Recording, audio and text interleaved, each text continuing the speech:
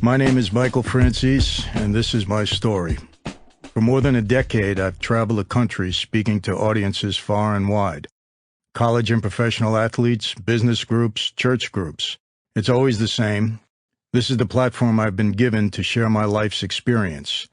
I never cease to be amazed by the fascination with the Mafia, from movies like Goodfellas, Donnie Brasco, Bronx Tale, and The Godfather, to television shows like The Sopranos and the HBO movie Gotti. Each one adequately represents various aspects of that life. But what you hear from me you can take to the bank, because I've lived that life for 17 years.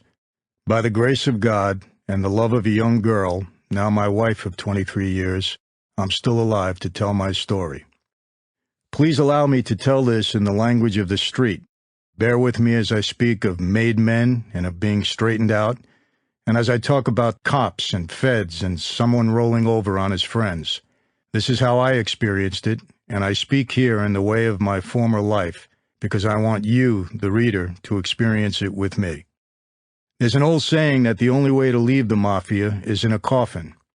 Members are pledged to a lifetime of secrecy, and to quit would be to arouse suspicion that you are cooperating with the police or federal agents. Such breaches of faith are punished with death. A quote from Life magazine says it all. Michael Franzese says he's willing to take that risk. He will not betray his former crime associates and then disappear into the federal witness protection program. If he holds to what he has promised, it will mark the first time that a high-ranking member of the Mafia will publicly walk away from his past. It's been 16 years since Life magazine published a story that included the above excerpt. I had granted Life an interview while serving time at the Federal Correctional Institution at Terminal Island, California. But the article took even me by surprise. Quitting the Mafia, the headline screamed, and there I was in living color, sprawled across 2 large pages. That was definitely not cool, considering that I had to share the prison yard with 15 other fellow mob guys. As soon as the warden got wind of the article and the uproar it was causing, he called me into his office and asked me if I had a death wish. I had a very hard time convincing him not to lock me up in solitary for my own protection. In the end, he made me sign a waiver, absolving the prison of any liability in the event that I met an untimely demise during my stay in his institution. It all began with an innocent enough statement I had made to the reporter who wrote the story. I was tired of a lifetime of battling law enforcement, I said. I had 5 prior indictments and 5 trials. The last trial had been a 6-month battle with Rudy Giuliani's crackerjack organized crime lieutenants. And while all of this had been going on in one arena, I had also been battling to free my father from a 50-year prison sentence he was serving because the feds had hit him with a bad rap in 1967. He had been a big catch, a superstar in organized crime. With all of this, there had been endless investigations, grand juries, subpoenas, undercover operations, surveillance tapes, wiretaps, electronic bugs, and informants. At least the lawyers did well. The legal bills seemed to never cease, and it all gets to you after a while and wears you down, even if you are in the business of organized crime. Just a year earlier, I had taken a plea to a 99-count federal racketeering indictment. I was fortunate to be able to wrap up in that one plea agreement all pending charges against me. In exchange, I would do a 10-year prison sentence and pay fines and restitution of $15 million. It was a pretty good deal, considering that the Justice Department had put in motion an unprecedented crackdown against the New York mob. For the most part, the feds liked the deal too. They were anxious to rack up some kind of conviction against me. I had it all figured out. I could do 5 years in a place close to my new home in Los Angeles. There, my wife Cammie could visit me regularly. She would have enough money to last her until I got home. She had our baby daughter to keep her occupied, as well as another one on the way. 5 years away from her newlywed husband would not be a walk in the park, but she could survive it. True, she was only 21 years old and drop-dead gorgeous, but she was very special, not like so many other young girls. She would make it because she loved me. Cammie's mom was in my corner, too. What a great lady. She would help keep Cammie strong. Then there was my real ace in the hole, but I'll get to that. And as for this quitting the mob nonsense, I wasn't concerned about that. The guys back in New York knew I wasn't quitting anything. It simply wasn't permitted. It didn't matter what I had said publicly. A few of the old hardliners might get their feathers ruffled, but I could handle that. In the old days, you could deny the very existence of the mob, but that was before wiretaps and bugging devices, and all you had was the uncorroborated word of mob turncoats. So you couldn't prove that this secret organization even existed. Not even J. Edgar Hoover believed it, or so he said. But new surveillance and eavesdropping technology had changed all of that. With their new toys in tow, the feds were definitely armed and dangerous, and soon the secrets of the mafia were being brought to light. Our own people were caught on tape, talking about most everything, the business, the sit-downs, the killings. Nothing was sacred. The feds even came up with a recording of our ultra-secret induction ritual.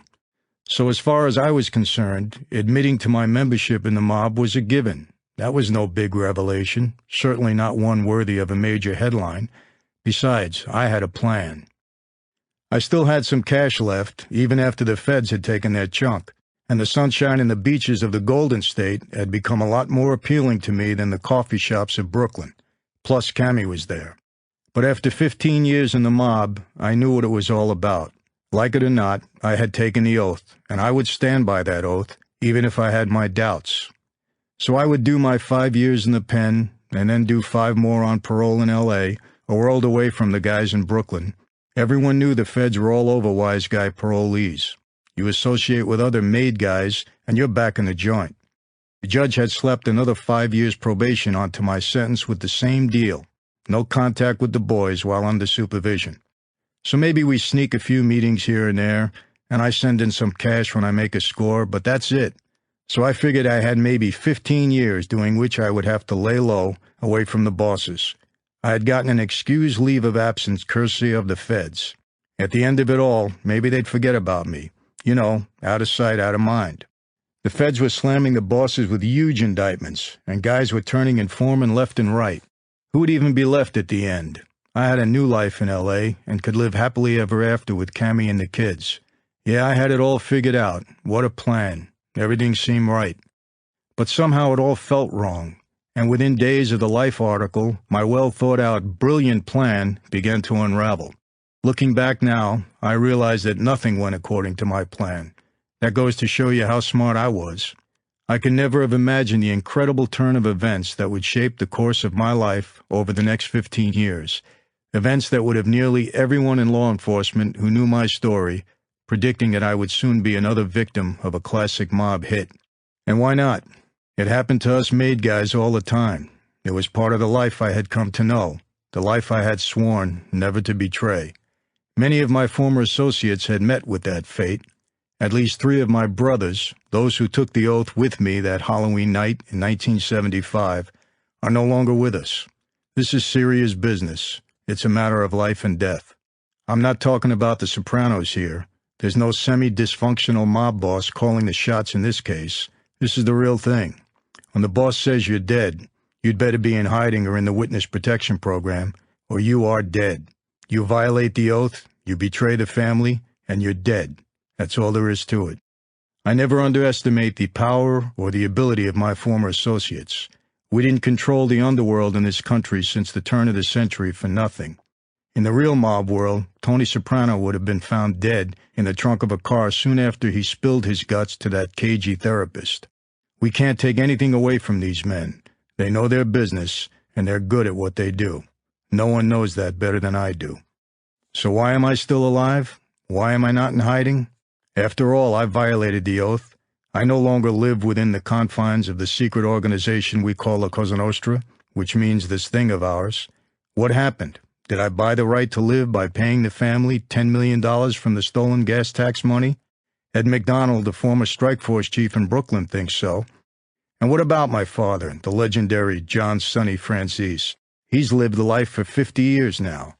A stand-up guy, as tough as they come. He proposed my membership in the family, so I let him down too.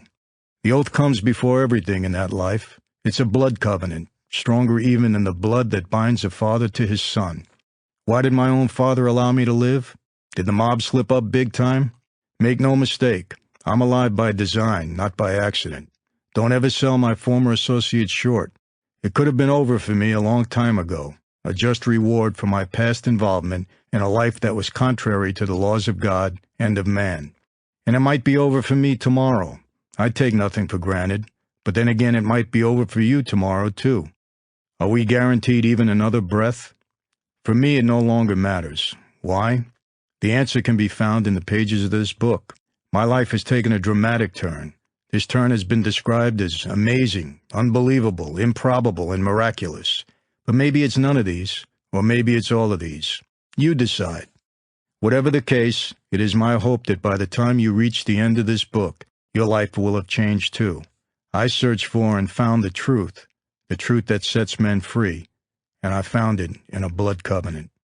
To understand me and the path I took in life, it's necessary to first understand my father, mob enforcer John Franzese, better known as Sonny. He more than any person influenced the direction of my life. Dad's friend Phil Steinberg tells a story of my dad's activities in 1964 New York that serves to introduce the flamboyant character who is my father. Steinberg was sitting in his luxurious Manhattan office at 1650 Broadway one day, feeling on top of the world. The rock and roll record company he had started with two Brooklyn buddies had taken off. The Shangri-Las, a hot teenage girl group, had hit number 5 with a song called Remember, Walking in the Sand. A second group, the Lovin' Spoonful, was a year away from becoming a monster rock band that would release 7 top 10 songs in a row. The record company itself, Kama Sutra Buddha Records, was destined to become a giant in the industry. Steinberg was only 23 years old at the time, and his partners, Artie Ripp and Haim Mizrahi, were just a few years older. Still, it appeared nothing could stop them. That is, until Steinberg's secretary, an Anne Margaret lookalike named Sandy, knocked on his office door one day. "Phil," she announced, "you have a visitor. Morris Levy." "Send him in," the boss said. He smiled as he greeted Levy, a tough guy record producer who had founded Roulette Records and would one day own Strawberries, an 80-store record chain. Levy didn't return the smile. "We have a problem, Phil," he said. "What's up?" "The Shangri-Las," he said. "Nice kids. Great group. Great song." "Yeah, we got lucky," Steinberg said. "So what's the problem?" "They're mine."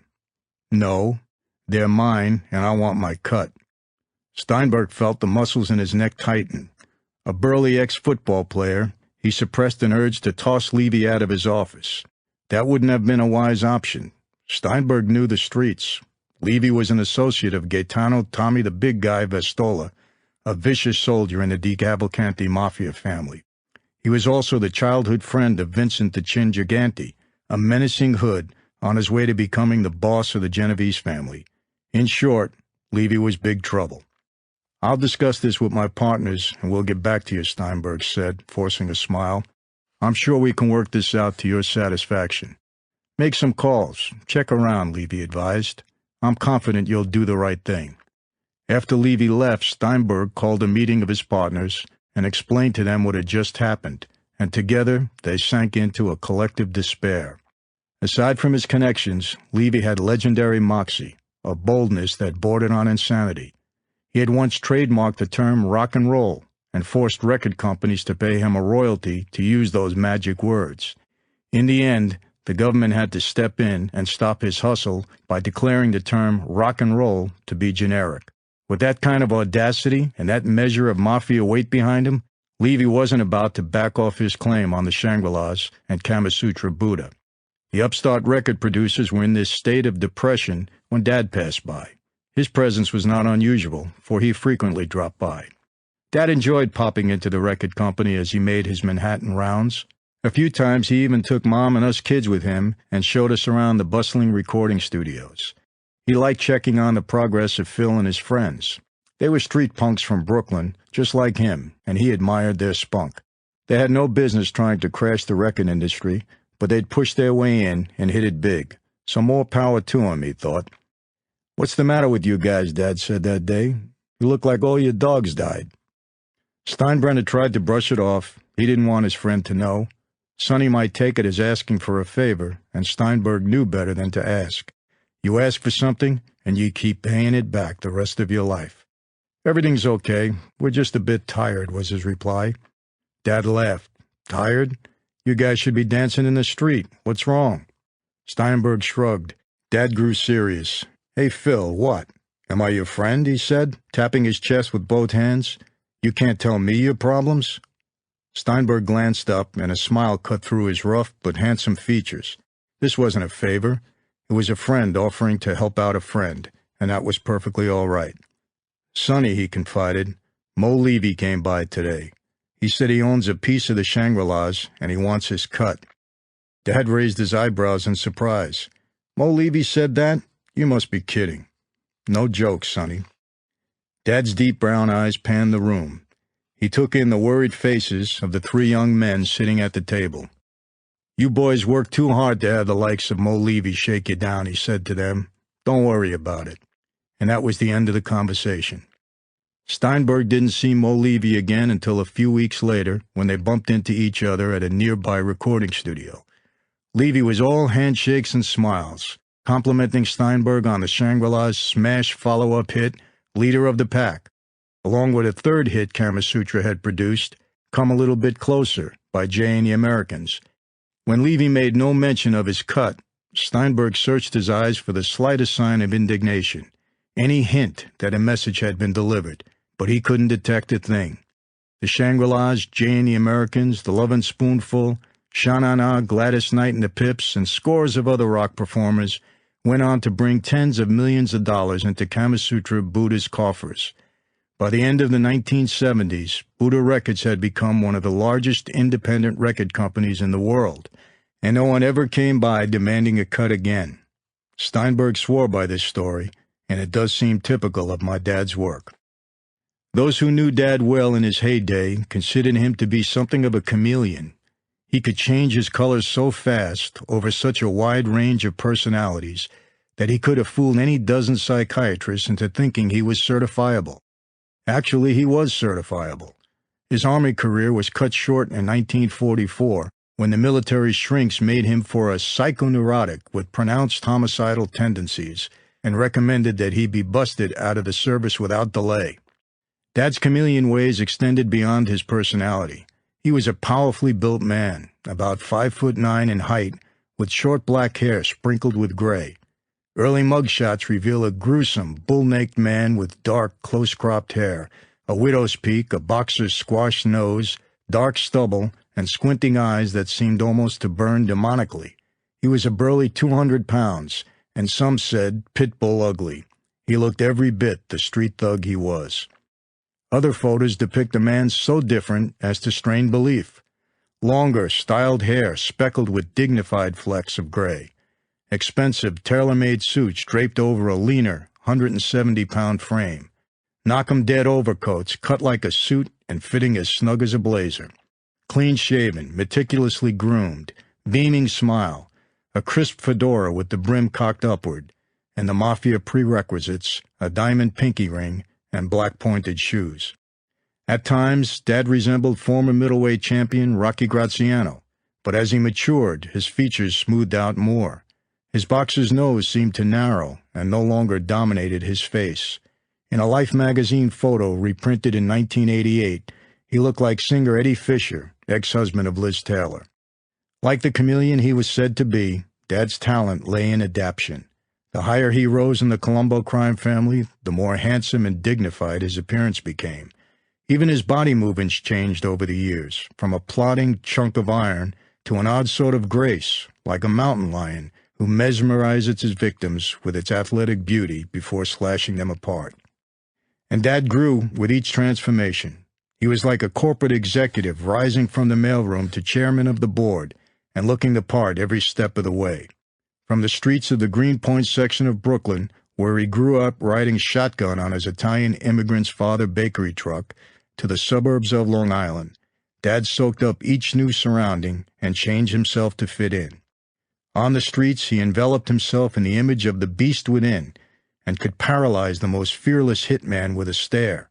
When he mingled with the moneyed of Manhattan, he could suppress the dragon and appear harmless. Not only did he learn to fit in, but he also came to dominate and control any circumstance and setting. Whether among the mafia hierarchy, the affluent, or the nothing-to-lose street killers, Dad adapted, absorbed, and quickly controlled.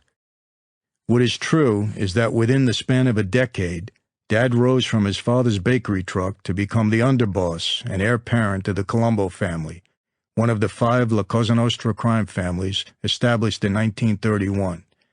These families were the Colombo, Gambino, Genovese, Bonanno, and Lucchese. The Colombo sect evolved from the Profaci Magliocco family, though few today recognize the names of Joe Profaci or Giuseppe Magliocco, the founding fathers. Dad met my mom, Christina Capobianco, a slim 17-year-old telephone operator who doubled as a coat check girl and roving photographer at the renowned Stork Club in Manhattan. The exclusive restaurant and night spot had a 4-star celebrity clientele that included Marilyn Monroe, Grace Kelly, Ernest Hemingway, Damon Runyon, and radio broadcaster and journalist Walter Winchell. Genovese family boss Frank Costello was also a regular there, as were a healthy influx of other top-echelon mobsters. Mom was beautiful and dark-haired, and it is said that she was a pet of Stork Club owner Sherman Billingsley, and a special favorite of frequent club guest Montgomery Clift, the brooding movie star linked in the newspapers with Elizabeth Taylor. Dad quickly replaced Clift, who was slow to scrap with an infamous killer over a skinny coat check girl. Dad and Mom fell in love, and according to one version of their romance, they capped a whirlwind courtship by getting married on July 24, 1951, one day after her 18th birthday. Dad was 32. They were the mobster and the coat check girl, and had there been television movies back then, their life certainly would have made a good movie. As young as she was, Mom had been married before. At 16, she had hooked up with a handsome, dark-haired soldier named Louis Grillo, and their teenage love affair, although it barely survived a year, had produced me. From the beginning of my mom's second marriage, Sonny Franzese accepted me as his own, and he was therefore the only dad I ever knew. Mom had to return the favor 3 times over when Dad's 3 children by his former marriage showed up on her doorstep one day after their mother left them to pursue a career. Whether this was of their own choosing or at Dad's request, no one ever knew for sure. Mom and Dad filled the house further by having 3 children of their own. Despite what he did for a living, Dad was a doting father who played in the yard with us kids, took us to the local amusement park, and didn't favor any one of us over the others, despite the yours, mine, and ours nature of our brood. Sometimes he'd give Mom the night off, proclaim himself to be the world's greatest cook, and make an elaborate calzone dinner for the whole family. This Italian delicacy consists of stuffing dough with cheese, sausage, pepperoni, peppers, and tomato sauce, or any variation of the above, and baking it in the oven. The excitement of Daddy's making dinner always made for a joyful evening. Dad's power extended beyond Brooklyn, Jackson Heights, Manhattan, and Tin Pan Alley.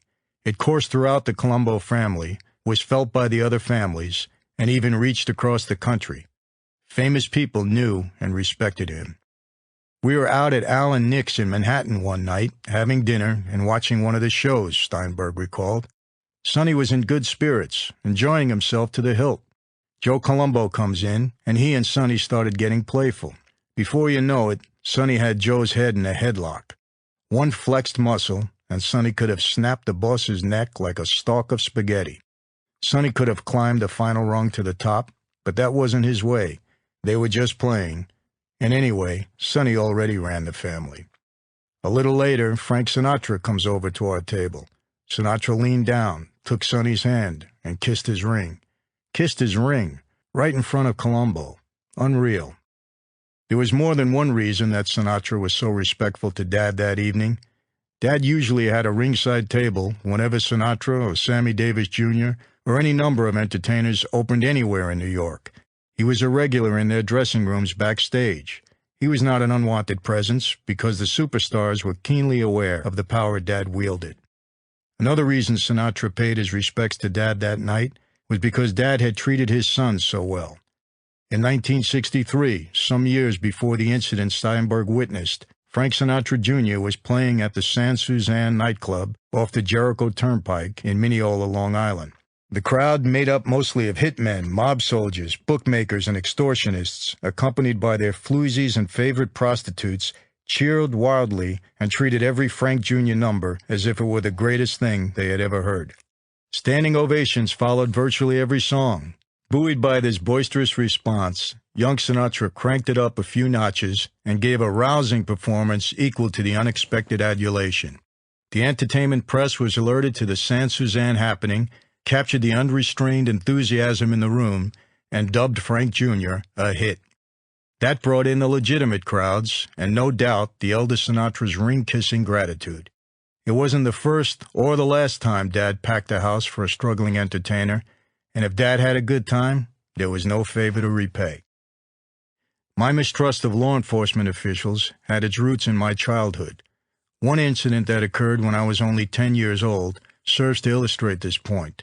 It was a warm afternoon in the late summer of 1961, and I was playing catch with a neighborhood friend in the front yard of our Long Island home. "Throw it high. I want to jump for it," I shouted to my friend. He obeyed, hurling the baseball just above my head. I leaped and snagged it in the webbing of my leather glove.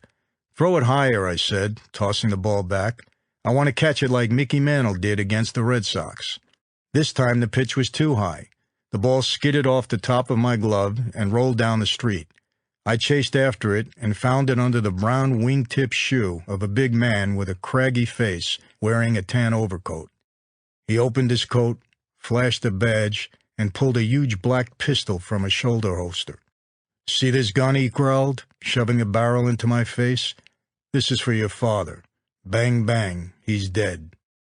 Those words and the sight of the massive weapon froze me in place. The thought of my father being killed paralyzed me with fear. I hated that evil detective, just as I would eventually grow to hate all the policemen and FBI agents and United States attorneys who I believe wanted to hurt my father. "Go on, you little punk, get out of here," the cop said, waving the gun to shoo me away. I ran off as fast as I could, but I remember that officer and his gun as if it happened yesterday. That encounter was just the beginning of some tough times for us in the Long Island suburbs. Dad schooled me in athletics. He taught me how to hit and catch a baseball by playing a game called Pepper in the backyard during the summer. The game entailed hitting ground balls to each other from a close range.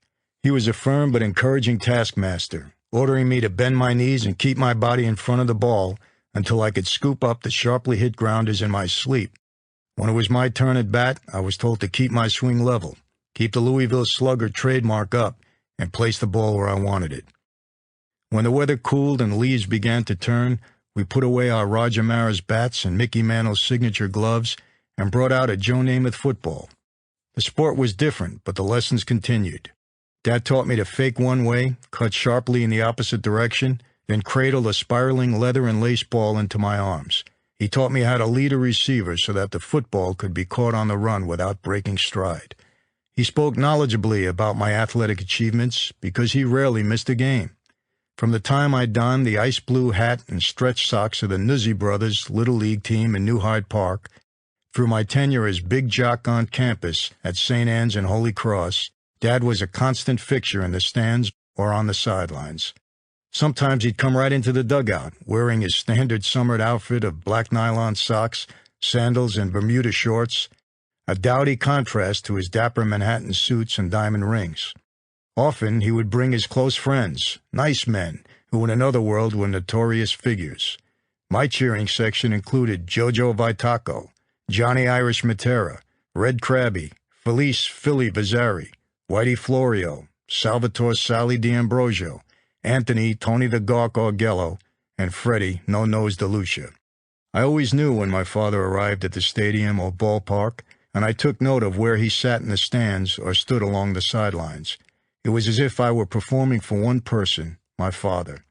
At an 8th grade all-star football game, I broke through the line and jitterbugged down the field for 65 yards before being tackled at the 5-yard marker. When I got up, I searched the sidelines for Dad.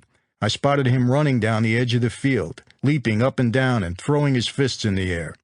His friends trailed behind. When they caught up, they slapped his back and congratulated him on my heroics.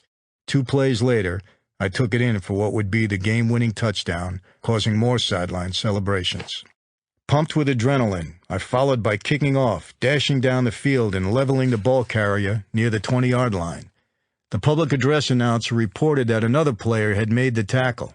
I glanced over to the sideline and saw Dad run to the broadcast booth, wave his fist in anger, and shout at the announcer.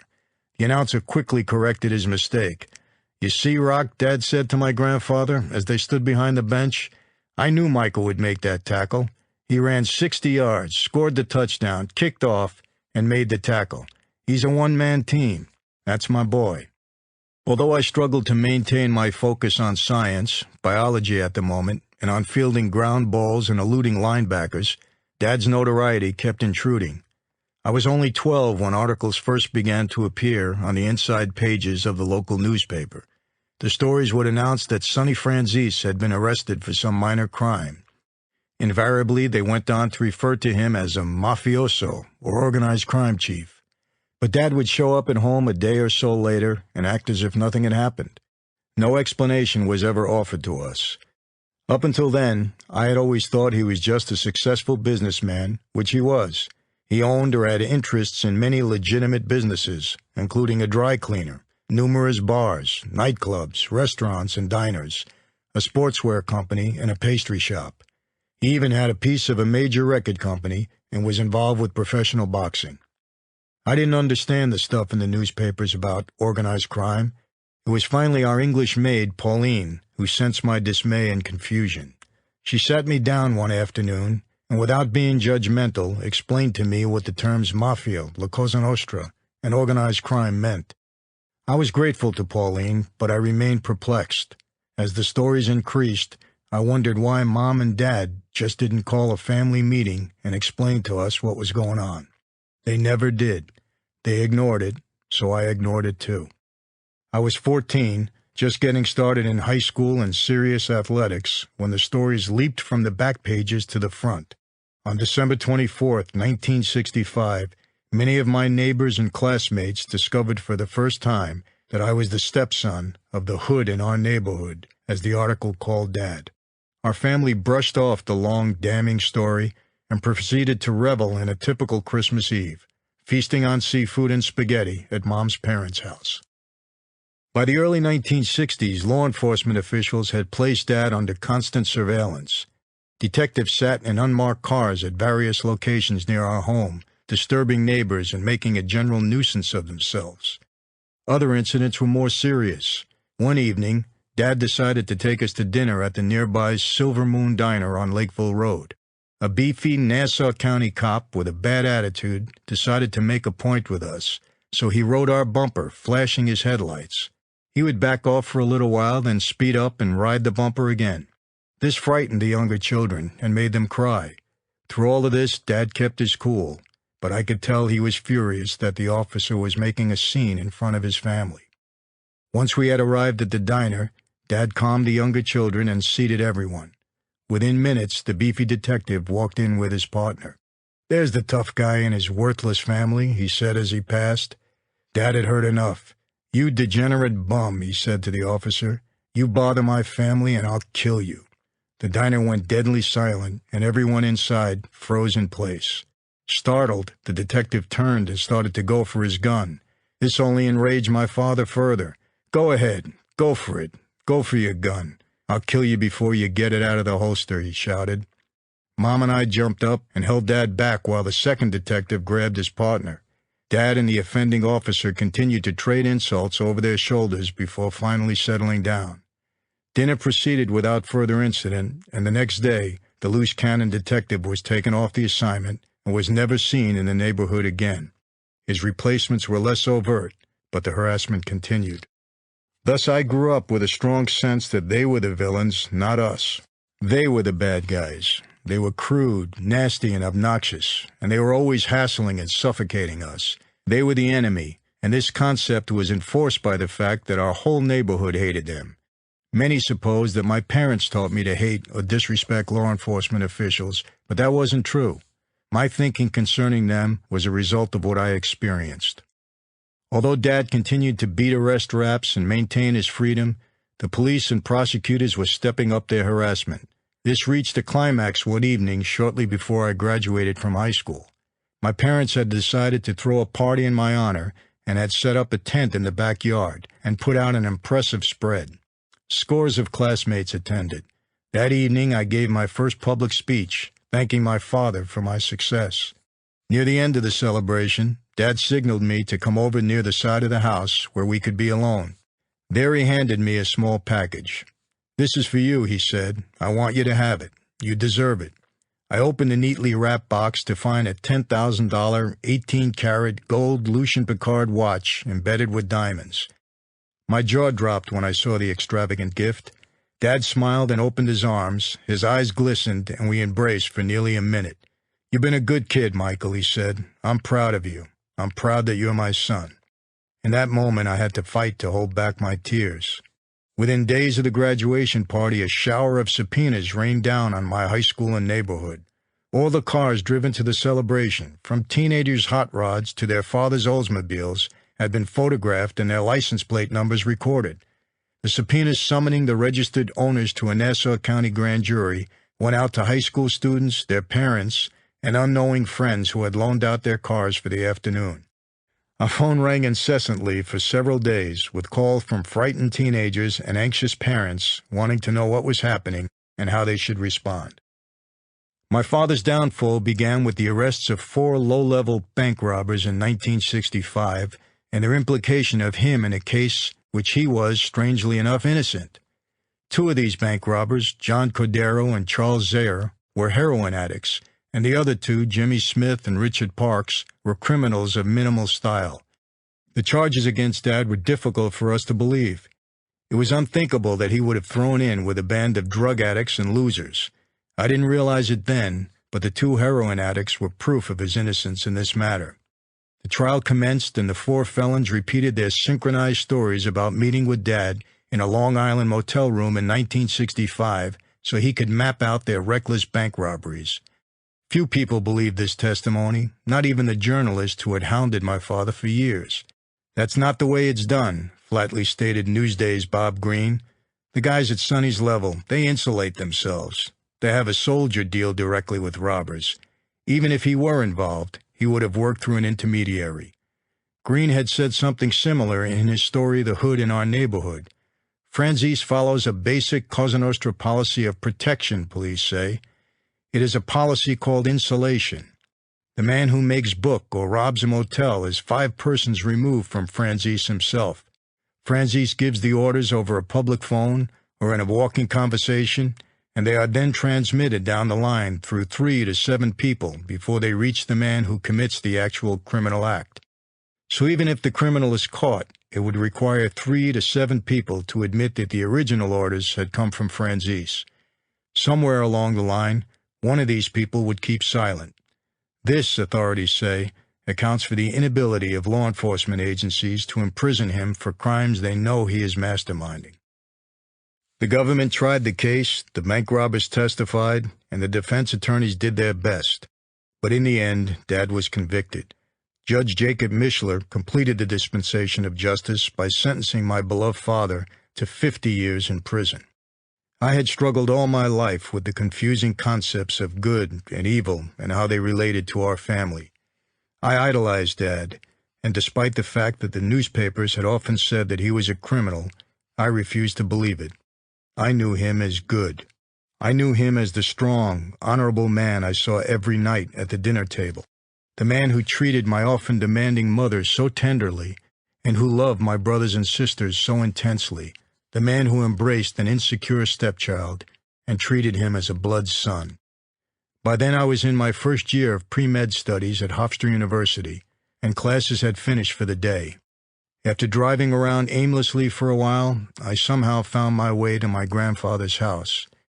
There I searched the backyard barbecue cabinet until I found a pocked and fading pink rubber ball in a drawer where my grandfather kept paper plates and plastic forks, and I began throwing it against the chimney. I did this softly at first, then harder and harder, until the ball hit the ledge with such force that it sailed over the neighbor's 7-foot hedges. I didn't bother to search for the tunnel I had burrowed through the hedges when I was younger in order to retrieve errant rebounds. I had other things on my mind. 5 points, Dad, I said to myself in a voice choked with emotion. We'll get you out. I won't rest until we do. While we debated among ourselves what our next move should be, I received a call from Joey Brancato. He said that family boss Joe Colombo was furious over the FBI's arrest of his son, Joe Jr., on the flimsy charge of melting coins for their silver content.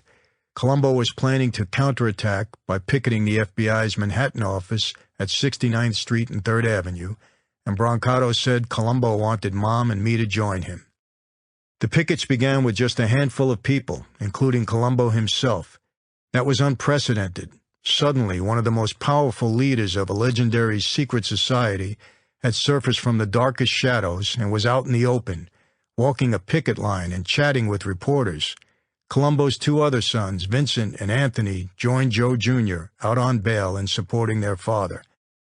At the start of the second week of protests, someone handed me a sign to carry, which read, "I am the victim of FBI Gestapo tactics. My father was framed and is serving 50 years. The clean-cut college freshman waving the sign was a natural for the media, so I received Colombo's blessing for giving interviews and talking about my father's case. A number of newspapers, including the New York Post, wrote feature stories about it. Each day, as the word of the street action spread, the number of picketers increased. Colombo reacted by creating an organization called the Italian-American Civil Rights League.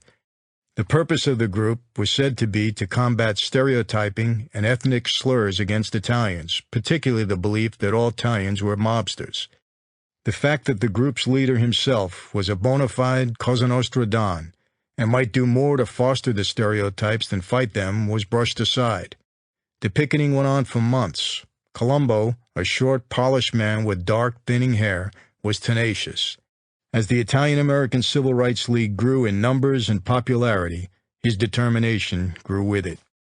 I walked the picket line every chance I could, attending biology, chemistry, Italian, English, and sociology classes at Hofstra in the mornings and picketing in the afternoons. We hounded the FBI agents as they moved in and out of their offices, cursed them, painted them as villains, and generally made them as uncomfortable as possible. I found it ironic that the tables had turned. Our family had suffered harassment by law enforcement officials for many years. Now we were harassing them. I loved it. My involvement with the League had a second, more subtle effect. I began striking up friendships with Colombo soldiers and their associates, and they educated me on their operations and even offered me slices of their pies. I wasn't about to commit myself at that point. I still had plans of becoming a doctor, but I took it all in and stored it in the back of my mind for possible future retrieval. A few months into the protests, I was standing in front of a nearby coffee shop one day with Mom and another woman when two men in a convertible approached. They slowed down as they drew near. "Hey, you Dago," they called and cursed me. "Come over here," I yelled back. Before anything could happen, a uniformed officer approached out of nowhere and grabbed me. "You should get them," I said, pointing out the men in the convertible. "Why are you jumping on me?" "Shut up, Franzese," the officer growled. "You're just a troublemaker. Get across the street with the rest of the greaseballs where you belong." 20 years of what I considered abuse from policemen suddenly spun like a scratched record through my mind. I felt my blood rush and my anger swell. I clenched my fist and threw a straight right that dropped the cop to the pavement. Within seconds, a half-dozen officers were climbing all over me, throwing me against a storefront wall and pounding me with their nightsticks. I fought them back as hard as I could, cursing and lashing out. The officers finally subdued me and proceeded to snap a pair of handcuffs around my wrists. Then they stopped the traffic on 3rd Avenue, ushered me across the street, and shoved me rudely into a paddy wagon. I was on my way to jail, and I was only 19 years old. When my mom saw what was happening to me, she ran screaming to alert the picketers. Joe Colombo was quick to act. He ordered the picketers to surround the vehicle in which I had been placed and prevent it from leaving the scene. For 30 minutes, the cops and the Italians had a tense standoff, with the mob demanding my release and the cops holding firm and refusing. Finally, Colombo relented, gave the signal, and the crowd dispersed.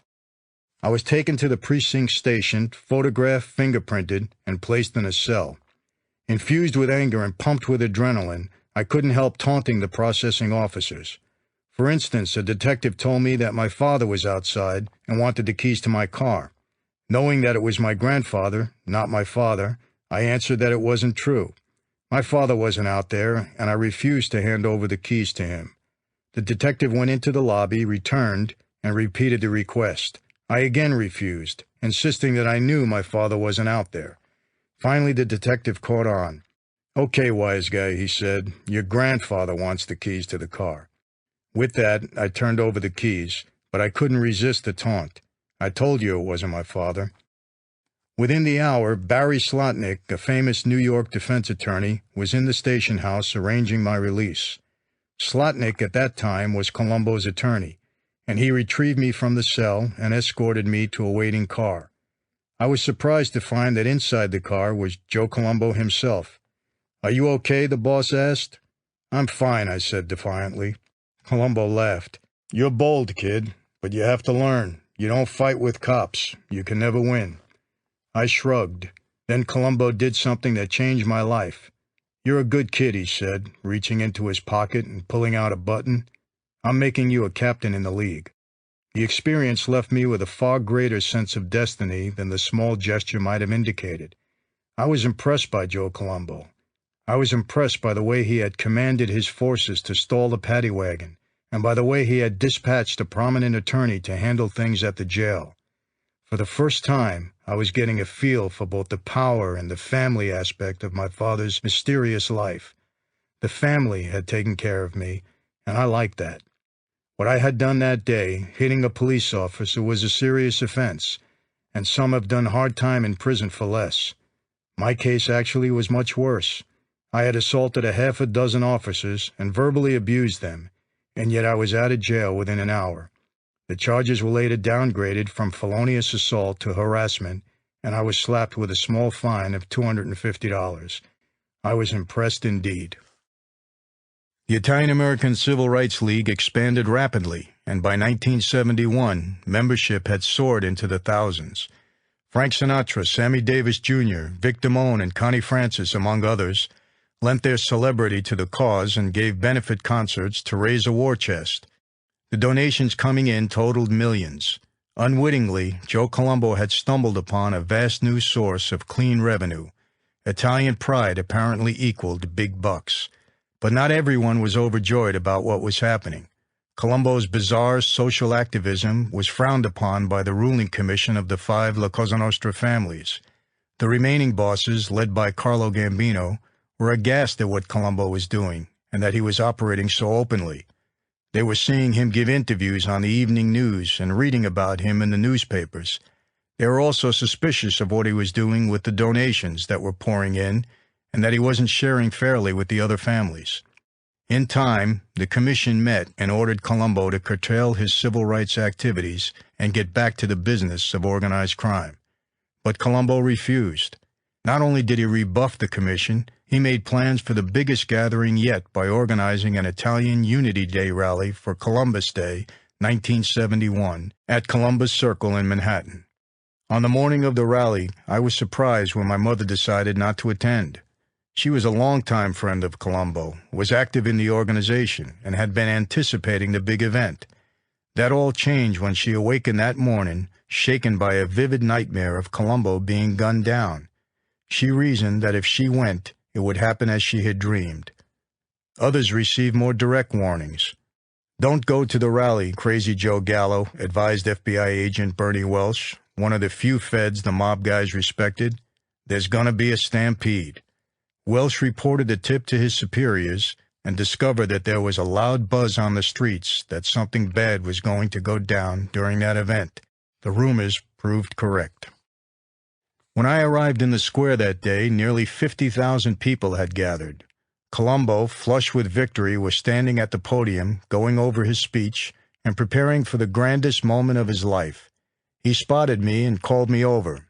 Handing me a stack of programs that outlined the afternoon's events, he asked me to distribute them. "Look at this crowd," Colombo beamed. "Let them try and stop me now." I nodded, turned, and was walking down the steps when I was suddenly rocked by 2 successive explosions. They were so loud that I instinctively covered my ears. My first thought was that someone had tossed a pair of bombs into the crowd, but I turned my head just in time to see Colombo drop to the floor. "Joey's been hit! Joey's been hit!" someone yelled. Then I saw some men pounce on a black man clutching a pistol. The explosions had been only gunshots, but I had been so close to the discharging weapon that the sound had been deafening. I heard two more bangs, almost as loud but from another direction. FBI agents on the scene later explained the second set of shots. In a scene reminiscent of Jack Ruby and Lee Harvey Oswald, one of Colombo's soldiers had stuck a pistol through the legs of a policeman and blasted the black man while he lay handcuffed on the pavement. Once he had fired, the soldier dropped his gun and vanished into the crowd. Within seconds, a half a dozen more revolvers bounced like live hand grenades on the pavement as Colombo's associates rid themselves of their guns before police backup could swoop in. Meanwhile, the crowd screamed and ran in every direction, crashing into each other and nearly creating a deadly stampede, just as Crazy Joe Gallo had predicted. The word among the family was that everyone should go home. Joe Colombo had been shot and was on his way to the hospital. He was alive, but barely. The man who had tried to assassinate him, Jerome Johnson, was dead. There was nothing more anybody could do. As Joe Colombo lay in his bed, stripped of his mental capacity, his crime family spun out of control. Because Colombo had focused on keeping my father in jail and disbanding Dad's loyalists, Carmine Persico's soldiers were allowed to stay together. That placed Persico in a position to mount a successful coup from behind bars. He installed Thomas DeBella, an aging, low-keyed capo, as the acting Don, pending his own parole. Following the assassination attempt on Joe Colombo, my personal life also seemed to become unfocused. I now found it very difficult to concentrate on my studies. Counting the years that would be required for medical school and internships, I suddenly realized that I faced a decade of intense study before I could become a doctor. This fact was brought into focus by what now appeared to me to be a much quicker route to success. The stories I had heard on the picket line about the money that could be made through various legal and illegal business ventures excited me. I needed money because I had come to believe that money was the key to winning Dad's release from prison, and I didn't have 10 years to wait. I decided that I would continue to study, but with a reduced class load so that I could take a stab at a few business opportunities, legitimate ones at first. Among my father's many scattered business interests was an auto body shop in Mineola, Long Island. I had once worked there after school and learned how to paint and restore car exteriors. I figured that might be a good place to start. I paid a visit to the new owner, an upbeat man named Frank Sestaro, and explained that I had worked for the previous owner and was interested in the job. This approach was mostly a ruse to see, meet, and scrutinize the person who had taken over the place. Sestaro, no doubt making the connection, called me the next day. I admitted that I wasn't really interested in working for him as an employee and offered to lease half the shop and operate my own business there. Sestaro agreed.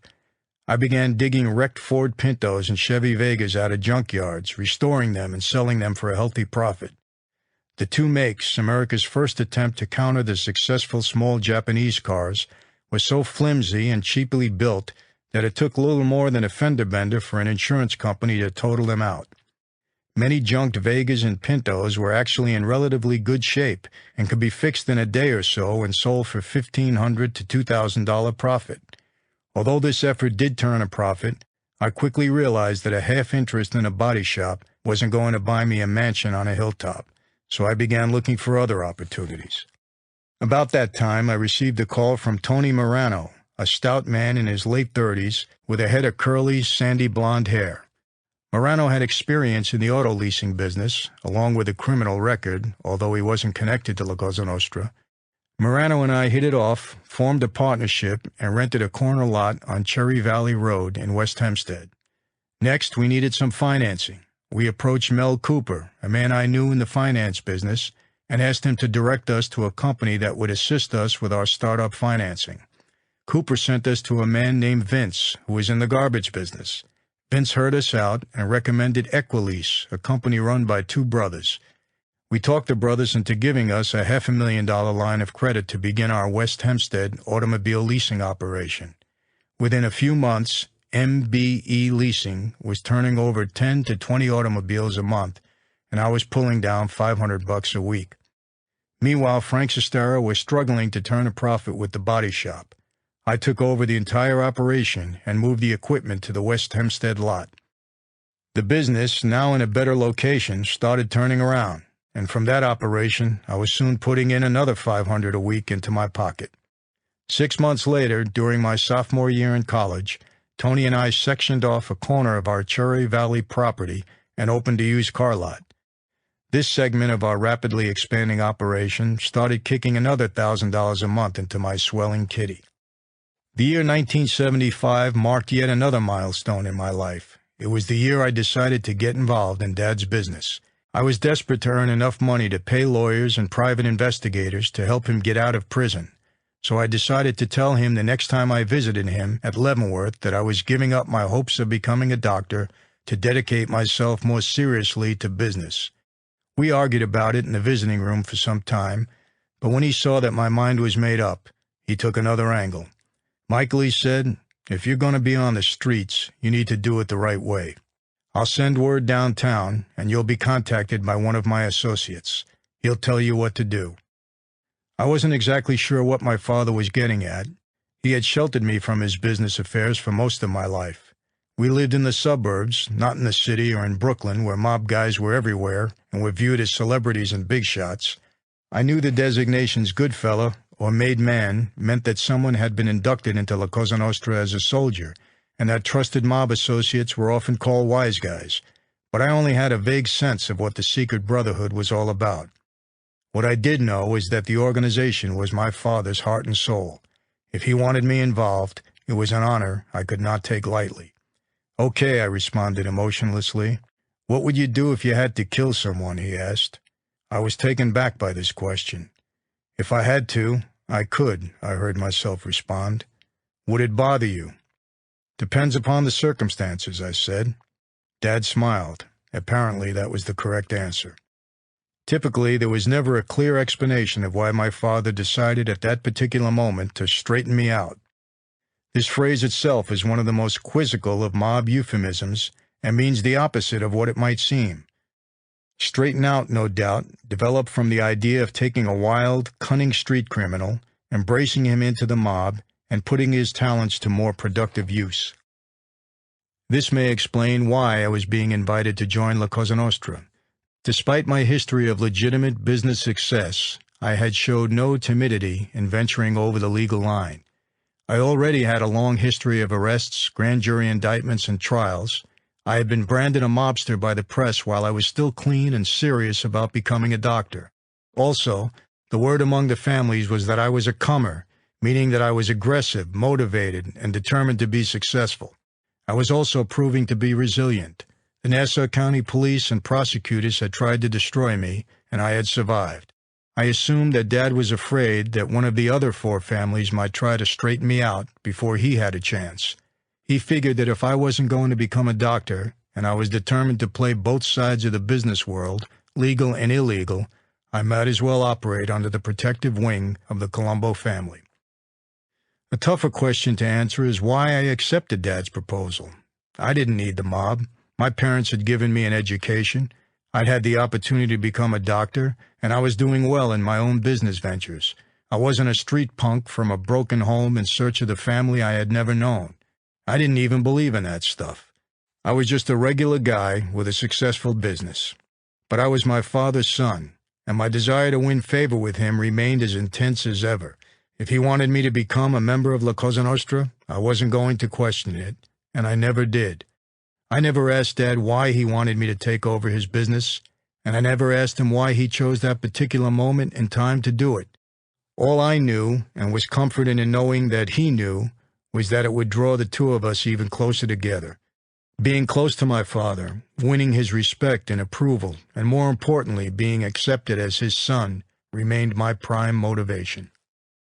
I was formally proposed as a member of the family by Jojo Vataco, a longtime friend of Dad's. Jojo was a mite of a man, barely 5'4", but he walked with a tough guy swagger and looked every bit the street soldier he was. Jojo spent more time behind bars than free, and in prison he worked as a barber. He could drink with men twice his size, and up to the time of his death, he ran 5 miles a day. In his later years, he owned and operated a bar on Metropolitan Avenue in Brooklyn called the JV Lounge. Jojo took me to a house on Carroll Street in Brooklyn. It was a burglar's home that was being used as a meeting place.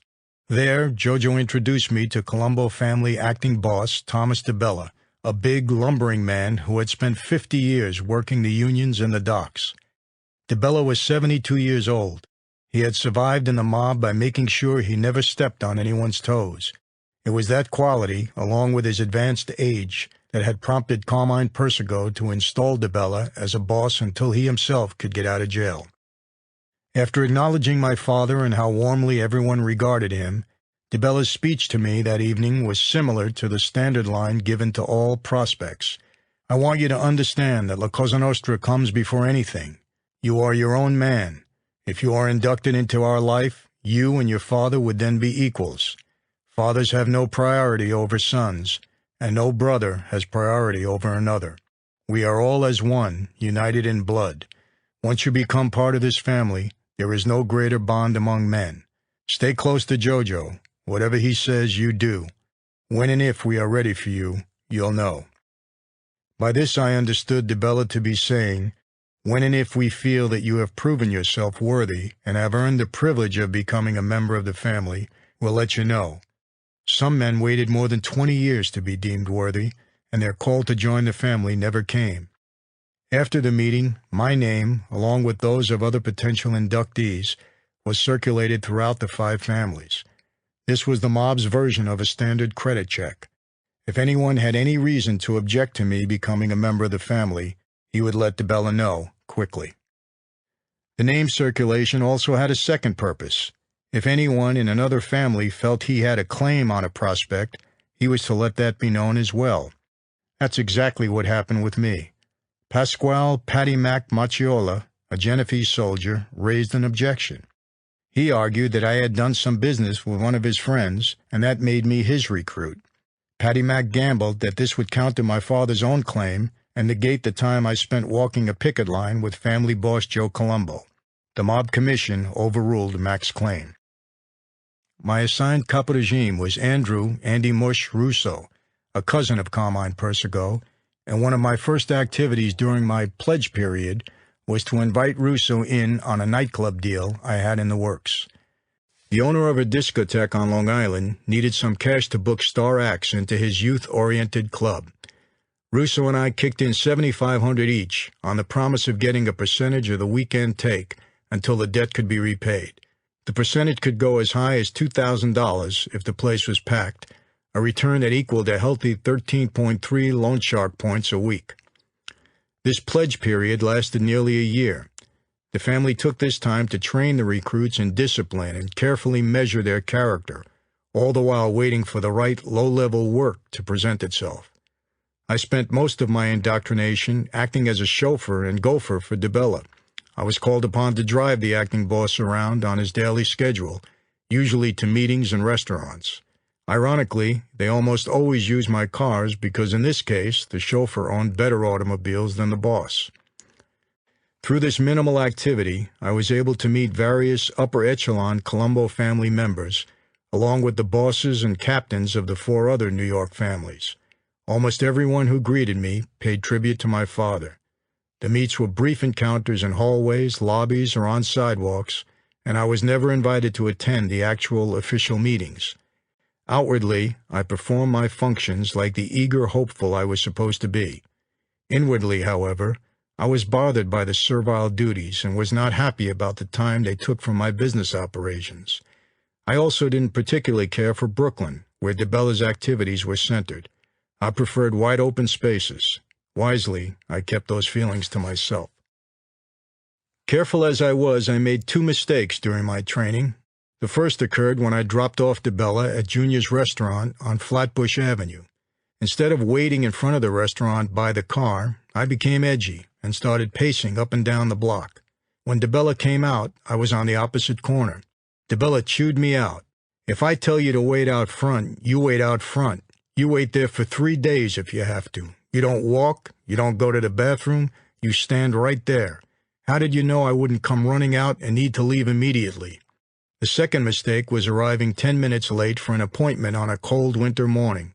Because of it, I was left standing on Carroll Street for 6 hours. I asked the family members who passed by what to do, and they explained that I had to keep waiting. DeBella passed by twice, but left me shivering on the corner. After that, I learned that a 3 p.m. meeting meant arriving at 2:30. A 4 p.m. meeting meant arriving at 3:30. And if you expected any difficulty arriving at a meeting the next day, you camped out on the spot the previous night. If your car broke down on the way to a meet, you abandoned it and jumped into a taxi or stole another car in order to make it on time. Aside from the usurious rates on the nightclub loan, I did nothing illegal during my indoctrination. I was invited to go on various stick-ups and burglaries by soldiers and fellow recruits, but I always declined. That was accepted. The mob never chose a job for its members. A numbers runner who came in remained a numbers runner. An auto thief continued to steal cars. A loan shark continued to lend money, and a bookie to take bets. The mob never tried to make a numbers runner into a loan shark or a bookie into an auto thief. Since I was a businessman, I wasn't expected to rob convenience stores. I was free to decline to participate in any activity that wasn't my specialty. However, when it came time for a recruit to do some work, he usually had no such option. Fortunately, my case was unique. I never received the order. From what I could guess, there were two reasons for the rare break with La Cosa Nostra tradition. First, there was such a rush to induct new recruits, especially in the severely weakened Colombo family, that the initiation murder was waived and instead marked down as a debt to be paid at a later date. Secondly, the number of recruits the mob wanted to train far exceeded the number of people the bosses could think of to kill. That made for gangs of eager recruits who were all dressed up with no one to knock off. Whatever the reason, I was spared, thankfully. The moment of my formal induction into the mob finally arrived. It was Halloween night, 1975, and I was about to shed the mantle of the legitimate businessman and figuratively costume myself in the pinstripe suit and wide-brimmed fedora of the world's most notorious secret criminal organization. But I didn't know that yet. Jojo called and told me to meet him at his bar in Metropolitan Avenue in Brooklyn, and to wear a suit. I was given no indication about what was to transpire. We drove to a catering house in Bensonhurst. There I was escorted to a small office down the hall from the main ballroom, where 5 other recruits were nervously waiting. I knew 3 of the 5 men, including Jimmy Angelino. As I sat and waited with them, I looked around the room. If the pattern was to mix 2 guys from each hit squad, and the initiation requirement hadn't been waived for the others, that meant that 3 people had been murdered, maybe more, to uphold the tradition that brought the 6 of us there. I was the 3rd recruit called. Jojo came out, a big smile cutting through his tight, hard features, and he nodded for me to follow him into another room. The lights in the room were dim, and the mood was as solemn as the darkness. In the center of the banquet hall, the hierarchy of the Colombo crime family sat on folding chairs spread out in the shape of a U. As I walked inside the U, I recognized the stern faces of the men sitting around me. The captains were on the edges, and the closer one sat to the center, the more powerful his position. I recognized Johnny Irish Matera, one of my father's soldiers who had risen to be a captain himself. Matera gave me a nod. In the exact middle of the U was Tom DeBella, the family boss. To DeBella's left was the family consigliere, Alphonse Aliboy Persico, Carmine's brother. Normally, the family underboss would have been to DeBella's right, but at that time there was no underboss. I stood in front of DeBella. "Are you ready to take the oath of La Cosa Nostra?" the big man asked.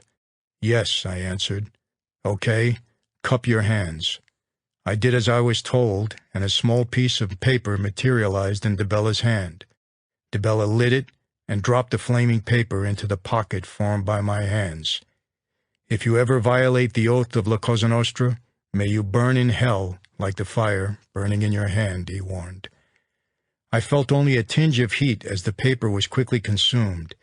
The act was purely symbolic, not, as some believe, a show of toughness or the ability to withstand pain. DeBella grabbed my right hand in his big, rough hand, held up my thumb, and pricked it with a knife. It stung. As the blood formed into a fat drop, DeBella squeezed my thumb. The drop of blood became too heavy and spilled to the floor. Looking down, I could see the splattered drops of blood from the 2 recruits who had come before me. "This is a blood tie," he intoned. "Your allegiance to La Cosa Nostra is bound by blood. Should you ever violate this oath, your blood will be shed." The Bella squeezed again, harder this time, and another fat drop of blood fell to the floor. The point was made. I could feel the breath of death in the room. Violate the oath, and my blood would spill in quarts, not drops. That's what it was all about, life or death. Humanity at its most instinctive level. Follow the rules or die. The oath, we were told, included the following: keep the secrets and traditions you will hear and learn about. Do not violate another member's wife, sister, or daughter. Never raise your hand against another member. Carry out orders. La Cosa Nostra comes before anything and everything in your life. Michael Franzese, do you accept and understand the blood oath and blood tie of La Cosa Nostra? DeBella asked. Yes, I answered solemnly. Good. Now you have been born again. You are Amiga Nostra, a friend of ours. I shook DeBella's hand and kissed him once on each cheek. Then I repeated the procedure with Allie Boy, Johnny Irish, Andy Russo, and the rest of the captains. The congratulations were just as serious as the rest of the ceremony. The air remained thick and tense. Any one of the men I was shaking hands with and kissing might one day be called upon to kill me, or I might one day be called upon to kill him. That's what struck me the most about the entire ceremony. Instant capital punishment, often without a trial or jury. It was the central theme of the evening: death, murder, and spilled blood. Yet, as I was leaving the dimly lit room that night, I found that I was excited. This feeling grew until it became exhilaration. I was now part of an army of blood brothers. I was locked into a brotherhood few could ever experience or even understand. And more importantly, I had become one with my father. I had bonded. I could never be rejected now, never be banished from the house. That's all that really mattered. My father had accepted me as blood. Blood spilled in drops on a wooden floor, but blood nonetheless. It was a joyous moment for me. After the last recruit had been sworn in, we all, new family members and old alike, sat down at a large banquet table and shared a meal of pasta, veal, and chicken. In the course of the meal, the solemnness that had been felt so strongly in the air had slowly lifted. Later, outside in the foyer, Jojo appeared at my side. "Now you can pick up your bag of money," he quipped. My fellow inductees who overheard this raised their eyebrows, and Jojo and the men around him started to howl. It was mob humor, an old joke played on the recruits. I got the joke and would never forget the meaning behind it. There was no bag of money waiting for newly made men. There never had been, and there never would be. We were not automatically given a salary or put on somebody's payroll. It was up to each man to make his own way. In fact, it was up to each man not only to carry his weight, but also to kick a healthy share of his earnings back into the family kitty. Essentially, from a purely business standpoint, the mob was an elaborate criminal pyramid scheme. As I drove home that night, the seriousness of what I had just done began to overwhelm me. Did I know what I was doing? I had given over my life, not for a few weeks or months or years, but forever. What if I didn't like this new life? What if I hated it? There was no easy way out, no excuse. I couldn't just say, take this job and shove it whenever I felt like. You couldn't quit the mob. If you quit, you died. I wasn't like the others. It had not been my lifelong dream to be in La Cosa Nostra, and I didn't get off on the violence like some of the others did. I suddenly wondered if I had made a terrible mistake. Had I just signed my own death warrant? No, I decided. It was the right move. I was now part of a powerful organization that stretched out across the world. Anywhere I went, I would be welcomed and sheltered by my special brothers. Knowing that was a great feeling. Besides, my father was part of this organization. It was his life, and it was what he wanted for me, so it couldn't be wrong. I went to work the next day as usual, and I didn't feel any different. Nothing had changed for me.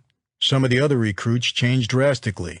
They put on sleek suits, flashed diamond and gold pinky rings, and began walking with a swagger, but that wasn't for me, and it also wasn't the way of the family. The rule was, you never tell anyone who you are. You don't wear your credentials on your sleeve. You don't hand out business cards saying Michael Franzese, La Cosa Nostra soldier. The people who need to know will know, or they will be told. The key was in the introductions. This is Tony, he's a friend of ours. That meant Tony was in. This is Joey, he's a friend of mine. This meant that Joey was not in. Joey was merely an associate. But after a few months, even that much identification was no longer necessary. Everybody knew, somehow. I was suddenly treated with awe and respect. The mantle was there. I couldn't see it or feel it, but everyone around me felt its weight. For several months, my activities were limited to attending weddings and funerals, the two big mob social events. Among the funerals I attended was that of Joe Colombo. The former mob boss had vegetated for 7 years after being gunned down in his most glorious moment. As they lowered Colombo's casket into the ground that day, I thought back to the day he had been shot. I had been only a few feet away from him, a college kid then, a future doctor, caught in the middle of a major mob hit. So much of my life had been like that, cops hanging around the house and harassing my family, assassinations right in front of my eyes, the sound of gunshots ringing in my ears, my father's frame-up and 50-year death sentence jail term, my own grand jury indictments and trials, all based on false accusations and police harassment. The mob had shaped every part of my life, and most of it was bad. Would I end up like Joe Colombo? My first big payoff for joining the mob came when an associate introduced me to Gerard Nocera, a vice president at Beneficial Leasing Corporation. I wanted to get the Mazda dealership I owned out from under the strangling floor plan financing arrangement I had with another company, Lloyd Capital Corporation. Nocera was the first example in a long line of what the prosecutors would later claim to be my greatest talent, finding legitimate businessmen who liked to play on the edge. The beneficial man, who had relatives associated with the mob, came through big with a $600,000 floor plan loan. And instead of having to pay Tom Scharf, my previous floor plan supplier, $75 to $150 a car, I only had to pay Nocera $25 to $50. With Nocera, however, there wasn't even a thin veil of consulting involved. His payments were all slid directly under the table. As time passed, I developed a 3-point strategy to guide my new life. Points 2 and 3 were to succeed in business and to be a good mob soldier. Point 1 was the same as always, to get Dad out of jail. My passion in that area became my weakness. Anyone wanting to get close to me, set me up, or shake me down, used my love for Dad to his advantage. In 1978, Dad had a critical parole hearing scheduled. He had served 9 years, enough time to earn a legitimate parole. Still, he was Sonny Franzese, and his chances appeared slim. In September 1978, Dad's parole was finally granted. Dad came home 5 months later, in February 1979, and we threw another big welcome-home party to celebrate. The very next day, he and I resumed our 6 a.m. breakfast meetings from a decade earlier. I would set my alarm for 5 a.m. so I could shower, shave, dress, and make the 10-minute drive from my home in Jericho to my parents' house in time to operate the drip coffee machine. Now, however, intermingled with conversations about sports and entertainment, we talked shop. It was then that Dad began educating me about the ways of La Cosa Nostra. Dad taught me which family members could be trusted, whom to be wary of, and whom not to trust. He advised me never to say anything of consequence on the telephone or in an enclosed room, and to treat all strangers as if they were undercover FBI agents. Don't let your tongue be your worst enemy, he said. I gave him an office and a job as a Mazda salesman, one of the conditions of his parole. I then held my breath, expecting the earth to shake under his feet as it had done before. Dad requested that I transfer to his army, but Andrew Russo, my capo, vehemently protested. The Colombo ruling council decided that I belonged with my father. Although my immediate family was elated to have Dad home, things didn't work out as I had imagined. For one thing, the strict parole conditions imposed on him severely hampered his activities. For another, His once loyal and feared army had dissolved during his decade-long incarceration. Among those still alive or free, the only one who asked to transfer back to him was Jojo Vaitaco, and he was refused permission. Officially, the Colombo family still viewed Sonny Franzese as being either too hot or too dangerous, and they did nothing to help him return to power. Dad knew the score, so he remained low-key, explaining to me, "There's no rush." Because of this, I never got to see the legendary Sonny Franzese of the 1960s, whom Phil Steinberg knew. I understood the reasons, but still it was disappointing. I had always idolized Dad, and now for the first time, I realized that he was just a man. I was once again angered by the Colombo family's refusal to give my father his due. It no longer surprised me after the way they treated him while he was in prison, but I'd always believed that things would be different once he was back on the streets. Besides, I was now part of the family. Where was the brotherhood? Where was the respect my father had earned by keeping his mouth shut and giving up a decade of his life rather than implicate someone else? Complicating matters was the success of Carmine the Snake Persico, Jr. He was paroled around the same time as my father and promptly took over the family. He had also served 10 years in prison, but his fall, from a much lower perch, had been softer. He was able to keep his army together during his incarceration, install the aging DeBella in his place when Colombo was shot, and power his way to the top. The Snake was a throwback, a Don right out of central casting. He was a tough, gritty man who stood 5'7" and ate, drank, and slept the mob. He was a veteran of the street war days and was comfortable with the violence so often associated with organized crime. To the Snake, murder was a vital cog in the business machinery of the family. A forceful, aggressive leader, Persico brought an iron-fisted rule back to the Colombo family. Dad's fortunes would never return, but with Persico in power, mine were about to soar. Being a part of the mob definitely had its advantages when it came to doing business. One day I received a call from the brother of a girl who had sung in a band I managed in the 1970s. He was Raphael Big Red Celli, a 6'2", 230-pound bear of a man. The nickname derived from Raphael's scarlet hair and beard. Big Red was in the construction business and found himself in a quandary over a massive apartment house renovation project. The 3,000-unit Glen Oaks Apartments in Glen Oaks, Queens was going co-op. The owners, Gerald and Reuben Gutterman of Gutterman Homes, wanted to keep the cost down and the profits high. The problem was that the powerful New York labor unions had swooped in, pressuring the owners to sign an expensive union contract. If they succeeded, the influx of 300 union tradesmen and laborers would triple the cost of the renovation, decrease the quality of the work, and postpone the completion date. Big Red asked if I could do anything to help, warning that the union representative was a heavy guy. "I don't know if you can handle it," Big Red said. I asked him who the union rep was. "Bobby Savone," he said. I smiled. Basil Robert Savone was a big, fat man in his 60s who sported a cigar, wore a fedora over a shaved head, loved flashy clothes and loud colors, and drove a shiny Eldorado convertible. He always traveled with a wiry little dude who was his man Friday. Savone had been an AFL-CIO and Laborers International Union official for nearly 40 years. He knew every psychological pressure tactic ever invented, and builders trembled at the sight of him. I told Big Red I'd give it a shot, but I would need to speak with the Guttermans first. An introduction was arranged. Reuben Gutterman confirmed that they wanted my intervention. Ideally, the goal was to keep the union out. Second best would be a sweetheart contract. I explained that I would negotiate an arrangement and then get back to them with the terms.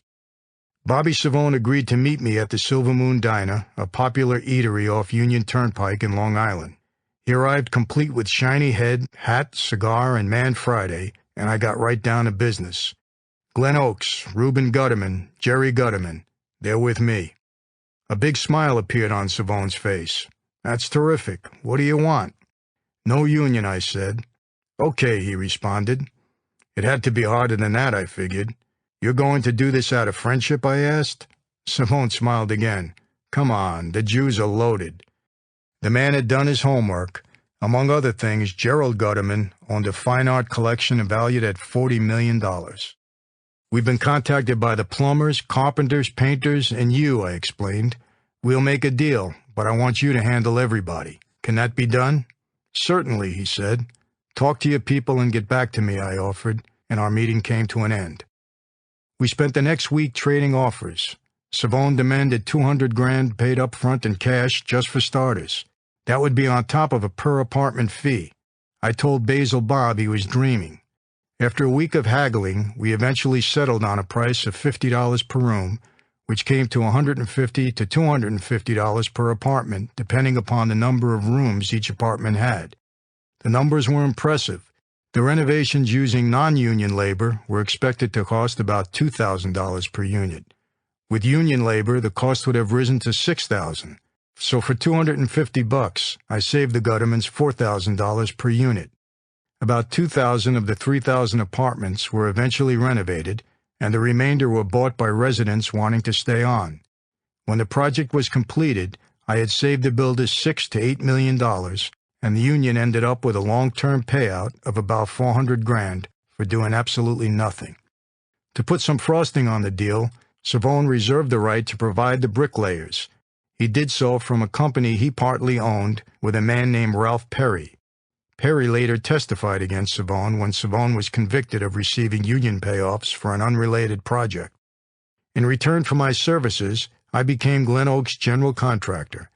To handle the duties there, I formed 4 companies: Flexo Contracting, Close-Right Windows, Bentwood Carpentry, and MRC Business Relations. Among my functions was to facilitate the cash payments to the unions. Union bosses didn't want to accept traceable checks for work never performed. The Glen Oaks renovation went so well that I worked with Gutterman Homes on a half a dozen other projects.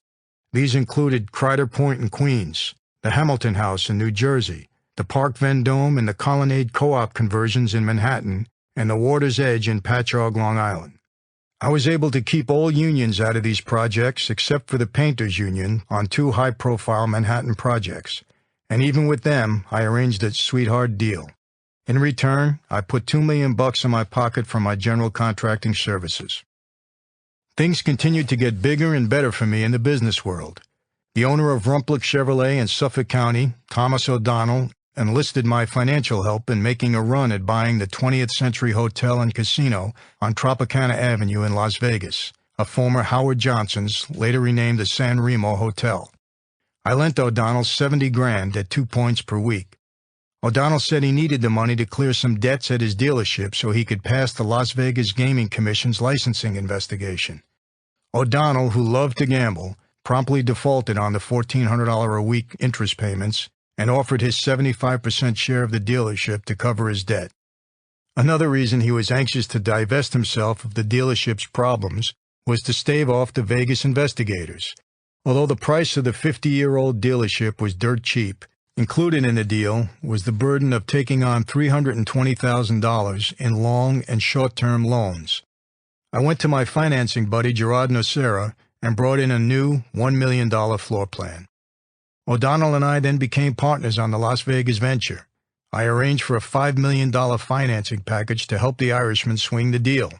Everything was set, but it all hinged on O'Donnell's receiving a critical casino license.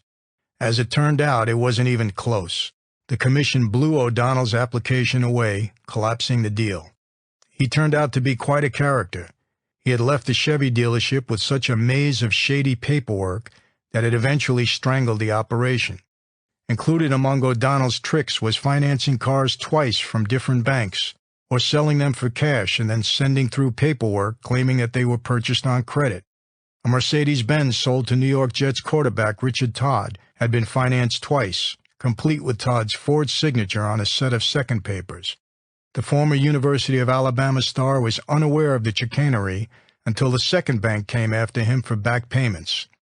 O'Donnell was later convicted of grand larceny and fraud, made a deal, and vanished into the witness protection program. The former owner's problems resulted in some unpleasant déjà vu. Shortly after I took over the dealership, a squad of 25 Suffolk County police officers charged into my office one day, breaking down the door with an axe. They were attempting to confirm my position as Rumplick's new owner and dig up records of illegal financing activities. Fortunately, I was tipped about the raid by an informant inside the Suffolk County Police Department, and I made sure that neither I nor any worthwhile records were present when the police squad paid its visit. During this period, I also found myself back in the flea market game. The part owner of a flea market in the Bay Ridge section of Brooklyn was having problems with his partner. The man had become addicted to drugs and was dealing on the grounds to support his habit. "I'll get him out," I assured the owner, "and then I'm your new partner." I dispatched 2 of my men to scare off the unwanted partner. One of the enforcers was a jumpy Vietnam vet named Anthony Saravola, better known as Tony Limo, for his job of driving a hearse for Larry Carroza's funeral parlor. Tony Limo bullied the flea market junkie and told him to hit the road. 3 days later, I received a call from Jimmy Angelino, later a Colombo captain and fast-rising star in the family. Angelino told me that John Gotti, then a soldier in the Gambino family, wanted to meet. Gotti and I met the next day at a restaurant in Queens. John, later the much-publicized Gambino family boss, arrived with a soldier named Angelo Ruggiero, and I took a soldier with me. The meeting turned into a classic example of a high-stakes La Cosa Nostra sit-down. Contrary to previously published reports, including the version that was used as the basis of a scene in The Godfather Part 3, there were no heated arguments, cursing, or trading insults in this meeting. We all spoke calmly and treated each other with respect, as decreed by family policy. It was the subtlety of the verbal sparring that provided the fascination. After we'd politely introduced ourselves, Gotti took the lead. "This kid at the flea market, he's with me." "How can that be, John?" I countered. "He's a drug addict and a dealer. You know the rules." "You don't know that," Gotti said, feigning surprise. "It's been confirmed. He's using and he's selling. How can a man like that be with you?" "If he's doing drugs, we'll make him stop," Gotti said, being careful not to admit any prior knowledge of his alleged associate's drug use. "Even so, his interest in the market is still mine. If he's into drugs, then you can't be associated with him. And if you can't be associated with him, then you have no interest in the market," I said. "That's not the way it goes," Gotti countered. "You know the rules, John."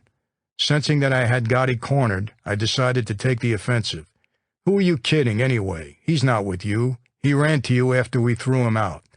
"No, no," Gotti insisted, shaking his head. "He's been with me for a long, long time." "If he's been with you a long time, then how come you aren't aware that he's using and selling drugs?" I countered, sensing that I had him pinned. We each repeated our positions. Gotti promised to make the guy kick his addiction and clean up his act. I repeated that the man's long-term drug use severed any tie Gotti had to the rich, unpoliced market. Then I added that no matter what they decided, the guy was out. "We can't have a junkie around the market," I insisted. "It's no good. You can't argue that. And since when are we in the drug rehabilitation business?" "I'll install somebody in his place," Gotti offered. "I'm not convinced you have a claim to begin with, John," I insisted. Although Gotti's position was weak, his towering ego wouldn't let him lose the argument. We decided to take it up with our captains and meet again. I went to Persico and told him what had happened, and he gave me the okay to press the issue. The day before the next meet, I received a call informing me that there was a third partner in the flea market, and that partner was aligned with Colli Di Pietro, a soldier in the Genovese family. This further muddied the waters. It also confirmed to me that Gotti was lying. If he had been with the flea market for as long as he claimed, he would have known about the Genovese connection. I knew Colli. He had served time at Leavenworth with my father. He was in his mid-40s, dressed sharply, chewed a fat cigar, and possessed an ego that rivaled Gotti's. We met at the Bergen Hunt and Fish Club in Ozone Park.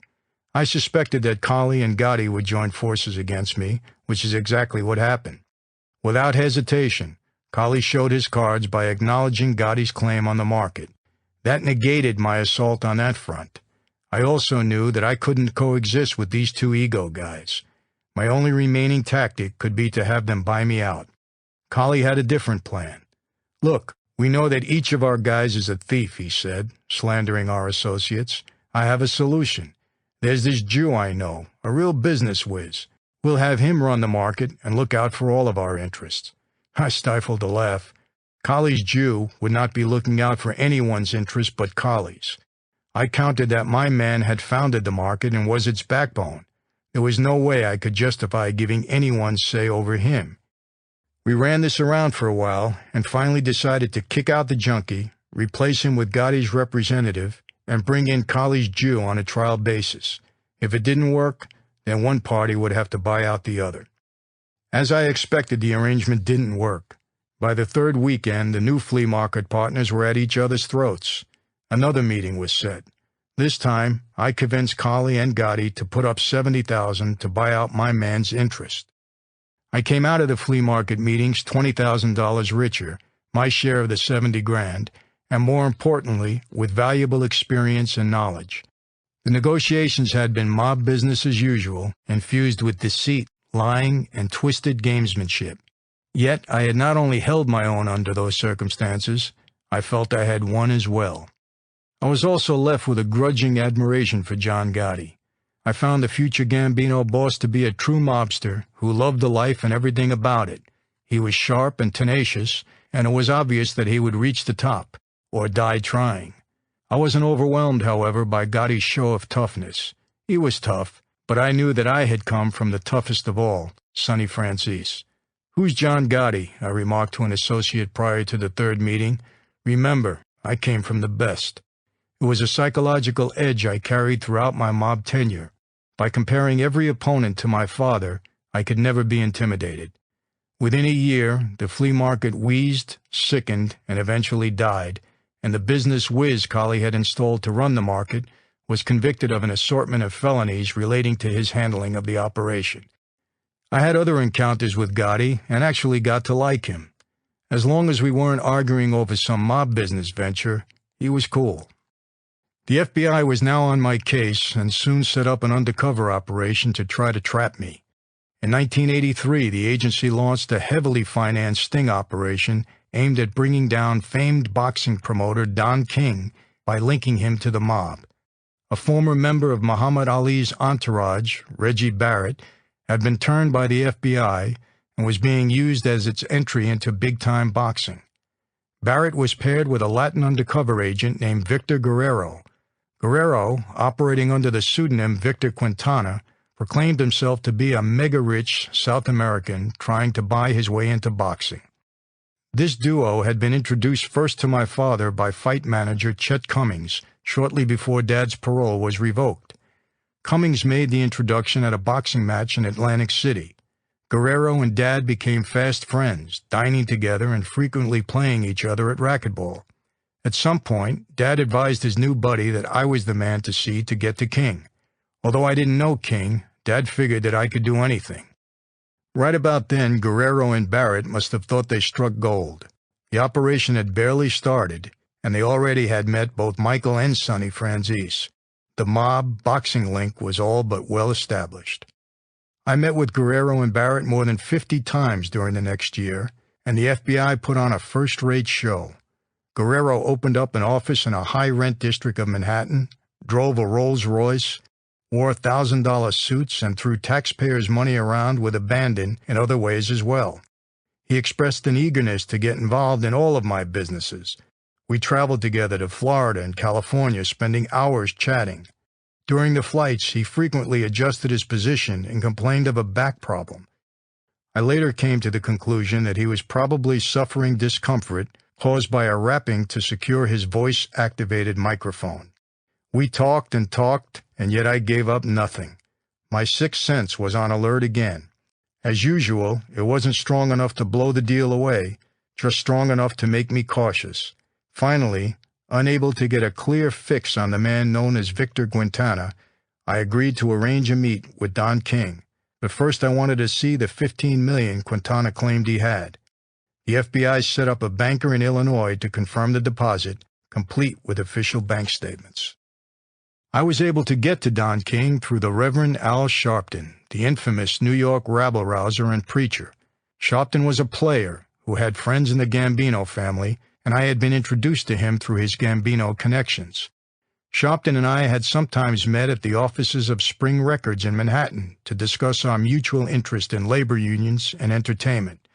In public, he could be grating, especially to the white power structure, but in private, he was a gentleman and a good guy. He struck me as someone who believed strongly in his various causes. During our meeting, Sharpton had offered to use the considerable black power forces he commanded to assist me in any way. I took him up on it during the drive to unionize the security guards at Atlantic City. Before that effort blew up, Sharpton was planning to organize his people to picket casino hotels. I later read an article in which Sharpton claimed he had been associating with me merely to gather information for the FBI. I doubted that. I thought he was just covering himself when he found himself in a little hot water. Either way, he never did anything to hurt me, and he helped me get to King. Before bringing Guerrero to Don King, I had a private meeting with the flamboyant, wild-haired boxing promoter. He turned out to be pretty much as advertised, boisterous, verbose, always smiling, always happy. I could believe his oft-repeated claim that his hair sticks up that way naturally. The man appears to be electrically charged.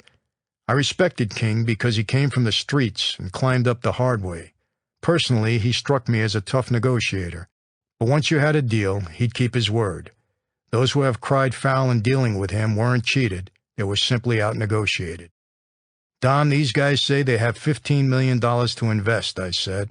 "I confirmed the money, but I haven't been able to qualify them. I want you to play it straight. Play it as if you're talking to FBI agents." King met Guerrero and Barrett and handled them just as I had advised, and a promotion was set for Atlantic City, all above board. When Guerrero failed to come through with the initial seed money, a few $100,000, both the deal and the connection collapsed. Apparently, an FBI budget cruncher had decided that the agency wasn't in the fight business and pulled the plug on the whole operation. Had the FBI put up the money to promote a few fights, both King and I might have softened. Guerrero was left with 52 taped conversations with me, but none amounted to anything. In fact, the operation backfired. When King was later indicted for tax evasion, I had my attorney send him the tapes that pertained to him. King's lawyers used the recordings to show the lengths the government had gone to in order to sting the colorful promoter. The jury frowned upon the tactic and found King innocent. Following the trial, King sent me a note. "Thanks, I owe you one. Don King." In 1981, things definitely took an upward turn. I was about to land my biggest scam of all. It began when Sebastian "Buddy" Lombardo went to my father with a problem. His boss, Lawrence Irizzo, was being shaken down by a gang of thugs attempting to move in on Vantage Petroleum, his multi-million-dollar wholesale gasoline business. Dad referred Lombardo to me. I checked out Irizzo, and the information I received on the gas man raised my eyebrows. Larry Irizzo was the son of a jazz saxophone player who had worked on Broadway and in Brooklyn burlesque houses. The younger Irizzo grew into a mammoth 6'4", 450-pound businessman who ate pizzas the way most people eat Ritz crackers. Since he was the size of two men, he apparently decided that he needed two wives. Interestingly enough, it was not a then and now, as frequently happens in our society, but two wives at the same time. One of these was a legal wife, of course. The other was just a girlfriend.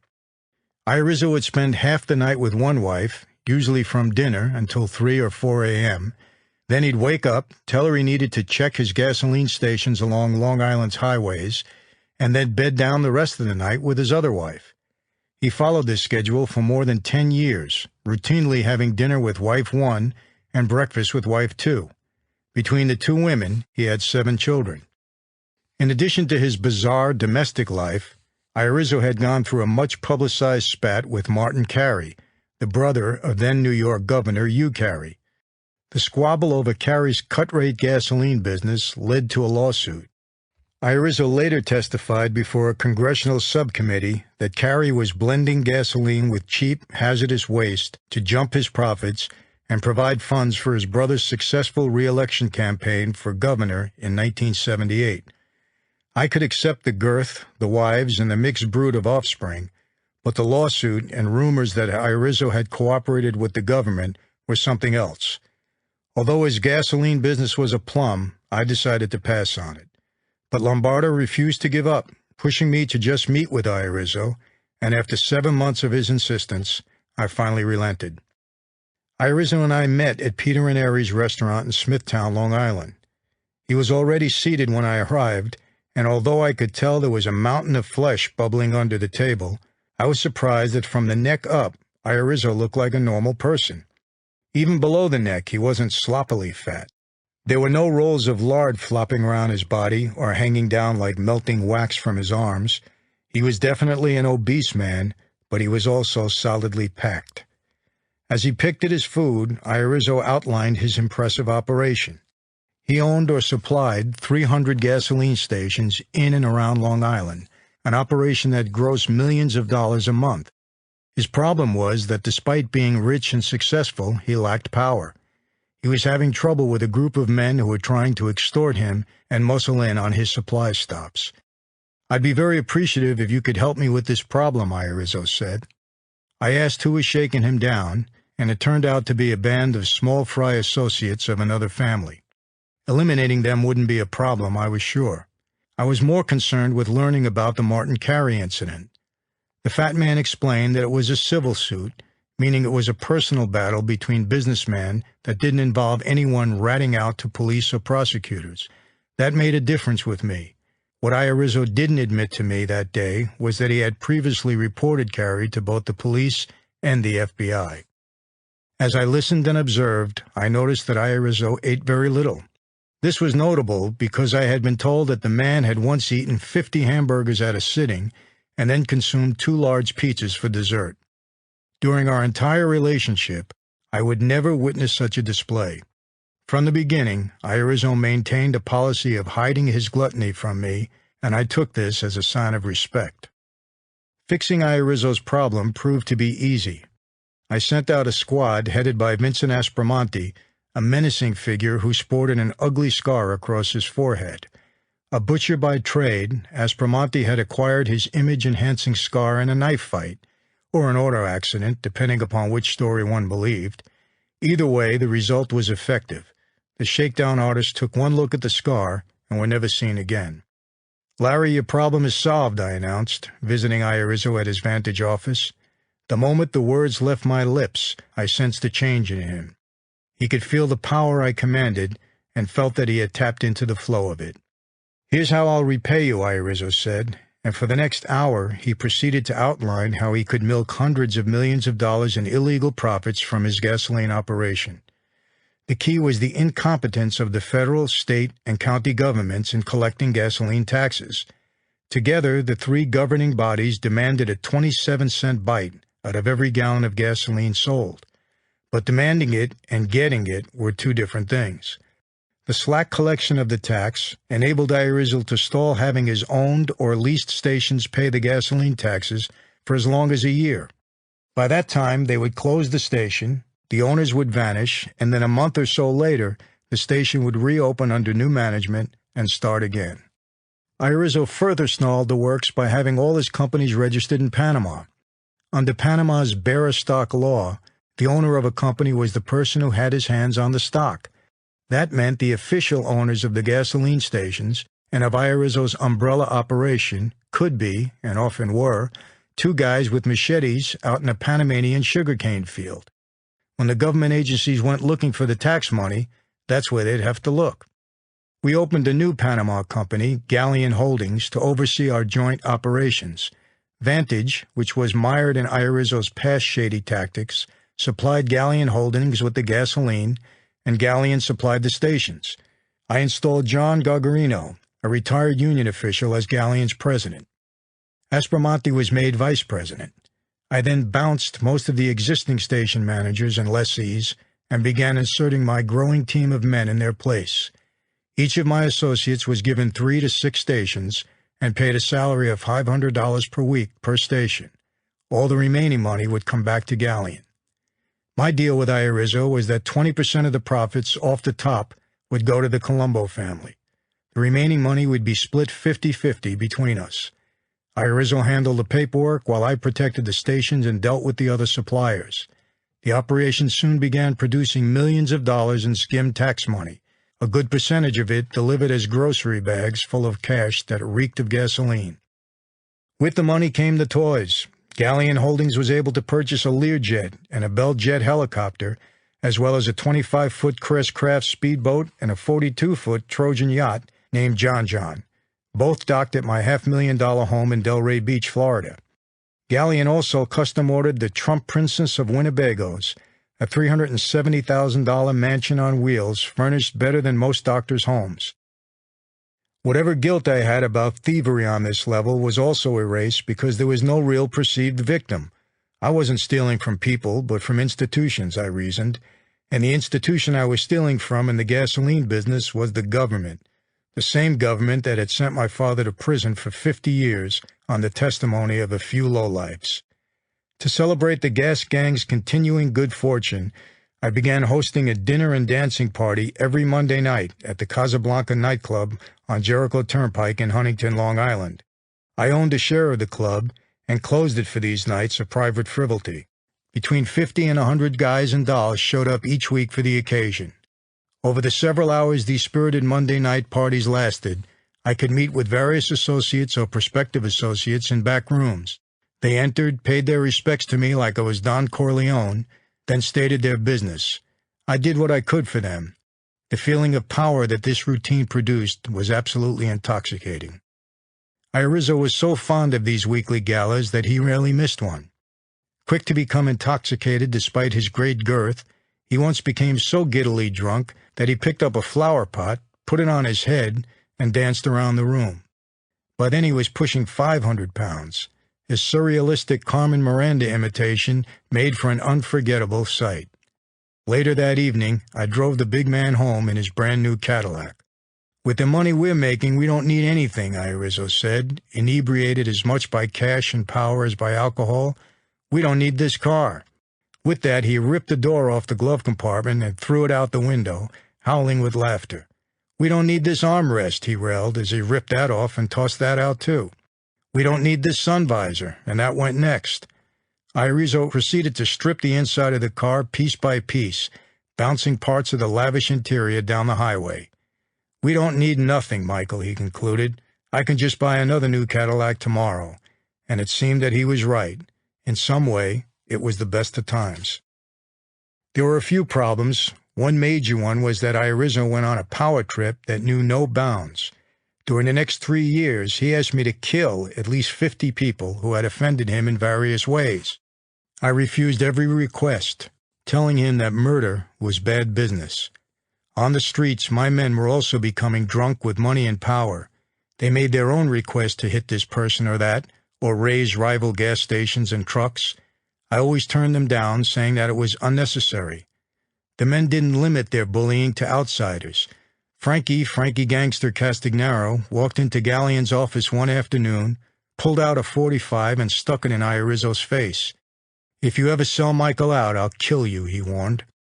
Things became so unruly that I was forced to call a meeting of the troops. I summoned everyone to a large basement assembly room in one of Galleon's offices in Comac, Long Island. When everyone was seated and accounted for, there were more than 50 in attendance. I stood before them at a podium like Lee Iacocca addressing his top executives at Chrysler. My topic that evening was violence and the new mob. "Violence is bad business," I said. "It will bring too much heat on this operation. This isn't the 1930s, and these are not the days of Al Capone. Those days are gone. We're in a new era now. We're not Shylocks and pimps. We're businessmen. We have a good thing going here, and we can all make a ton of money, but only if we're smart. We want to be friends with our competitors so we can win them over and bring them into our operation.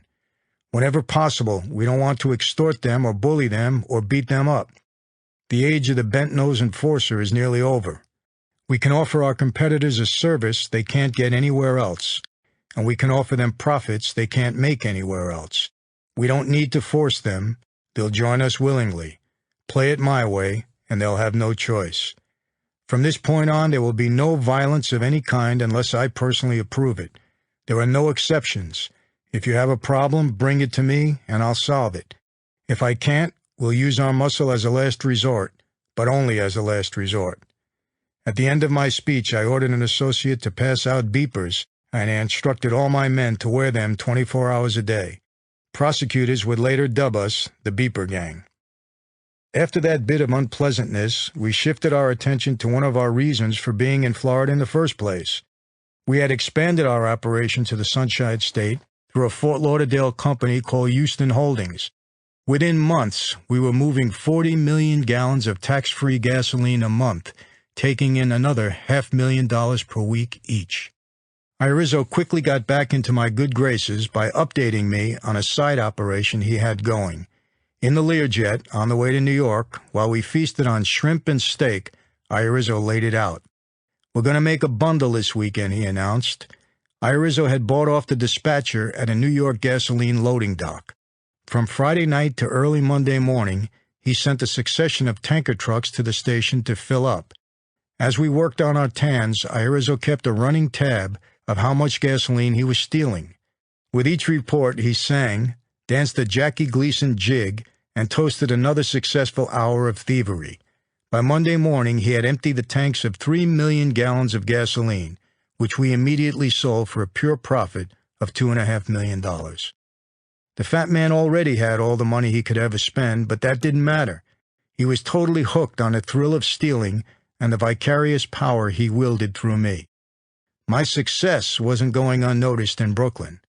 Although Persico was back in prison, he issued an order that was quickly relayed down the pipeline, and I received a call requesting my presence at a designated house in Brooklyn. When I arrived, I was greeted by Jimmy Angelina and other family members. "The boss says he wants to make it official," Angelino said. "You are now a captain in La Cosa Nostra. Congratulations, Michael." I thanked them and returned to Long Island. Becoming a capo regime meant I could officially be the leader of a band of soldiers and associates. I was already doing that and had been for years, so as far as my day-to-day activity went, this didn't change anything.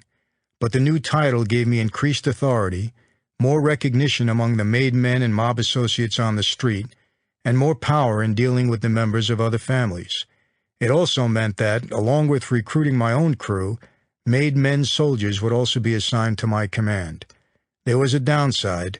Being a captain gave me more responsibility and tied me in closer to the Central Command in Brooklyn. At the same time Irizzo and I were running our gasoline scam on Long Island, a flamboyant mobster named Michael Markowitz was running his own billion-dollar gasoline scheme in and around New York City.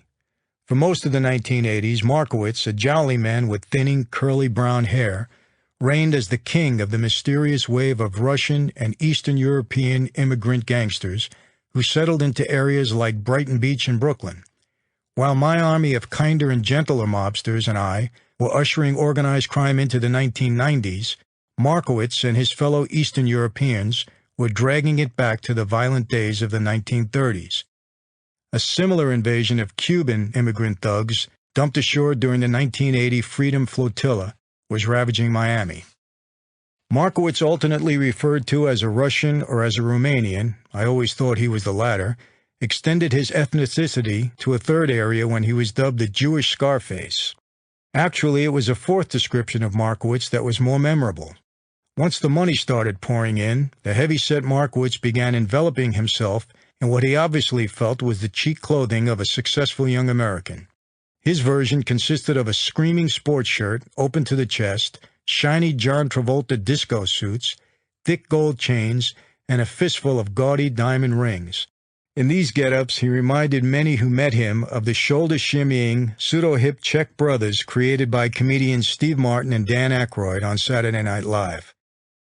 As Markowitz's operation grew and his bankroll increased, he glittered around town in his tasteful rolls and tasteless wardrobe.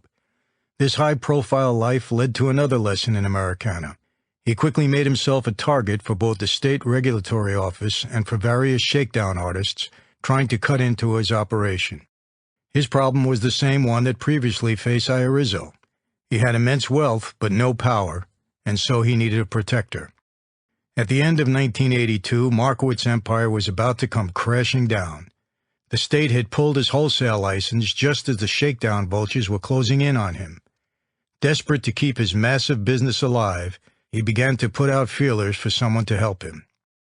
He came in contact with Vinnie Carrozza, the brother of my close friend Champagne Larry, and Vinnie asked me if I could collect a $7,500 debt from Markowitz from a gasoline station operator. The insignificant amount dramatized the Romanian's lack of influence. I got the money that same afternoon. Vinny then scheduled a meet at an oversized mobile station in Brooklyn that Markowitz owned and used as his headquarters. With Markowitz that day were his Russian-born partners, David Bogatin and Leo Persitz. I stifled a laugh when the gaudy Romanian walked in, looking like a rug salesman who had just hit the lottery. Yet as he talked, I could see that we had a lot in common. We were both more educated than those around us. We both idolized our fathers. We both had a knack for business, and we both liked high-risk operations that produced big numbers. I also liked Markowitz's partners. They were tough Russians who had clawed their ways out of that country, came to America, and made a fortune. Bogatin had an especially rough background, having served 3 years of hard time in a Russian prison. Putting aside my warm feelings for the men, I cut a deal with them that was ice cold.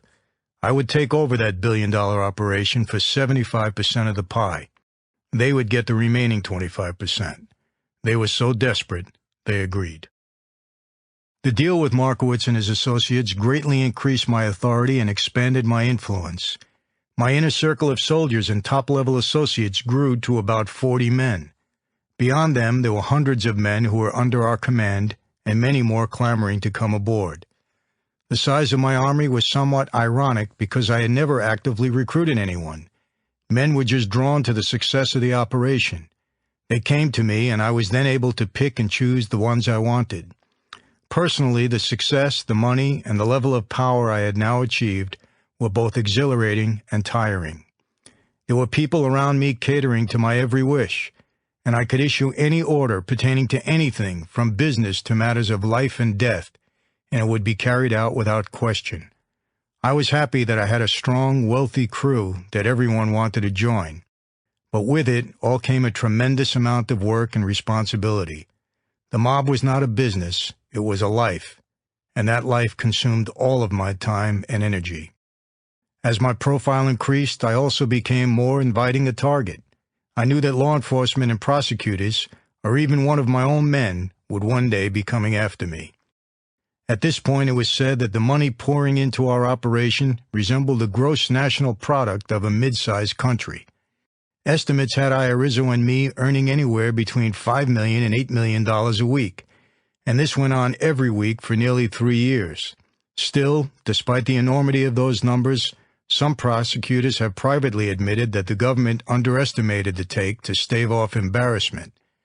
At the height of our operation, Houston Holdings, which swallowed up Galleon Holdings and its 50 different paper subsidiaries, was moving 300 million to 500 million gallons of gasoline a month in 5 states. Figuring that we offered discounts of 5 to 10 cents a gallon to monopolize the market, a ballpark estimate was that we were stealing 20 cents a gallon. That was $60 million to $100 million a month in stolen taxes alone, not counting legitimate profits. How much of this money found its way into my pockets and exactly what I did with it were matters for speculation.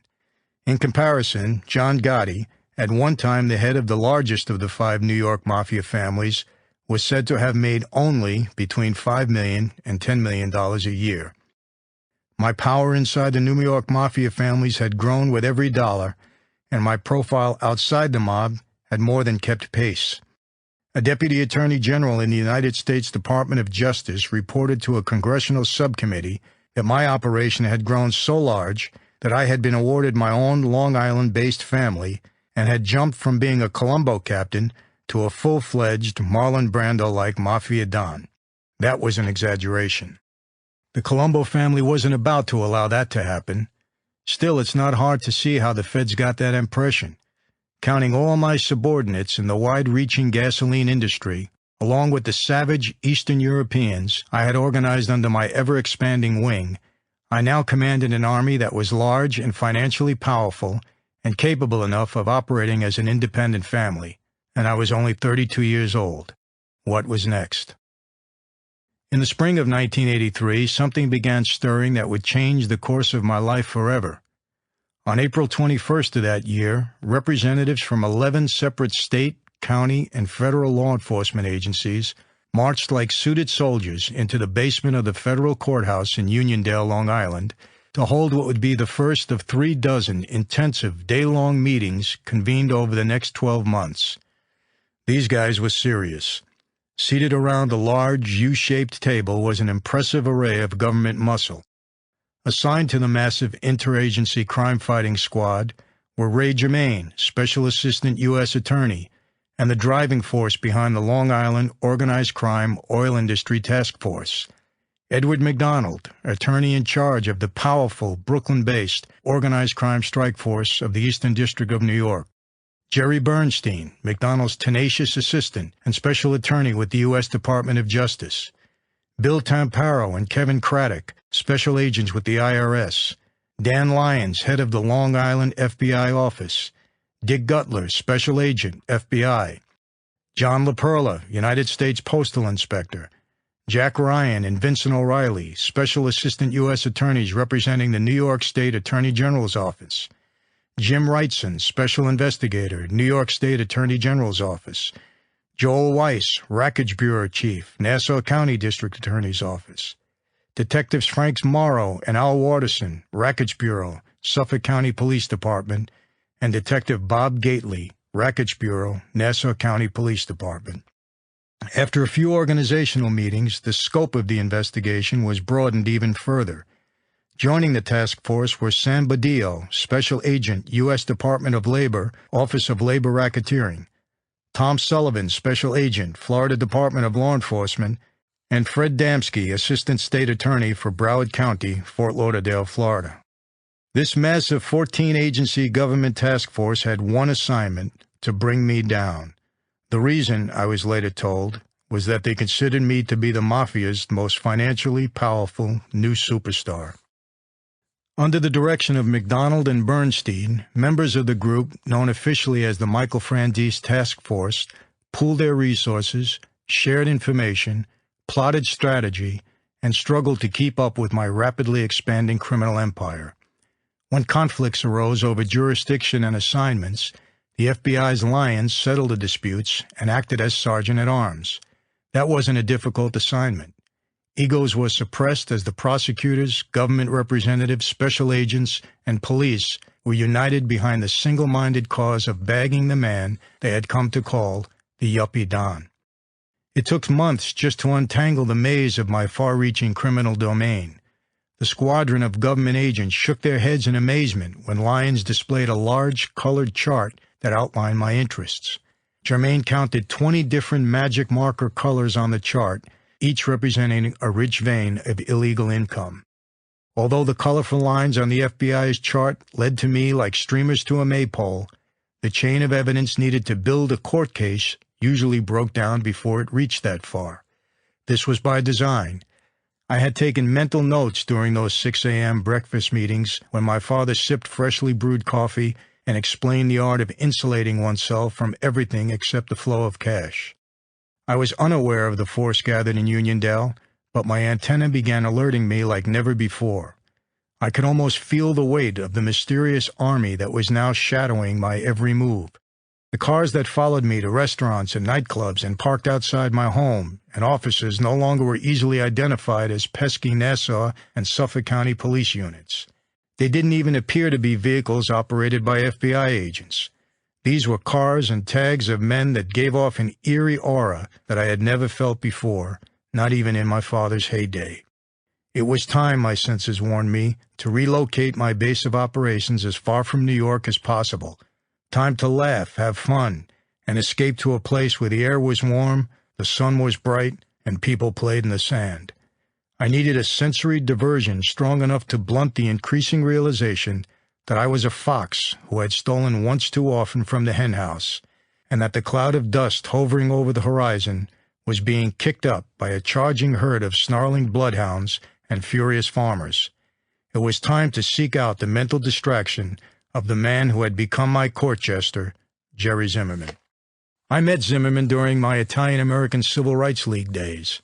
He was friends with various mob guys and supported Joe Colombo's misguided organization. After Colombo was hit, Jerry and I stayed in touch.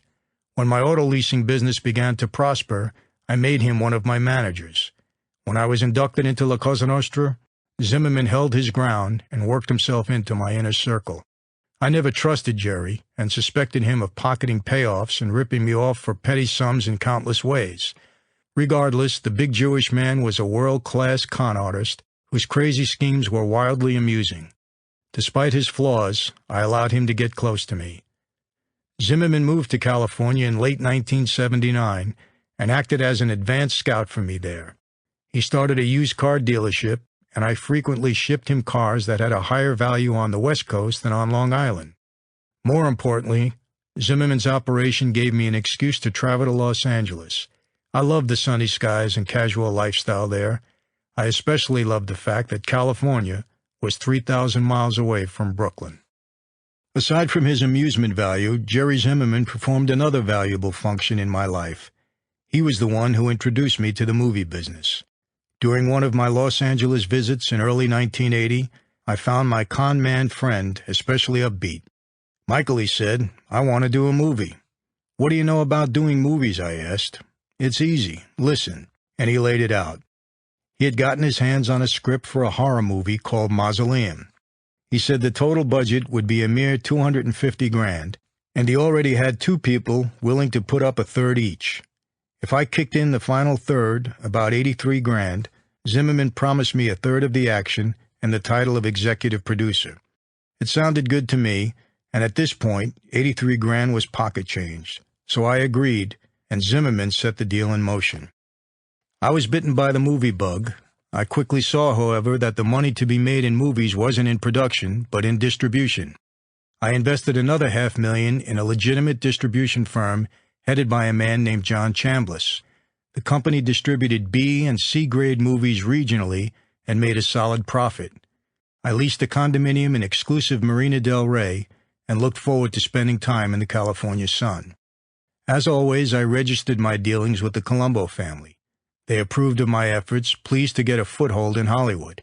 However, instead of extolling the wonders of Los Angeles, I made sure I always badmouthed the city and the surrounding area to them. I didn't want any of my mob associates moving in on my territory. "The place is horrible," I'd report to the bosses in Brooklyn after a long West Coast visit. "The pollution is so bad you can hardly breathe. The city is dirty and it stinks. You guys are so lucky to be able to stay here in beautiful Brooklyn."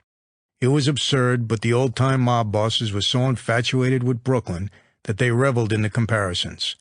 I played the same game with Florida, describing it as a steamy swamp infested with blood-sucking insects and assaulted by staggering heat and humidity. "Florida's not fit for human habitation," I warned. Meanwhile, I started shifting my operations to those 2 dreaded locations.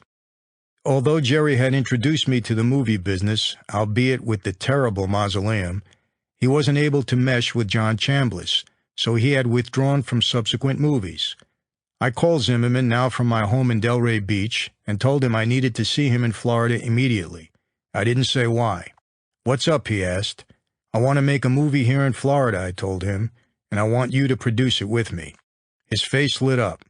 "What kind of movie?" he asked.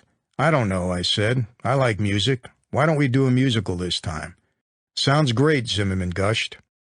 We had no cast, no crew, director, or even a script, just a vague idea and my desire to help a friend shake the blues. I solved these problems with a few phone calls. The first was to a Hollywood agent named David Wilder. I instructed Wilder to put out an order around town for a musical script. Wilder responded a few months later with a screenplay entitled Never Say Die, written by Leon Isaac Kennedy, a suavely handsome black actor known for the penitentiary boxing films and the Chuck Norris hit Lone Wolf McQuade. He was also known as the former husband of Jane Kennedy, the one-time NFL football announcer. Leon Kennedy had woven an energetic interracial love story around a street gang, a rock band, and the fad of breakdancing. The project presented an intriguing casting dilemma. Instead of searching Beverly Hills for Hollywood's A-list, we'd have to cull the cast of such a movie from the squalid black ghettos of Miami and the gang-infested Latin barrios of Southern California. This could be interesting. Through this film, another influence came into my life in the person of a beautiful 19-year-old Mexican-American woman. I first caught sight of her as she was lifting herself from the Marina Bay Club's pool in Fort Lauderdale. Her long, coffee-colored hair was wet and slicked back, accentuating her face and huge brown eyes. Her firm dancer's body impressed me. Her wet skin seemed to shimmer in the sunlight. In that moment, I felt a strange sensation in my chest that made me gulp for air. This woman had literally taken my breath away, and for good reason. She was, without a doubt, the most beautiful and exotic woman I had ever seen. "Will you look at that?" Frankie Sestero said, as struck by the dancer as I was. "I noticed," I said. "That girl is young, innocent, and awesome. She could be a lot of trouble for me. I'm going to stay away from her." "I think I'll give it a shot," Sestero said. "Be my guest," I told him. "I don't even want to get near her." As I stared at the young dancer by the pool that day in Fort Lauderdale, all the hassles of making the movie and running the gasoline operation suddenly appeared insignificant. I fought with myself over whether to give in to my desire to woo her or to stay away and keep my mind fixed on business. There were plenty of available women around the set, uncomplicated women. I didn't need this Mexican beauty. The only problem was that I couldn't keep my eyes off her. When a cast member who was passing out T-shirts around the pool skipped her, I found myself doing what I had sworn I wouldn't do. I ordered one of my men to get a box of shirts out of the trunk of his car and bring them to me. Then I used the T-shirts as an excuse to meet the young woman personally. Agent David Wilder was sitting near her by the pool and made the introduction. "Michael, this is Cami Garcia, the girl we sent for in L.A. "Hi, nice to meet you," she said, briefly glancing up, then shyly diverting her eyes. Up close she was even more beautiful than she had appeared from across the pool. What struck me the most, however, was that she was both innocent and yet very exciting. It was a troubling sensation. I had long made it a policy to never drink, take drugs, or fall in love, all for the simple reason that I always wanted to maintain control of every situation. As I walked away from the pool that day, I had to steel myself against the weakening effect of this woman. There was something about this woman's name and something about the strange way Wilder had introduced her that nagged me afterwards. What was it? It wasn't until I was back in my room that it came to me. Cami Garcia. Camille Garcia. It had to be the same girl. A week before, I had received a call from a man demanding to speak to the movie's producer. He said he was the father of one of the dancers and was worried about his daughter. He wanted to be assured that everything was on the up and up with her job in the film. His daughter, he said, was young, innocent, and inexperienced, and had never been far away from home. In the world of movies and professional dancers, such a faux pas on the part of a parent could have doomed the young woman's chances. Movie sets can sometimes be the setting for wild and sinful happenings, and nosy parents are considered to be an unwelcome hindrance. But instead of being upset that day, I found the father's concern to be endearing. I promised him I would personally watch out for his daughter and make sure that she was safe. After hanging up, I called choreographer Jeff Kutash and ordered him to give dancer Camille Garcia a private room so that she wouldn't be bothered by some wild roommate, and also to boost her salary to $500 a week. "Give her the $235 per diem expenses," I added, the top scale we were paying at the time. Kutash didn't say anything. If I wanted to give special treatment to a particular dancer, he wasn't going to question it. Although Camille was confused by it all, and by how fast and how easy it had come, she was also smart enough not to say anything to any of the others. The truth was that Camille Garcia almost hadn't been there. When she had tried out for this dance troupe in Los Angeles, Kutash could tell that she was unschooled and probably came from an underprivileged family. He could also see that she possessed creativity and natural talent and made a striking appearance on stage. She had an ethereal quality some of the most professionally skilled dancers could never achieve. His group was big enough to embrace some dancers purely on potential, so he didn't dismiss her outright. In the end, it was a close call, but he decided to take a chance on the dark-haired teenager with the angelic face. Camille Garcia had spunk, that was for sure, and that fact attracted me to her even more. A woman like that could crash her way into a man's heart the same way she had pushed her way into a movie. A woman like that, especially a woman as beautiful as Cami, could be trouble. Yes, I definitely wanted to stay away from her. The close family-like atmosphere of a movie crew on location made my plan to avoid Cami Garcia all but impossible. I kept bumping into her in the hotel lobby or around the set, and every time I caught a glimpse of her, it stopped me dead in my tracks. Each new sighting burned another image into my mind. The mere sight of this woman was enough to drive me crazy. All that day, I tried to keep my mind on business, but the image of Cami Garcia kept intruding. I remembered an old Italian wives' tale about men being hit by a thunderbolt because of the effect a particular woman had on them. There didn't seem to be any explanation, it was claimed. It just happened. I had laughed about that idea in the past, but now I wasn't so sure. My own personal thunderbolt seemed to have suddenly appeared out of nowhere. When a group from the cast and crew got together to see the movie Breakin', Cami was among them. Although we didn't sit together, I spent more time watching the blue light from the movie screen dance over her face than I did looking at the movie itself. The following evening, I saw her alone in the lobby. She appeared upset, so I approached her. "You don't look very happy. What's the matter?" She looked up at me, and her eyes misted, and her lips trembled. "I'm going home," she said. "These people are not my type. I was just trying to mind my own business." "Why, what happened?" I asked. "There's a rumor going around that I'm sleeping with you," she admitted. I was so moved by her little girl reaction to the typical movie location gossip that I could hardly speak.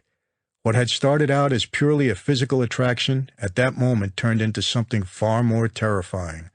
Michael Franzese was on the verge of falling in love. "That's funny," I said. "This is just the second time we've spoken, and every time I try to talk to you, you're suddenly gone. Are you hiding from me?" She brushed away a tear and briefly smiled. She must have been confused. I was the problem to begin with, and instead of combating the rumor mongers, I was providing them with more ammunition. "Meet me after the cast meeting and we'll have a drink and talk," I said, trying to convince her to stay in Florida without revealing why it mattered so much to me. "I don't drink," was her response. "I don't either," I offered, "so we'll have some milk." She laughed and promised to wait for me. I saw her come into the meeting and then exit a few minutes later, but when the meeting was over, she was nowhere to be found. I was disappointed, to say the least. Although Camille had continually troubled my thoughts from the moment I first saw her, I had yet to realize that her room was diagonally across the hall from mine. Once I discovered this fact, I made no more pretense about keeping my distance from her. There was no fighting this thunderbolt, I had decided. The trouble seemed to be that the proverbial thunderbolt had not yet struck her. Every time I bumped into her for the next week, I made her promise to drop by my room to visit me that evening. She'd say, okay, but then she'd never show up. Each time I was disappointed. At the same time, I also found this unusual conduct to be amusing. It didn't turn me off at all. In fact, Cami's frequent no-shows only heightened my desire to see her. I had to go to New York on business, and while I was there, I found myself agonizing over Camille the whole time. The pain of such intense desire, such intense unrequited desire, was new to me. I hardly knew this girl, but that didn't seem to matter. The separation did nothing to heal the strange malady that had overtaken me. I hated New York more now than ever, and wanted nothing but to return to Florida, to return to her. Any chance of making another attempt at forgetting Cami Garcia was dashed when, soon after arriving back in Florida, I paid a visit to the skating rink I had rented for the dancers, and she was there. The sight of her just blew me away. Cami also told me that she was a Christian, a religious belief that I knew virtually nothing about. She said that her mother was a believer, and that she herself had become a believer when she was in junior high. Since then, she told me, she had relied heavily upon her faith to get her through hard times. Rather than being turned off by all this talk of faith and God, I found myself wanting to hear more, maybe because it was Cami talking, or maybe something else was at work inside of me. I wasn't sure. What I did know was that I was fascinated by Cami's story, and after learning about who she was and what she had experienced, I liked her even more. Would she be shocked when she found out who and what I was? Of course, I had no intention of telling her, at least not just yet. Our relationship progressed rapidly in every area but the bedroom. I didn't understand this at the time, but it didn't bother me in the least. I sensed that there was already no turning back. I would be with Cami Garcia forever, and she would change my life. Just how much she would change me, I could not yet imagine. I chose the perfect backdrop for my heart-to-heart talk, driving Cammy to a beautiful spot overlooking the ocean in Fort Lauderdale. The top was down on the El Dorado, and the sun was just beginning to set. A light summer breeze was blowing in from the sea. It seemed like the perfect moment had arrived. To my surprise, Cammy accepted everything I told her, believing me without question. My revelations didn't seem to dampen her spirits in the least. At the moment of my confession, however, Cammy Garcia had made a determination that would affect us both for the rest of our lives. She believed that God had sent her to me for my salvation, and she was not about to let anything stand in the way of our future. So from that moment on, my former life, for her, simply would not exist. Everything that came before was of no consequence because everything was new. This was a totally new concept for me, and it certainly proved to be revolutionary. Although I had no way of understanding at that moment all that Cammy was feeling, I was extremely relieved to see that her feelings for me had not changed. Should I now go further and tell her more? Although my confession to this point had gone far easier than I had expected, I decided against proceeding. Cammy would have to know eventually who I was and what I did, but why rush things? Although Cammy knew next to nothing about me, she was placing a lot of faith in a month-old relationship. A telephone call late one afternoon forced her to examine that relationship and make a major decision. "Cammy," an excited voice said to her that day, "you've got a shot at something big here. Can you catch the next flight out?" She had been taking an afternoon nap when the phone wakened her. She tried to clear her head and sort out just what she was hearing. The voice on the other end of the line belonged to Cooley Jackson, a dancer on the syndicated television program Solid Gold. He was calling from Los Angeles. Cammy had auditioned for a position with the program's dance troupe a few months before. There had been more than 100 hopefuls vying for new open positions, and she'd made it until the final cut.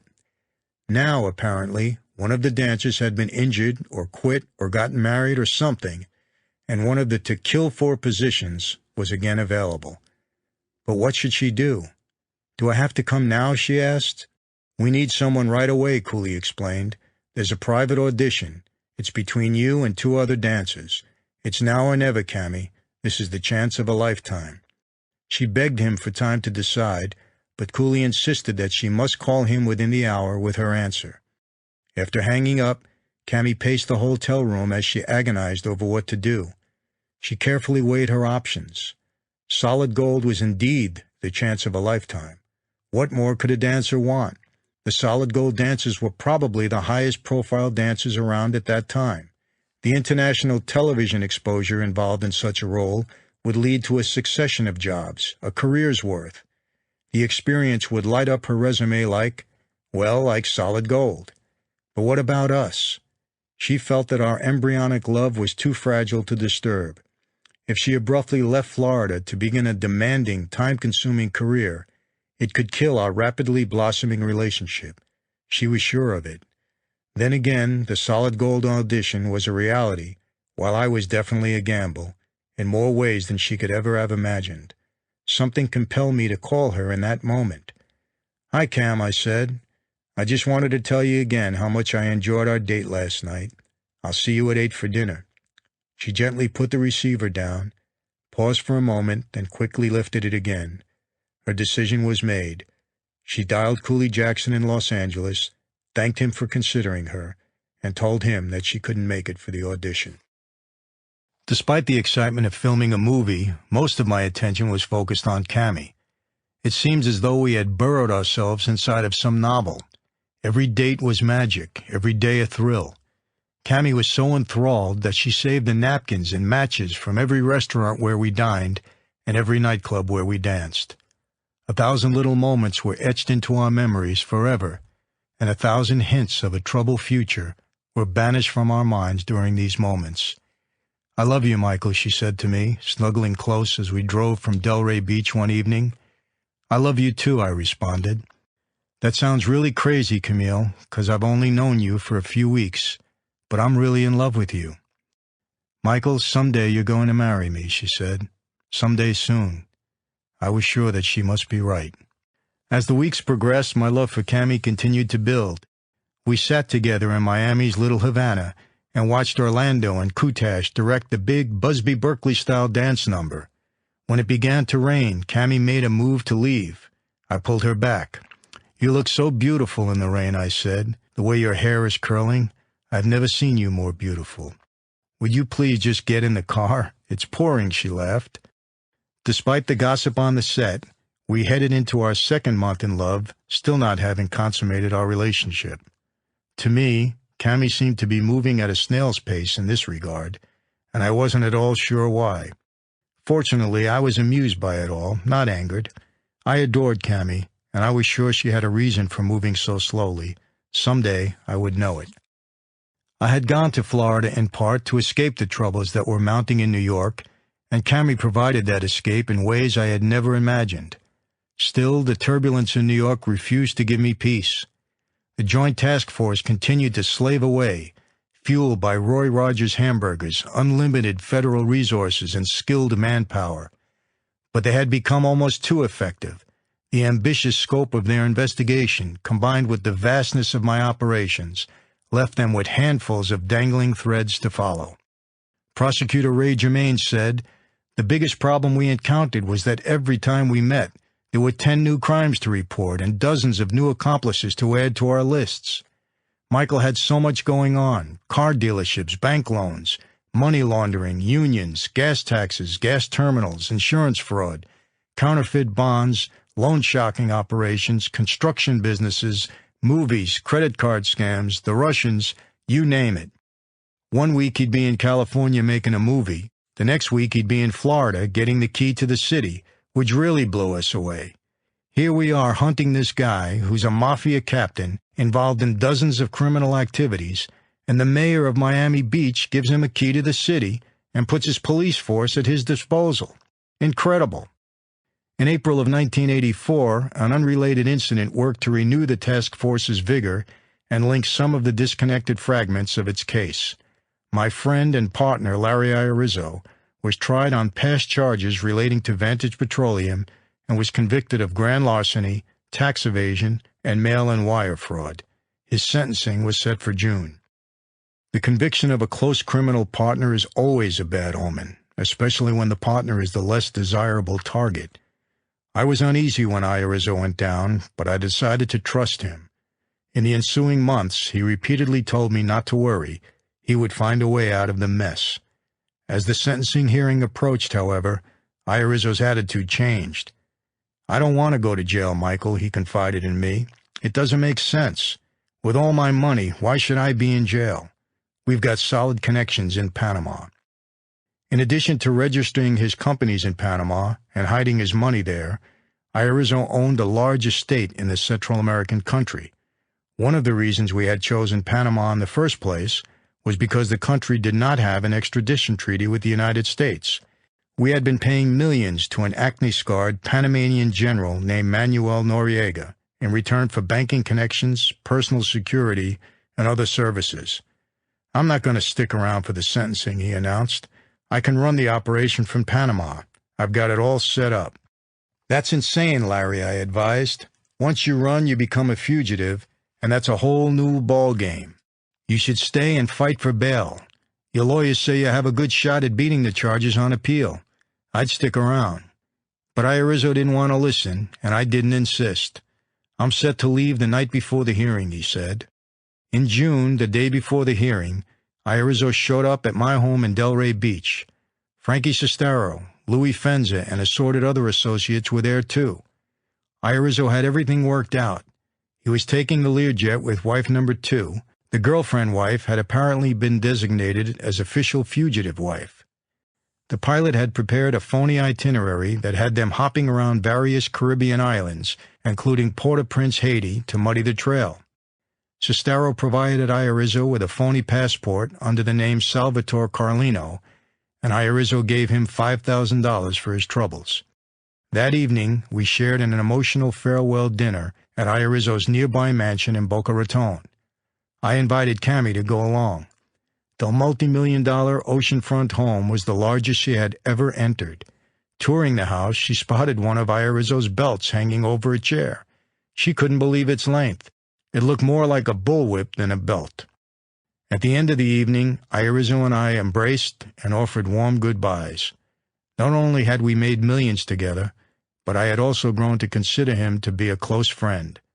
But when I walked out the door of his home that night, it marked the last time I would see him as a free man or as a friend.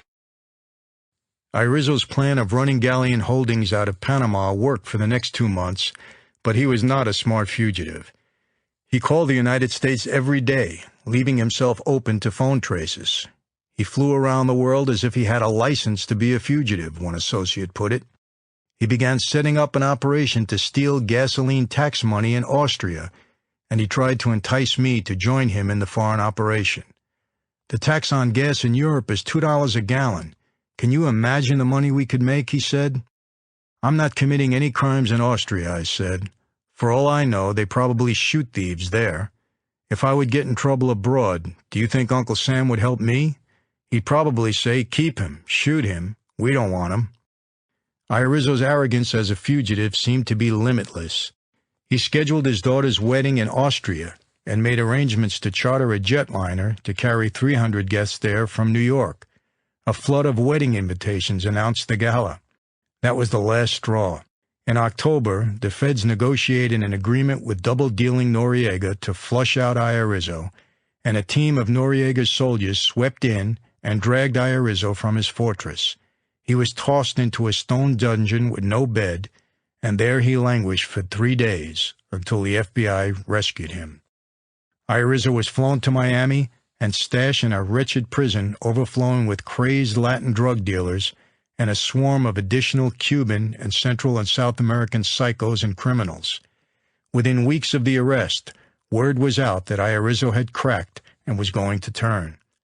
A relative of Irizzo personally delivered a disturbing message to me. Larry's always considered you his ticket out if he got in trouble, the man explained. He has a file on you 6 inches thick.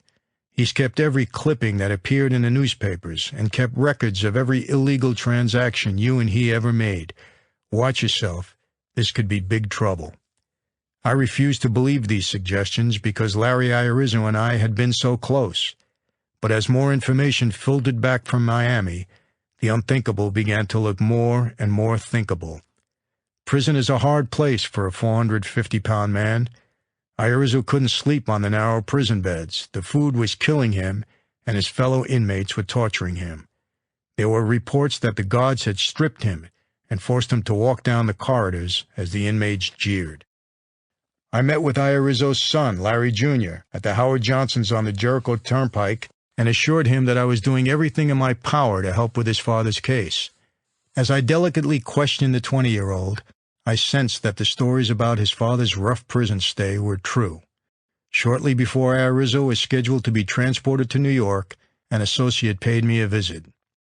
Larry's been driving me crazy with calls, he said. He has a plan, and he begged me to present it to you. The way he reported it, Irizzo figured that there would be 2 U.S. Marshals escorting him to the Eastern District Courthouse at the corner of Cadman Plaza East and Tillery Street in Brooklyn. His plan was for me to have a car waiting there when he arrived. I was to dispatch a hit squad to kill the marshals on the steps of the courthouse and free Irizzo. If I refused to go along with his plan, then it was understood that he had no alternative but to roll over on me. The consequences of either choice could be severe. Irizzo's testimony could put me in prison for a long time, but murdering 2 U.S. Marshals was not an acceptable alternative. Is he out of his mind, I said. The guy must be cracking up. This scheme was the last contact I had with my former partner and friend. Word was that Irizzo was singing his lungs out, and I was the lyric. Cammy knew nothing about any of this, and I didn't want her to. She was my salve, my pressure release. When I was with her, it seemed like New York had never existed, and the stress lifted from my neck and shoulders. Cammy was a portal to another world, and now I just wanted to enter that world and never come back. Near the end of the filming, I sent Cammy home to Los Angeles for a short visit. Back in her home and back to reality, the glow of Florida began wearing off. Distancing herself from the romance that had intoxicated her, she could see that what happened in Fort Lauderdale was wrong, morally and religiously, and her mood alternated between elation and remorse. She had rationalized it all by telling herself that it was a special love, and that God not only approved of it, but he had actually sent her to me because he wanted us together. But was this really God's will, or was it just her way of glossing over the truth? She fell to her knees by her bed, and tears streamed down her cheeks as she prayed. "Dear God, what should I do? I love Michael so much, but I don't want to offend you. I believe you brought us together, but I know that what I'm doing is wrong. Please, tell me what to do." I didn't give her much time to let these dark thoughts fester, calling her every few hours we were apart. "I love you," I said, "and I don't ever want to be without you." The words sounded wonderful to her, and the attention I was showing her was comforting. She fished around in a small suitcase and removed an envelope. Inside were 8 checks for $500 each. In typical poor girl fashion, she had saved all her paychecks while in Miami, cashing only her per diem checks to get her through the week. Looking at the check on top, she examined the swirl signature of the person who authorized them, Michael Franzese. Then it wasn't a fantasy. Everything I had ever said to her had come true. Every promise I made to her had been kept. She felt in that moment that she simply must trust me and keep believing that things would work out.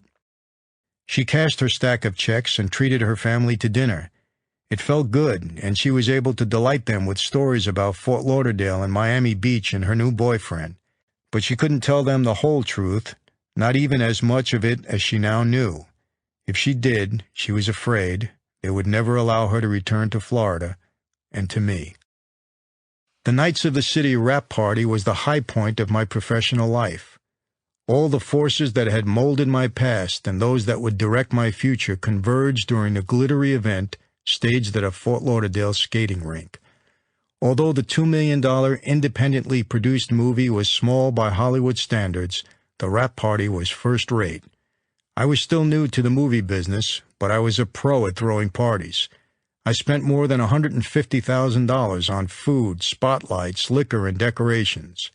The local media was invited to the all-night event and turned out in force, blinding everyone in the bright lights of the television cameras and flash photography. To add to the festive atmosphere, the big dance numbers from the movie were displayed on giant screens around the room throughout the evening.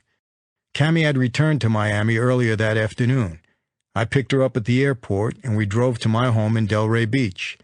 There she changed into one of her favorite dresses, a traditional Mexican style with lots of colorful layers, and she said she felt like Cinderella going to the royal ball. At the party, Cammie bumped into a large, graceful man who turned and smiled. It was Muhammad Ali.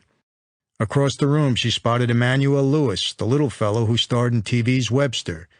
She spent half the night talking with her dancer friends and the other half by my side. She was too immersed in her Cammie in Wonderland dream to notice anything out of the ordinary. Several local politicians gave speeches. Archdiocese of Miami Auxiliary Bishop Augustin Roman presented me with a Bible signed by Pope John Paul II, praising me for offering jobs and hope to disadvantaged youth. The bishop had arranged for the signing when he read about the movie in the Miami Herald. The entire night was a great victory celebration, but that victory was about to be spoiled. Early in the morning, about 4 a.m., a substitute publicist informed me that a crew from the Miami NBC affiliate, WSVN, had waited all night for a chance to interview me. I had been cautious about doing interviews that evening because my regular publicist, Richard Frisch, was out sick. Frisch was under strict orders to screen all requests, to weed out the knowledgeable New York media, along with any non-entertainment journalists who might be snooping around. The substitute publicist pleaded the case for the patient WSVN crew, and I relented. I grabbed Zimmerman, and we were both wired for sound and placed under the bright lights. We expected to field some fluff questions pertaining to the movie. Only this crew was not from the local NBC affiliate. These were top guns from NBC News. Instead of a puff-piece entertainment reporter, the correspondent was Brian Ross, a tough network investigative journalist. After a few polite questions, Ross zeroed in on his real subject. Michael, isn't it true that you're the stepson of Sonny Franzese, an underboss in the Colombo crime family, and that you yourself are the capo in that family?" "What?" I asked. "And isn't it true that you are financing this movie with stolen gas tax money?" I fought to stay cool because I knew my reactions were being taped. "And Jerry," Ross said, turning to Zimmerman, "isn't it true that you are a convicted felon, convicted of perjury?" "I'm not taking this," Zimmerman snarled, losing his composure. The big man stood up, unclipped the microphone from his shirt, and walked away. Ross turned his attention back to me. "The FBI says you're a member of the Colombo Mafia family." "The FBI can allege and say whatever they like," I answered as coolly as I could under the circumstances. "They've been doing this for many, many years." When Ross tried to continue, I gently cut him off. "Mr. Ross, it's very late, and it's been a long night. If you would like to continue this interview at another time, I'll be happy to accommodate you."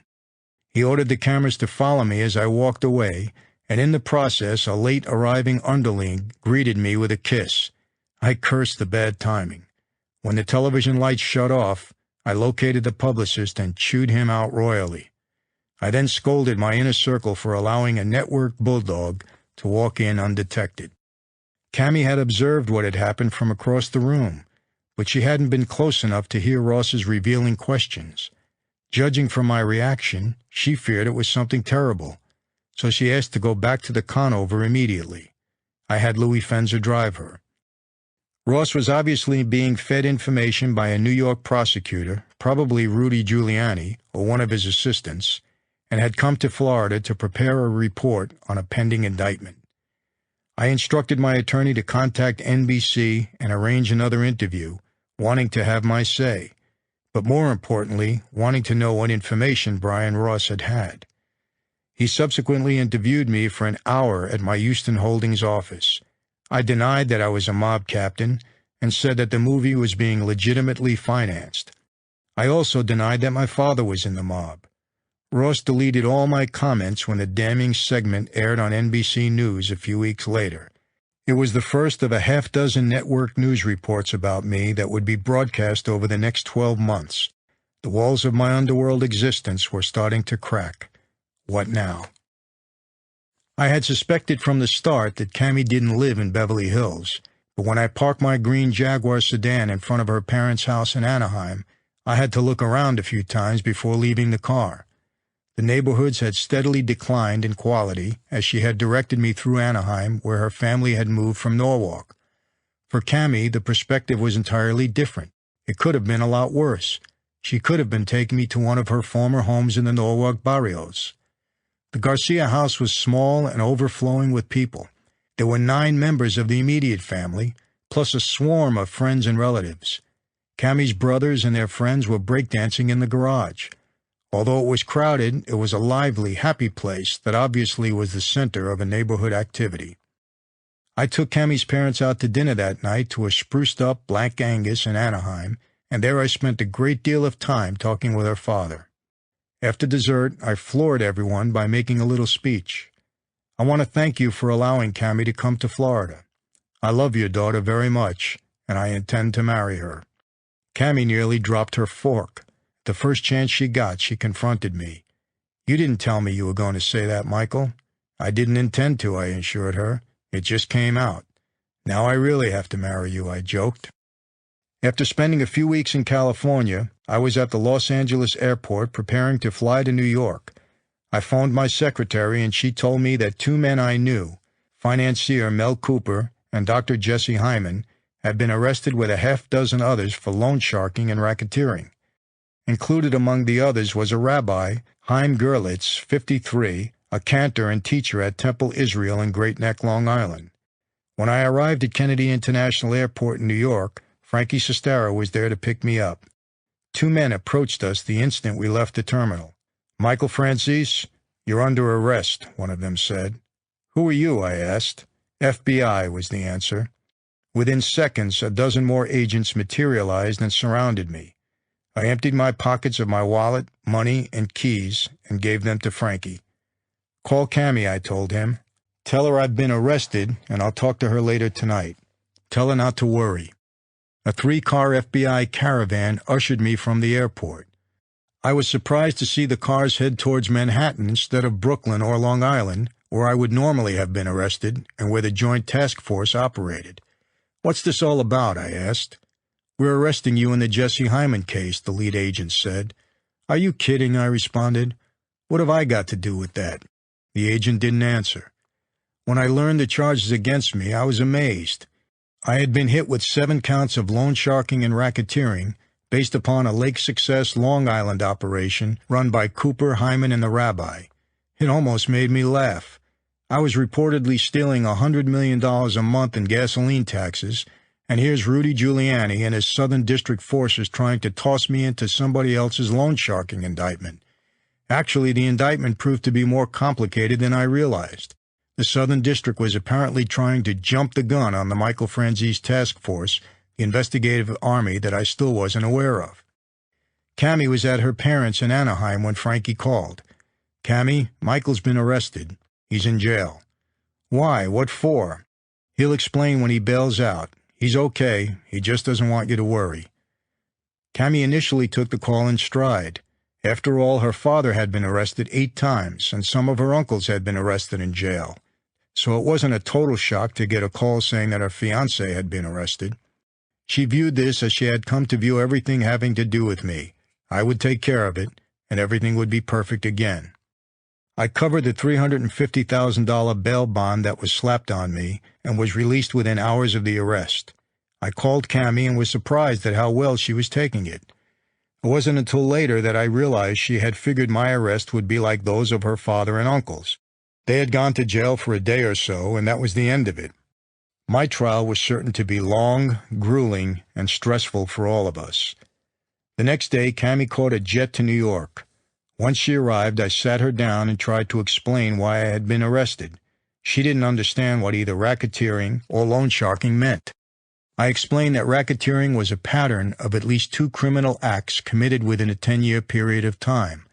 Loan sharking, I said, was lending out money at unlawfully high rates of interest. I passed these both off as white-collar charges that businessmen often get slapped with, and assured her that they were false charges.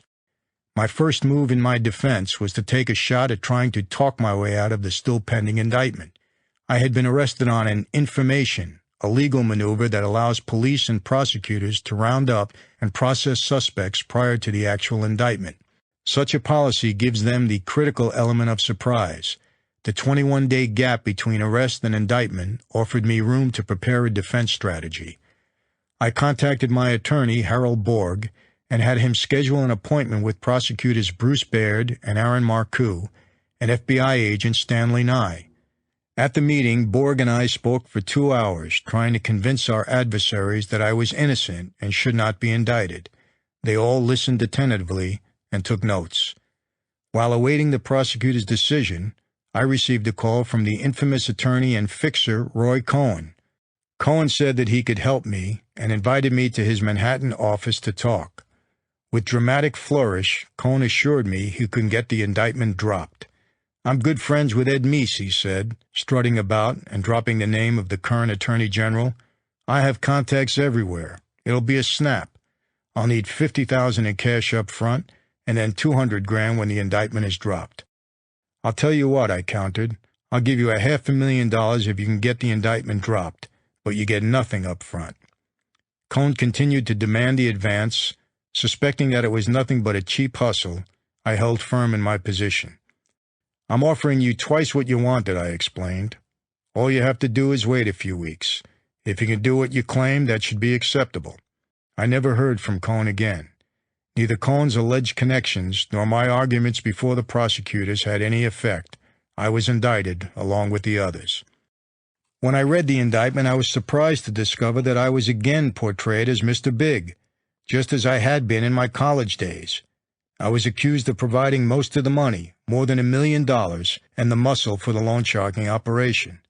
The seriousness of the charges was not to be underestimated. Regardless of my innocence, I faced 140 years in prison if convicted. As I studied the names of my co-defendants, the confusion started to lift. There appeared to be 2 separate groups involved in the case. The first was a band of 8 men, headed by 4 Jews. The second group was a disconnected mix of 7 Italians. From what I could tell, the Jewish group, including the rabbi, had the greatest exposure. It was their operation. The Italians, which included several made men and associates from 4 of the 5 New York La Cosa Nostra families, were probably innocent, or at least well insulated. I guessed that the Italians had been swept in at random for the publicity value. Indict 4 Jews and the media yawns, but salt the proceedings with 7 Italian gangsters and the press goes wild. Despite the arrest, or maybe because of it, my whirlwind romance continued unabated. I took Cammy to Las Vegas at the end of August to celebrate her 20th birthday. We stayed at the Sands Hotel, and I told her to pick out anything she wanted at the gift shop, and I'd win the money to buy it. She chose a molded metal sculpture of a circus wagon and various animals pulling it. The price was $1,000.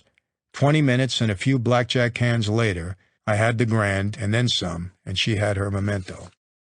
Back in New York, I worked feverishly on my case, often arriving home late in the evening. Cammy invited her younger sister, Sabrina, to fly to New York to keep her company. My late evenings and frequently delayed dinners began to grate on the sisters. I promised to make it up to them one night by cooking a special pasta dish. When I arrived home 2 hours later than promised, however, Cammy coldly told me not to bother. In that moment, I had a rare loss of cool. "Don't you realize I'm fighting for my life here?" I told her. "If I don't win this case, I'll be gone for 40 years. If I don't win, you and I will never be together." These words seemed to knock down some locked doors in Cammy's mind. She had blocked out my problems the way she blocked out so many negative things about our unusual relationship. Now she was unable to sleep, and she lay in bed crying. She cried off and on for the next few days and steeled herself for the worst, promising to wait for me forever. When you're young and in love, you just don't realize what's really happening. After that, the good times mixed with the bad like an ever-spinning yo-yo. From the Halloween night I was sworn in as a member of La Cosa Nostra, I knew that one day I'd have to do the time. I had accepted it as part of the price to be paid for my underworld membership. Everyone had done it. It was not the end of the world, I knew. I had visited my father enough to know that prison could be survived. Because of that, although I never looked forward to it, neither did I fear it. But that was before I met Cammy. Now the thought of being locked up and kept away from her for any period of time tortured my mind. This was one of the reasons I had never wanted to fall in love. Love always makes a man dread prison. I decided to channel my frustrations and my nervous energy into fighting the case. The first step would be to hire another lawyer. Howard Borg was good at what he did, making deals, setting meetings, handling appeals, negotiating and pushing for parole. But a federal court trial was something else.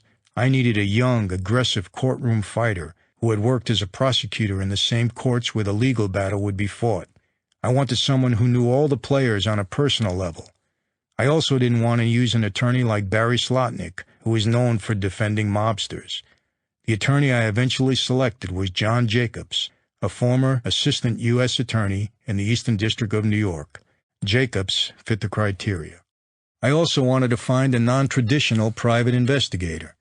My experience with private investigators hired to help free my father had soured me on the breed, most of whom I felt were worthless.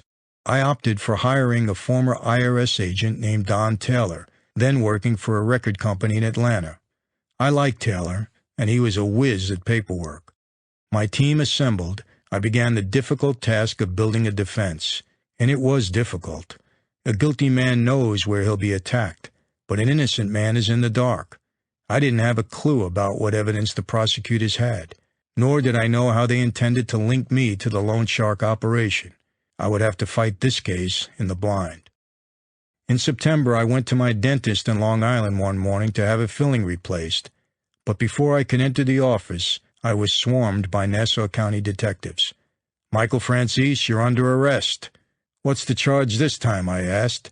"Aiding and abetting an assault." "What's that?" The unusual charge stemmed from a 4-year-old incident in which the landlord of my Mazda dealership, Thomas Trimboli, was beaten with a ball-peen hammer by a tough kid whom one of my men, Frankie Gangster Castagnaro, had recruited. Castagnaro, a short, rough guy, earned his nickname because he loved being a gangster. Trimboli told prosecutors that the only reason he survived the hammer attack was that his thick gray and brown toupee had cushioned the blows to his skull. I knew little about the conflict beyond the fact that Frankie G heard that I had some heated words with Trimboli a few months earlier and enlisted the guy to score points with me. My only involvement had been to post bond for the assailant as a favor to Frankie G. The hammerman, William Reese, had been convicted and did nearly 4 years. For some reason, Nassau County had decided to resurrect the stale case and pin it on me. This was nothing more than an opportunity for Nassau County prosecutors to wrestle some headlines from their counterparts in Manhattan. As I saw it, there was a disturbing wave of prosecutorial competition sweeping New York. Because I operated in such a wide territory, I had become the target of both the Nassau County and Suffolk County prosecutors, along with prosecutors in 2 of New York's most powerful districts, Giuliani's Southern District, which had declined sending a representative to the Michael Franzese task force, and Raymond Deary's Eastern District. Whenever one made an indictment, it appeared to infuriate the others and prompt an intensification of their own investigations. In this case, the Southern District's indictment lit a fire under Ed McDonald and the Joint Task Force meeting in Uniondale. McDonald's Organized Crime Strike Force assistant, Jerry Bernstein, was so determined to put me behind bars that he delayed his scheduled move into private practice for 3 years. With Iorizzo in the fold, Bernstein and friends were certain to come up with something stronger than aiding and abetting an assault. I dealt with the indictment by plunging deeper and deeper into the sheltered world I had created with Cammy. In late December, a few weeks before the scheduled beginning of the trial, we went together to Paponi's, a romantic Italian restaurant in Brentwood, California. After dinner, I ordered a bottle of Taittinger Rosé champagne, clutched her hand, and took a deep breath. "I love you, Cammy," I began. "You've changed my whole life, and I want us to be married." I told her to close her eyes. When I told her to open them, she was surprised to see the soft light sparkling off a 3-carat, emerald-cut diamond ring perched in a black felt box. "Do you like it?" I asked. Cammy was so awed that she could not answer. The waiter spotted the jewel and spread the news about the happy occasion, and a parade of diners dropped by our table to scrutinize the ring and wish us their best. I told Cammy I wanted to get married before the trial, then I changed it to during the trial, and finally I took the more sensible approach and decided to wait until the verdict had been delivered.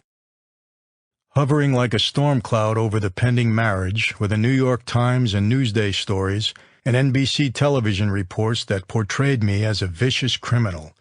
They were disturbing, but Cammy refused to accept them. She had the same reaction that my mother had decades before. The man in the newspapers and on television was not the man she knew. This had to be a mistake. Cammy was sure of it too. I did something without thinking one evening that forced her to reevaluate her view. She was in her Woodbury apartment when I called and said that I'd be coming there, but late because I was having some business problems. I must have sounded jumpy, and the agitation in my voice made her worry. She went on to bed, but her worry made her toss and turn, and she kept peering at the clock on the nightstand and wondering what had delayed me. It was 1 a.m., then 2 a.m., then 3 a.m., and I still hadn't arrived. By then, she thought I must be dead. Shortly after 3:30 a.m., Cammy heard the pounding footsteps of someone running up the stairway into the apartment. I burst into the room, threw down my coat, and began frantically tossing things around. I reached under a bed and pulled out a black handgun. I opened the chamber, checked to see if it was loaded, snapped it back in place, then stuck the gun into my belt. Cammy couldn't believe what she was witnessing. It must have seemed as if the man she knew was gone, and the stranger in the newspapers had suddenly appeared. "Michael, what is this?" she said in panic. "What are you doing?" "Don't worry, everything's okay," I said. "Don't go," she said, crying. "Got to," I said, grabbing my coat. "Don't leave me," she pleaded. I flashed her a brief, "you must be kidding" look, gave her a quick hug, and kissed her forehead. "I've got to run, baby. Everything's okay." "Call me," she cried as I disappeared out the door. She dialed my beeper number so many times over the next 3 hours that I eventually had to shut it off. She paced the room, then sat on her bed and squeezed a large stuffed monkey. She cried and drank NyQuil in a fruitless attempt to put herself to sleep. 100 different scenarios passed through her mind, and the peculiarities of a relationship crystallized. There wasn't a single person she can call in that moment to check on me. She couldn't call the police, and she had never even met my parents. If something happened to me, she would have to read about it in the newspapers. And what about those newspapers? She opened a drawer in her nightstand and pulled out an article she had saved. Staring down at my photograph and the word mobster in the headline, she wondered for the first time if what they were writing about me might be true. I told her that I was charged with white-collar crimes, harmless paper crimes, and she had, until then, refused to believe that I could be involved in violence, gambling, murder, and prostitution, like the stereotypical gangsters in the newspapers and movies. But what she had just witnessed somehow shattered the illusion. I had a look in my eyes that she'd never seen before, and I had brushed her aside and rushed out into the night, packing a pistol. I didn't come back until 6:30 a.m. the next morning. For me, it had been an uneventful night, but not for Cammie. I found her sitting on the floor in the corner, trembling and clutching the monkey. Her eyes were bloodshot from crying, her face swollen. She was relieved when she saw me, then quickly became furious. She glared at me and refused to talk. When I finally prodded her enough to speak, she exploded. "You ask me what's wrong? You come here at 3:30 a.m. like a maniac, looking like you're about to strangle someone? Then you pull a gun out and count the bullets right in front of me? You don't explain, you just run off? You don't call? You don't answer when I beep you? I don't know if I should wait, pack up and go home, or what. I don't know who to call to ask about you, to ask, do you know where Michael is? Do you know if he's killed someone? Do you know if he's still alive? How could you do this to me?" "I'm sorry," I offered. "I couldn't get to a phone." "Where did you go? Why did you need a gun?" she demanded. "It was just a raccoon wandering around outside," I said, shooting her a grin. "I didn't want it to get into the trash." I fawned over her the rest of the day, buying her roses and stuffed rabbits and teddy bears. I never explained what had happened that night, and she didn't ask. I took her in my arms and promised that nothing like that would ever happen again, and she believed me. The man she loved had returned, and the memory of the chilling look in my eyes gradually faded away until it seemed as if it never happened. But it had, and I knew there would be more nights like this one. It was part of the life I had chosen. It came with the territory, and I knew that Cammie would never be able to handle it. As 1984 ended, the prosecutors scored another major victory. New York indicted Michael Markowitz on 14 counts of tax evasion. The Romanian promptly rolled over, although flopped around may have been a better description, double-talking, selling old news, and veiling himself behind a feigned lack of understanding of the English language. Markowitz gave his captors fits. He also played both ends and alerted me to the state and federal prosecutors' moves.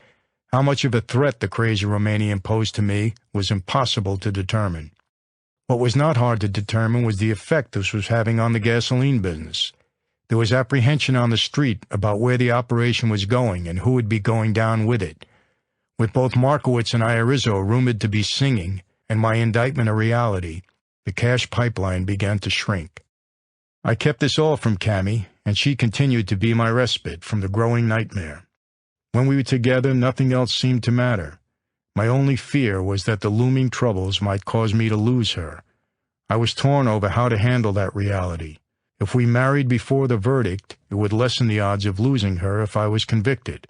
On the other hand, if I was given a long sentence, marriage to me would sentence Cammie to a miserable life. The loan sharking trial began January 7, 1985, on a cold and overcast morning, and lasted through the winter and into the spring. For the first 7 weeks, I sat like a spectator as the prosecutors built their case against the Jewish defendants and their cohorts. My name was never mentioned. When they did get around to bringing me into the case, the connection was weak. To bolster their case, they brought in their literal and figurative big gun, the massive Lawrence Irizzo. While I sat stunned, my good friend and business partner gave a rambling testimony that included charges that I had forced him to hide out in Panama and had tried to kill his son, Lawrence Jr. The dramatic accusations had nothing to do with the loan shark indictment, but they did spice up the tedious proceedings. Irizzo refused to look at me while he spewed out his lies, but he wasn't shy about scrutinizing the courtroom gallery. When Frankie Gangster walked in during his testimony, the fat man freaked. He no doubt had a flashback of Frankie G holding the gun to his head and threatening to kill him if he ever hurt me. Rizzo's reaction was so extreme that the trial was interrupted, and Frankie G was escorted from the courtroom. From Cammie's perspective, the 4-month court trial was a revealing experience. Her father had regarded the police and prosecutors as the enemy for most of his life, and this attitude had been ingrained in her early on. As she matured, it had faded, but now, watching me on trial and hearing the foolish charges being used against me, these feelings grudgingly began to return.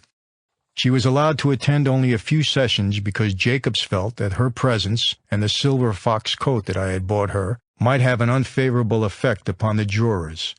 What she saw in the sessions she did attend was enough to make her believe me when I claimed my innocence.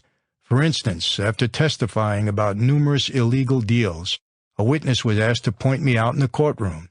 Instead, he pointed to my co-defendant, Mel Cooper, the financier.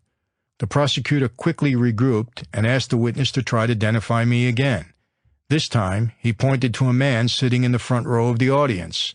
The prosecutor had to virtually stand behind me and wave his hands before my alleged business partner got it right.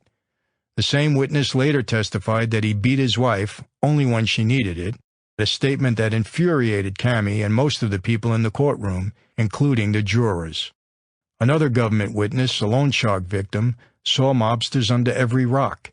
He testified that he knew Catholic priests who were part of the mob. When asked how many people he owed money, the witness responded, "Everybody. I must even owe you money." I loved that kind of testimony because it helped me out a lot. As with most long trials, there were ups and downs in this one. After a bad day in court, I would be in as dark a mood as Cammie had ever seen. After one such day, I said to her, "I'm worried about you, Cammie. I'm afraid for you. I don't know how this is going to come out, and if I'm convicted, what then? Sometimes I think I should let you go. I'll take care of you, and I'll give you a good start on a new life. I just don't want to hurt you." "Please, don't make me go home," Cammie begged. "I don't care what happens. I'm not going to leave you. I don't care what you say. If you have to go away, we'll survive. Just give me a child. I want to have something of you to remember for the rest of my life, something to keep with me. Just give me a child, and I'll wait for you forever." I resisted. Why ruin her life? Why drag a beautiful young woman down with me? She was unbending. "I want to marry you, but not with this hanging over our heads," I said. "But if you really want a child, we'll try." I hardly had time to weigh the ramifications of her request before she made the point moot by becoming pregnant. When I saw a pair of baby shoes in a little box on my bed, Cammie's way of announcing her pregnancy, all my doubts vanished. I also wanted something lasting to spring from our love. I decided to have the official engagement party a few weeks before the verdict. The rationale was that if I was convicted, I'd at least have one last happy memory in my life. The event was scheduled for April 6th at the Hotel Bel Air in Los Angeles. Complicating matters was Cammie's rough pregnancy. The severe stress of the trial was tearing her up inside and making her hemorrhage. Her doctors feared she'd lose the child. On the morning of the engagement party, we woke up to find the bed covered with blood. She phoned a doctor and made an appointment for 11 a.m. Cammie's luck was with her that morning. The doctor said that despite the hemorrhaging, the baby was unharmed. If she took it easy, she'd make it. That evening, as 200 people mingled at the Hotel Bel Air and congratulated us, she stayed in her seat. Despite the energetic music and the exhilaration of the event, she fought the urge to dance. I put up a solid front, never letting on to Cammie how much I was dying inside. I wanted it to be a memorable event for her, especially if it was going to be our last. I knew her emotions rode with mine. If I let my defenses down and displayed my nervousness over the verdict, her shields would dissolve and she might suffer a miscarriage. I had to keep smiling, keep confident. I had to continue to make her believe that I was invincible. Behind my smiling mask, I was hurting. I had developed 2 ulcers from the stress of the trial, combined with the fear of losing Cammie. As I had feared all along, I had chosen the worst possible time to fall in love, and I was feeling the consequences. The future appeared darker than ever. If I was convicted on any one of the 7 counts in the loan sharking racketeering case, I would go away for 30 years. And surely I would not get off scot-free this time. The law had been after me for too long for me to expect a reasonable sentence. Even if I was acquitted, the Eastern District Michael Franzese task force indictment was sure to follow, and there was now no longer any doubt that Irizzo had turned. Not only was the fat man ratting, he was lying. They had marched him out during the loan sharking trial as a practice run for his future appearances. Something had happened before the end of the trial that for a few harrowing hours made the pending verdict, Cammie's rocky pregnancy, and every other problem seem insignificant. It caused me for the first time in my life to openly challenge my father, and it had a profound effect on our future relationship. It all started with a call from Jimmy Angelina. "The boss wants you to come in for a meeting at 9 p.m. "What's this all about?" I asked, fearing the answer. "The boss wants you in," was all he would say. But his voice was as lifeless as I have ever heard it. I immediately called my father, who was again out on parole. As I expected, he had just received a similar call, only his sit-down was scheduled for 7:30 p.m. "We need to talk, Dad," I said. "I'll be right over." "No, I'll come there," he said. As I waited for Dad, I thought about what had gone wrong. My operation was generating an immense amount of money, which in turn resulted in a rapid expansion of my crew. That brought unwanted notoriety. Those elements combined to make my mob associates uncomfortable. There was talk, inflamed by the federal government and local television news reports, that I had broken away from the Colombos and had become the head of my own family. At the heart of these rumors was the mistaken belief that I was making more money than I was telling the bosses in Brooklyn and was holding back millions of dollars. Complicating this were the actions of my parents. Although Dad applauded my success, Mom was unable to accept the changing of the guard. She seemed to resent my lifestyle and the fact that we had created our own identities. From her perspective, when my father had been jailed, her status had also fallen. She hounded Dad about this, demanding to know why he wasn't in charge of my operation, and why they were not reaping the benefit of the wealth I was now generating. She was relentless and drove him to question my men about the amount of money we were making. Dad even quizzed Markowitz and the Russians, who were all terrified of him. They reported back to me, and I confronted my father. I told him that he was telegraphing to Brooklyn that there was a rift between us. Plus, if my own father suspected me of hiding money, what were the mob bosses to think? "Dad, what are you doing?" I demanded. "You're going to get us both killed." Dad vehemently denied that he had confronted my men, claiming that they had misread his intentions. As much as I wanted to believe him, I knew better. Angelina's call had now confirmed my worst fears. Both my father and I were in serious trouble. We knew about these calls. It was all part of the life. You walk into a meeting like that, and they carry you out. My senses had suddenly become so sharp, so pumped with adrenaline, that the whole world looked different. Colors were brighter.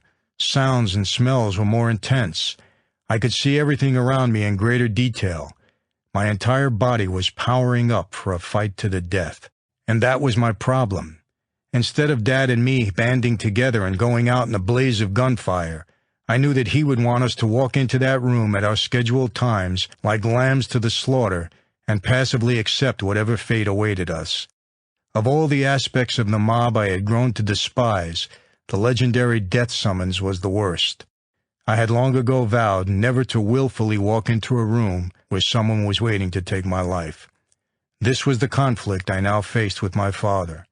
We would engage in a verbal life-or-death struggle that pitted the old mob values of strict adherence to the code against the saner interpretation held by America's second generation of mobsters. I wondered what argument, beyond blind military-like allegiance, Dad could use to support his position. His way had brought nothing but decades of grief, hardship, and heartache to himself and his family. When he arrived, we talked in the driveway of my home in Brookville. It was late afternoon and the air was chilly.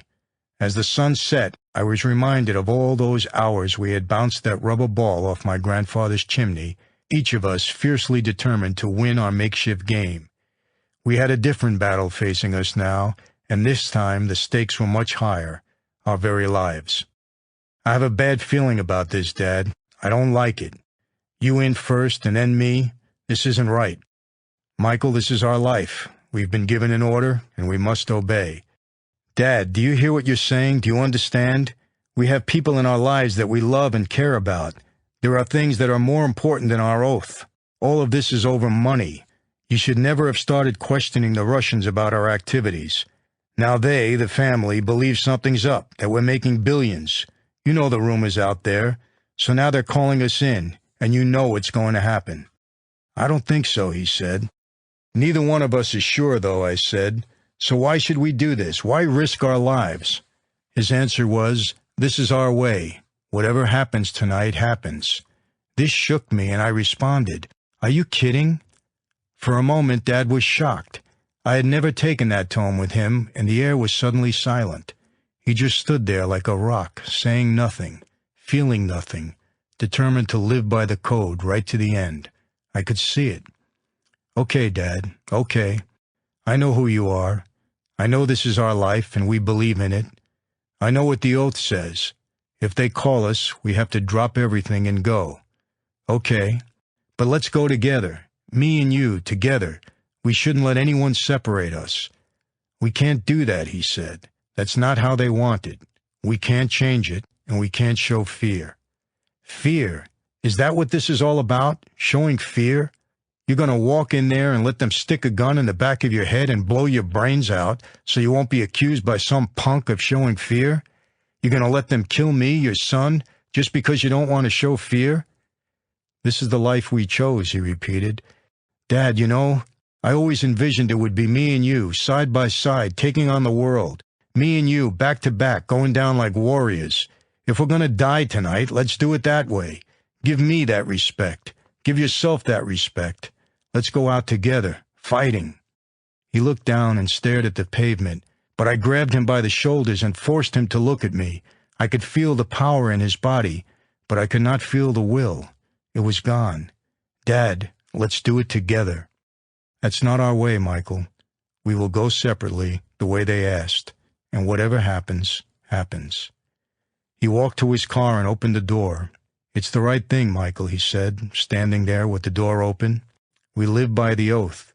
The oath and the life are more important than any two individuals. I'm going to go, and you must follow. You must. With that, he got into his car and disappeared into the night. After Dad had pulled away, I paced the driveway, then walked around the grounds of my home. My senses were even more intense than before, but now my mind began to rationalize, desperately trying to make sense of the primal signals my body was sending out. Maybe I was overreacting. Maybe my father was so bravely following his beliefs because he knew something I didn't. Or maybe he knew that he wasn't the one on the spot, that he could disavow any detailed knowledge of my operation. That would be easy because I had specifically kept him distanced to protect him from being violated and having to go back to prison. Now he could use that to his advantage. So what should I do?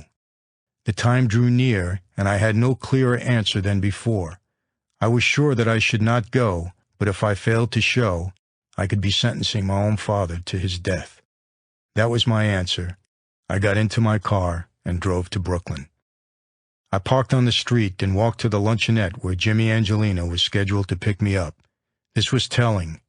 Instead of being told where the meeting would take place and being allowed to drive myself there, I was to be driven to an unknown location by another family member. Jimmy was cold and distant as we drove. We had been made together and had remained close friends.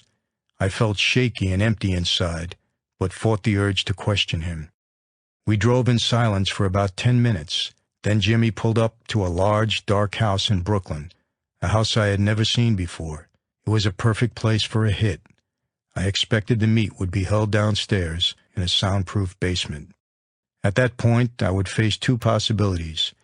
If I opened the door and found the room empty, I was dead. I'd be clocked before I could turn my head. If there were people in the room, that might mean that they were giving me the respect of a hearing first. In that situation, I expected acting boss Andrew Russo, Persico was in jail, and the entire family hierarchy to be sitting around a table. There would also be a young soldier, a man who didn't belong at such a high-level meeting. He would be stationed on my side, but set back so I couldn't see him if he got up. This person would be my assassin. I walked down a narrow stairway, took a deep breath, and opened the door. There were people in the room. I found everything exactly as I envisioned it in my second scenario. It was as if I had seen that table, those men, and my death in forgotten dreams buried somewhere in my subconscious.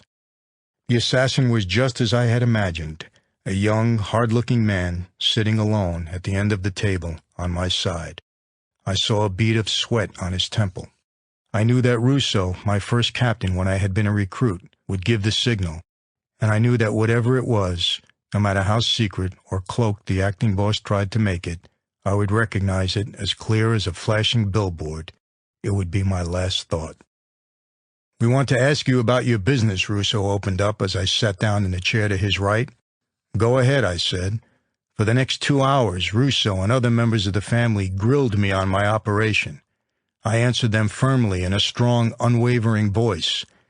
I had decided that if I couldn't go out shooting, at least I could wage this war with my wits. "Ask me all your questions," I told him. "I've held nothing back. If you think I'm making more than I've said, show me the facts and figures. Bring in my accusers and let them confront me. You're attacking me with speculation, rumors, conjecture. I've given you the exact percentage I promised. I've generated this money myself, and I've generously shared it. You're listening to lies and reading false stories in newspapers. And you're taking Larry Iarizzo's wild statements on their face. He's exaggerating the income to build up his importance as a government witness. It's a routine move by someone desperate to stay out of prison." Russo grilled me hard about Iarizzo. The fat man had rolled, and he was my responsibility. If Larry fingered even a single one of the other made men, it could cost me my life. "I've sheltered everyone in our family from Iarizzo," I answered. "He's my responsibility, and he won't be able to take down anyone but me. I doubt that he can even do that. I've followed the rules, I've kept my oath, and I've protected this family." "But your father said," Russo began. I had been expecting this move, and I understood it. Like a trial attorney or a homicide detective, Russo was trying to trap me with something I had said that didn't match my dad's story, and he and his associates were also going to put words into my father's mouth to see if they could get me to falter or stumble. "Don't tell me what my father said," I countered. "Don't play that game with me. Don't put me in that position. I'm not going for it. You should never have gotten my father involved in this. He doesn't know my operation. I've protected him for his own good. I've kept him clean. I've fought all my life to keep him out of jail, and I'm fighting now to keep him out of jail. If you wanted to speak to us, you should have brought us in here together, and if he's going to say something, let him say it in front of me. My father and I are together on this. We've always been together. Don't believe anyone who tells you differently. If you have questions, you ask me. You don't ask him." With that, the tenseness in the room reached a crescendo, and Russo suddenly gave a signal. It wasn't the signal I had been expecting. Instead, Russo motioned for someone to serve the wine. My explanation had been accepted, at least for now. I turned and subtly glanced at the assassin. He looked relieved. The wine tasted sharp and bitter. My body had been on such a razor's edge that it had altered my internal chemistry. My brothers walked around the room and chatted with me and talked among themselves, but I couldn't concentrate on their words. They were trying to act like everything was back to normal, but it wasn't. Just moments before, they had been about to sentence me to death. I would never forget it, even though I would have done the same thing if I had been in their position. It was the way things worked in the life. It would never be the same for me, not with this family or my own. "Jimmy, if they were going to kill me, would you have told me?" I asked as he drove me back to my car. "What would you expect?" he countered. "I'd expect you to tell me." As I said it, the truth drained from the words, and Jimmy picked up on it. "If they were going to kill me, would you tell me, Michael?" I paused for a moment and said no. "That's sick, isn't it, Jimmy? What kind of friends are we? What kind of life is this?" "It's our life, Michael, the life we chose. We knew what we were getting into, you especially. You've lived with it from the day you were born. That was true. Who better than me to understand the life? My father had acted just as anyone would have predicted, in absolute blind adherence to the code. "I'll tell you something, Michael," Angelino said. "You got some courage. If I were in your shoes, I don't know if I could have taken it. You were ice, man. You were ice. You sat in this car like you were going to dinner." "Don't think my heart wasn't pounding," I admitted. Before I got out of the car that day, Jimmy made a rare and unexpected confession. "I wouldn't have told you if you were a dead man tonight, but I can tell you now that you had a serious problem, both you and your dad. You somehow talked your way out of it. Brilliant performance. But I'll tell you something, and this is between you and me. It goes to the grave with us. Your father, he didn't help you in there tonight." "I can't believe that," I said. "Believe it," Angelino insisted. I knew Jimmy wasn't lying, and I knew what my father had done. He had played dumb. It had been the right move to make in that situation. In fact, I had set it up that way. But still, it hurt to know that he had done it. He could have taken a stronger stand and told them that everything between us was okay, that everything else was lies, but that wasn't Dad's way because it wasn't the mob's way. My father probably went to sleep feeling proud that night. He had obeyed his oath under the most trying circumstances. He had faced death without showing fear. He had done his duty. I wish I could have viewed it in the same way. Instead, I felt like a sap, like I was the ultimate sucker.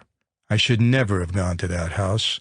I should never have risked the future of my children and my future life with Cammy by playing this insane, deadly game. I had violated my own vow by willingly marching into a death chamber. And for what? To stay true to the oath? To justify my life to my brothers? In Dad's own way, there was a measure of courage in what he did, but our family, the bond between him and me, should have come first. He should not have asked his son to go into that house unless he knew all along what the outcome would be. Because of that, I felt a great sense of loss. Although we had escaped with our lives, something had died that night. An insecure little boy had lost the blind hero worship of his father. The one positive thing I did take from that evening was the knowledge that I could face death without succumbing to fear. I could maintain my composure enough to survive on my intellect, but the next time, if I did confront death again, I would go out fighting. A sweetly ironic epitaph to this event is that a few years later, the tables would be turned on Andrew Russo, my chief interrogator.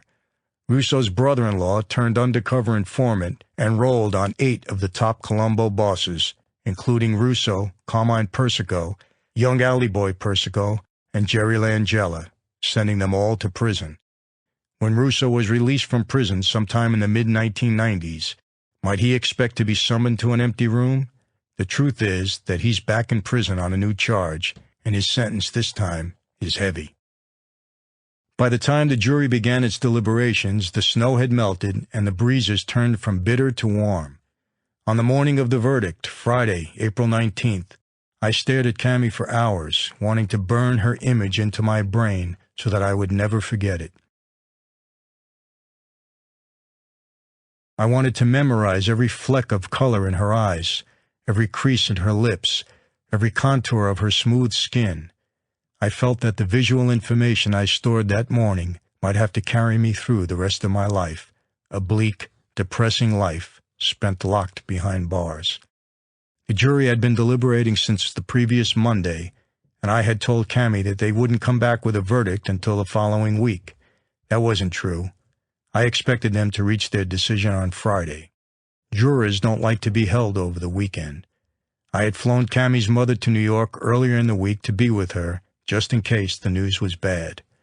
Driving to the courthouse that morning, I talked with Cammy over the car phone the entire way. "I love you, Cammy. Don't ever forget that." As I sat in the courtroom awaiting the verdict, all I could do was think of her. I replayed the still fresh memories of Florida from the first moment I had seen her at the pool. At last the verdicts were read. Count 1, Franzese, not guilty. All 7 counts, not guilty. I couldn't believe what I was hearing. I had escaped again. I rushed to a telephone and called Cammy. "Baby, it's over," I said. "Not guilty." "What?" "Not guilty, not guilty. Can you believe it? All the Italians were found not guilty." She screamed for joy and hugged her mother, and they both bounced up and down on the bed. When the scorecards were tallied, the result was a split decision. All of the Jewish defendants and their associates were convicted, while all the alleged mob members were found innocent. For once, I felt the system had worked perfectly. The jury had somehow managed to wade through the government's misrepresentations and separate the guilty from the innocent. U.S. District Judge Leonard B. Sand handed down stiff sentences. Hyman and Cooper were each given 30 years and fined $160,000. Hyman eventually rolled over and entered the Witness Protection Program. Cooper escaped from prison and spent nearly 2 years on the lam before he was recaptured in Florida. There was one notable exception to the tough prison terms, however. Judge Sand went easy on the rabbi and gave him only 5 years probation and 200 hours of community service.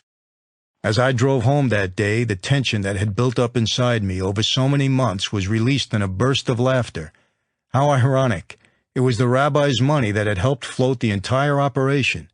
The singing rabbi had been Mr. Big. Such is justice, I thought to myself. Anyway, I was a free man, and I was so very happy about that fact. In June of 1984, while I had been busy falling in love and filming Nights of the City in that order, Dad completed his 2-year parole violation sentence and was released. I interrupted my activities to present him with a new Mercedes to celebrate the occasion. I had long ago given up hope that he would return to his 1960s stature, but it didn't matter much anymore. I had enough money to make kings out of tens of thousands of fathers. I just wanted him to live out his life in comfort and dignity.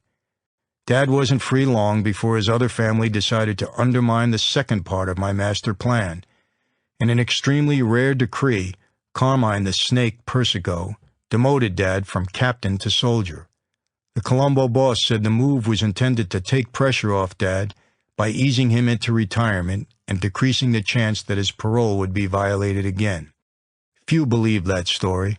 Persico could have allowed Dad to lay low with his title intact, and most saw the demotion as a direct message to me that regardless of how many millions I was making on Long Island and how large my army was growing, Persico was still the boss.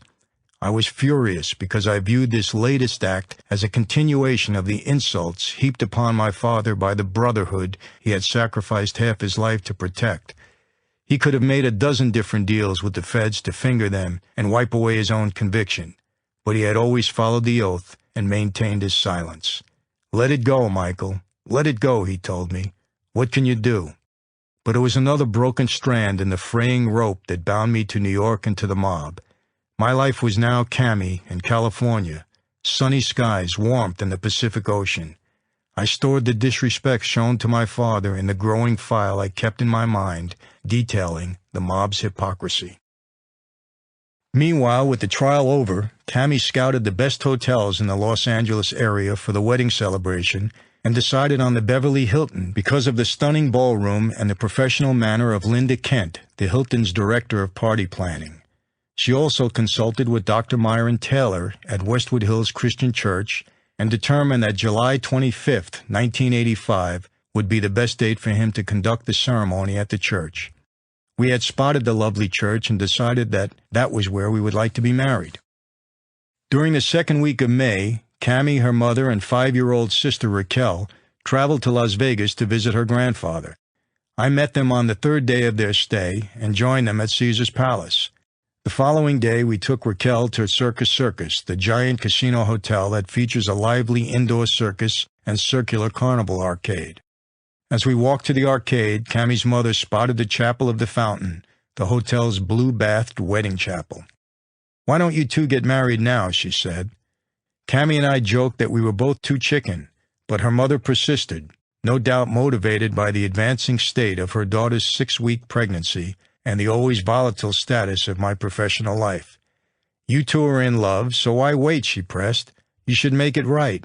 "Okay," I said. "Okay," Cami agreed. We approached the chapel and looked inside. It was tiny but attractive. It looked like a miniature church. "Wait a second," I said. "Let's go back to the hotel and think this over." Back at the hotel, we teased and goaded each other some more. Finally, I picked up the phone and made the necessary appointment. "It's set for tomorrow at 3:30, I told everyone. As that hour approached, we eased our nervousness by continuing our strange game of marital chicken. "I'm getting ready. Are you ready?" I said, searching the closet for my clothes. "I'm getting ready. Are you?" Cammy parroted. We repeated the banter with each item of clothing. "I'm putting my socks on. I'm putting on my stockings." Once dressed, me in black pants and a black and gray plaid shirt, Cammy in a white dress with blue flowers, we gathered up Mrs. Garcia and Raquel and made our way to the chapel. My palms became clammy and my knees buckled a little the moment I entered. Cammy stayed cool until she started walking down the 15-foot aisle. Much to Miss Garcia's delight and Raquel's boredom, we made it to the altar and were married. We celebrated by seeing Bill Cosby and Sammy Davis Jr. perform that evening at Caesar's Palace. After the show, Cammy called her father to give him the good news, but he wasn't pleased. "Why didn't you tell me?" he protested. "I could have flown down."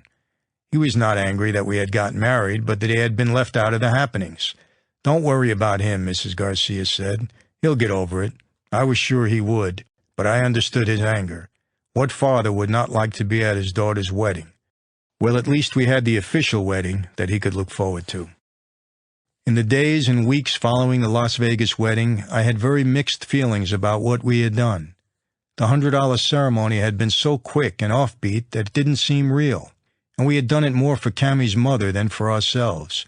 I had been glad to do whatever was necessary to assure her and everyone else involved that my intentions with Cammy were honorable, but now I faced another dilemma. While the Vegas wedding was legal in the eyes of the law, the July wedding at Westwood Hills Christian Church would be a union in the eyes of God. That thought somehow troubled me. I hadn't given much time considering God and His place in my life until then. I'd been much too busy for Him. When I was younger, I had relied upon the church and the parochial schools I attended to handle that part of my life. But after 2 decades of masses, communions, confessions, Lent, ashes on the forehead, priests, nuns, sacraments, dashboard saints, Hail Marys, and rosaries, it seemed that nothing much had taken root in my heart. Then, once my schooling ended and my father stopped driving me to church, religion had faded in importance in my life. There were too many other important things to attend to. Making money and being a good mob soldier had become prime considerations in my daily existence. Cammy's faith was real, and early in our relationship she began to water all the dormant spiritual seeds in my soul. Calmly and patiently she had outlined to me her beliefs and gently pressed me to join her as a believer in Christ. I wasn't so sure I wanted to do that. I listened to her, but mostly out of politeness, nothing more. After all, I reasoned, I was born a Catholic, and I would die a Catholic. I couldn't have told anyone why I was a Catholic, but I was a Catholic nevertheless, and we just didn't change. As the wedding approached, it became necessary for the two of us to go and sit down with Dr. Taylor for a counseling session. I was a little reluctant, but it seemed that I had no choice in the matter. Well, okay, I thought, let's get this over with. I was surprised to find that I liked Dr. Taylor very much. He was clearly a people person, and he treated us with great respect. I wasn't offended when he spoke to us of the need for true Christian commitment and abiding faith in Christ, or when he spoke of God's grace being extended to sinners and the need for forgiveness. In fact, I was so intrigued by what Dr. Taylor was saying that after a while I found myself wanting to confess to this man everything I had ever done and ask him to help me make things right with God. It was apparent that I was facing a long prison sentence and that the thought had sparked something in my spirit that now surprised me. There was a new tenderness, a spiritual vulnerability that I had never felt before, and I liked it.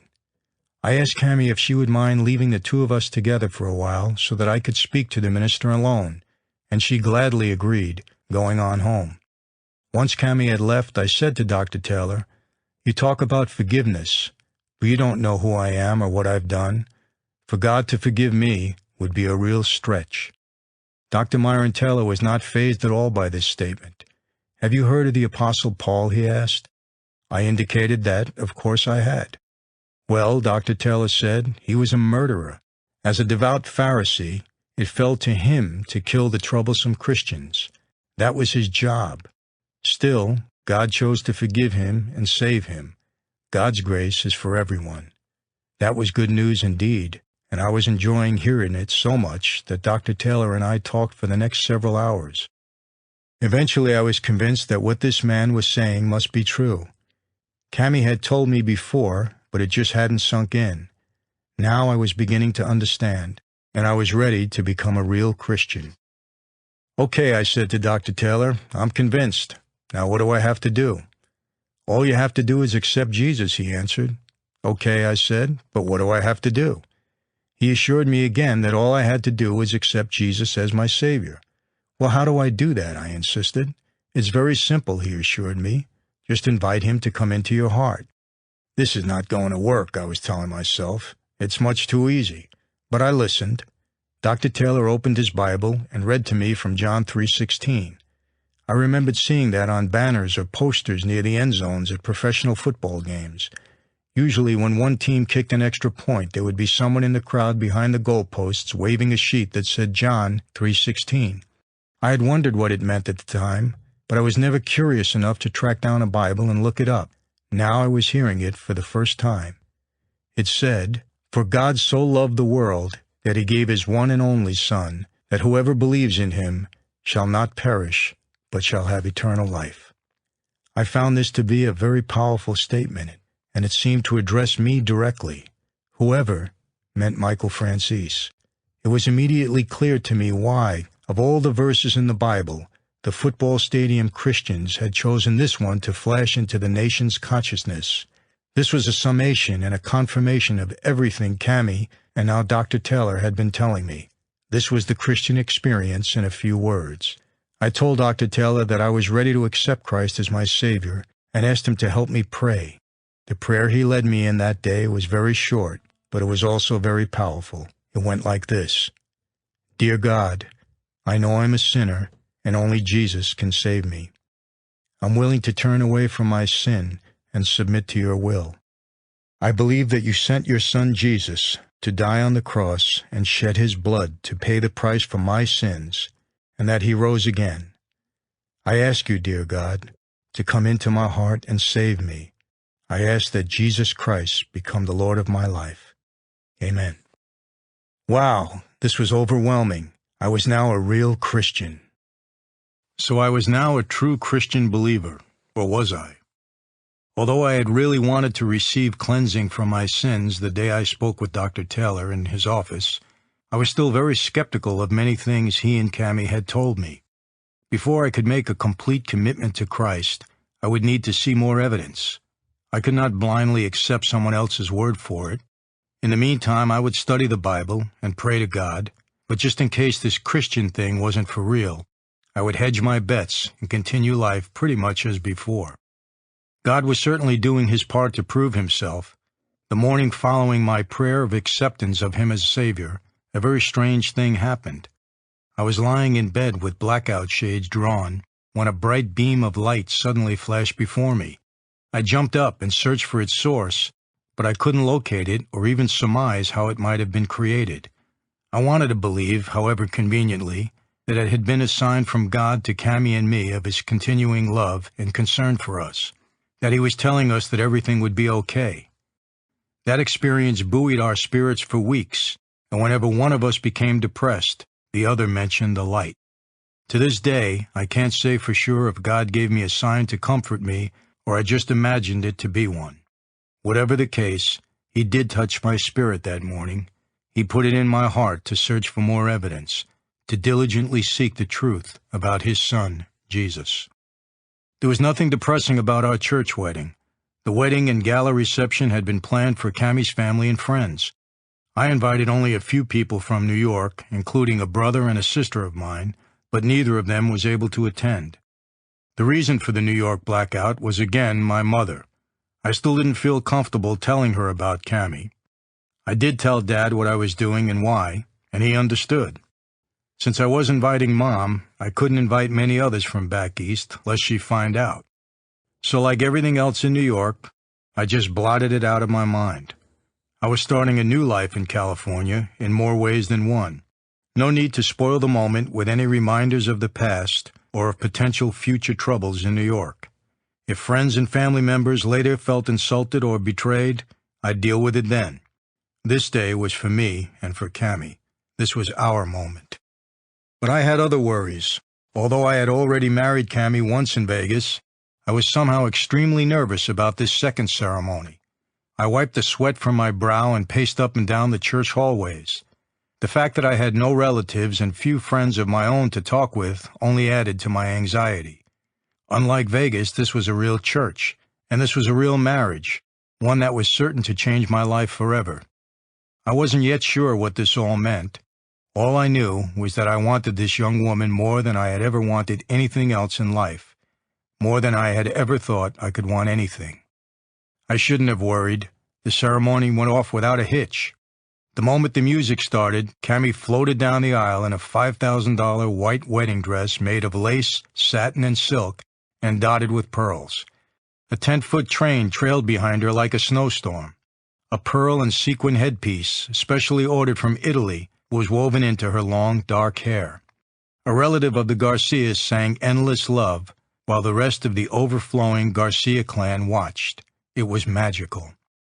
The reception at the Beverly Hilton's Grand Ballroom featured caviar, escargot, and separate tables of Italian and Mexican food set under each country's flag. The name of every guest was displayed in Swiss chocolate at the tables, while a basket spilling over with an assortment of rich chocolate served as the centerpiece. The master of ceremonies that day was Leon Isaac Kennedy. Michael Jackson and Prince impersonators performed, as did a full orchestra.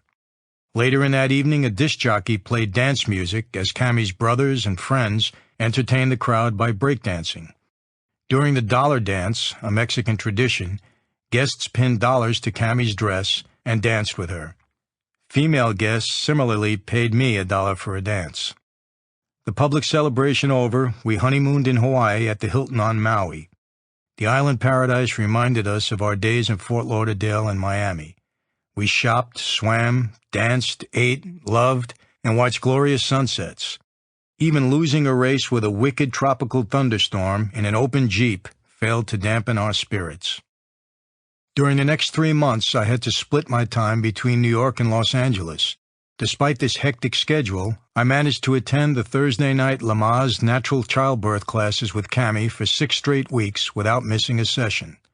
Sometimes I'd fly in from New York just for the evening class, then leave that same night on a red-eye to fly back. While I was practicing breathing exercises with Cammy, the Michael Franzese task force continued its basement meetings in Uniondale, intensifying its efforts to put me away for good. By then I knew that Ed McDonnell of the Eastern District was on my trail, but I still didn't know about the interagency task force muscle he had behind him. To get closer to its prey, some of the task force meetings were held at the IRS Criminal Investigation Office in Smithtown, Long Island, a few blocks from Peter and Aries restaurant, where some of my crew, including Irizzo, Markowitz, and the Russians, frequently ate. Agents mounted video cameras in the trees around the restaurant to monitor their activities. McDonnell's investigation was so intense, I could feel the heat all the way to California, and most of my energy was directed at preparing for the next indictment. I began constructing my defense long before the arrest came. Although I was 5-0 in trials, I knew that my luck was bound to run out sometime, and I sensed that moment was nearing. To evade the forfeiture provisions of the impending racketeering charges, my lawyer advised me to liquidate all my assets, including my boats, jet, and helicopter, and place double and triple mortgages on my real estate holdings. If the government seized them, they'd have to deal with the banks.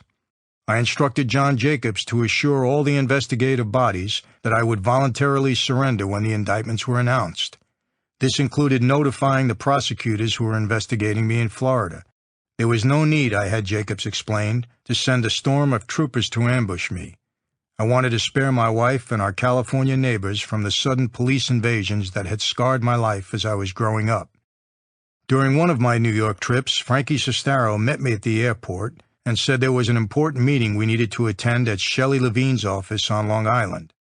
Gathered there were Levine, Joe Galizia, Michael Markowitz, who was free on bail, David Bocatin, and several others in the gasoline business.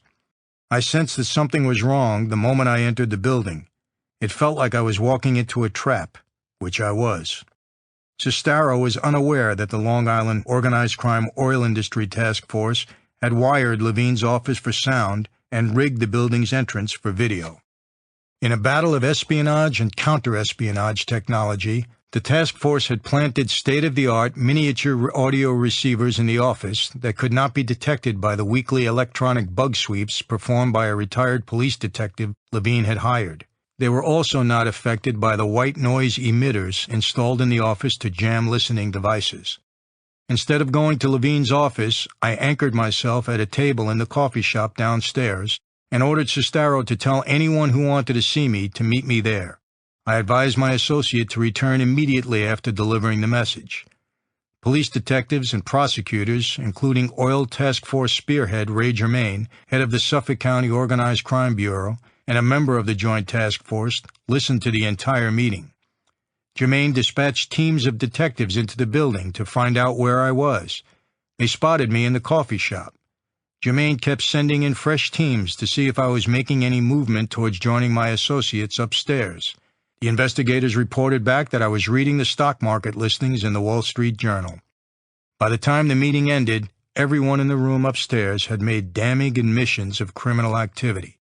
Included among the self-incriminated was Frankie Sestaro, who had lingered in Levine's office for more than an hour instead of returning as I had ordered. As rumors of an indictment swirled, my men began to panic. 2 of them came to me one afternoon on Long Island with a request to hit James Fenman, the operator of the Babylon Cove Marina.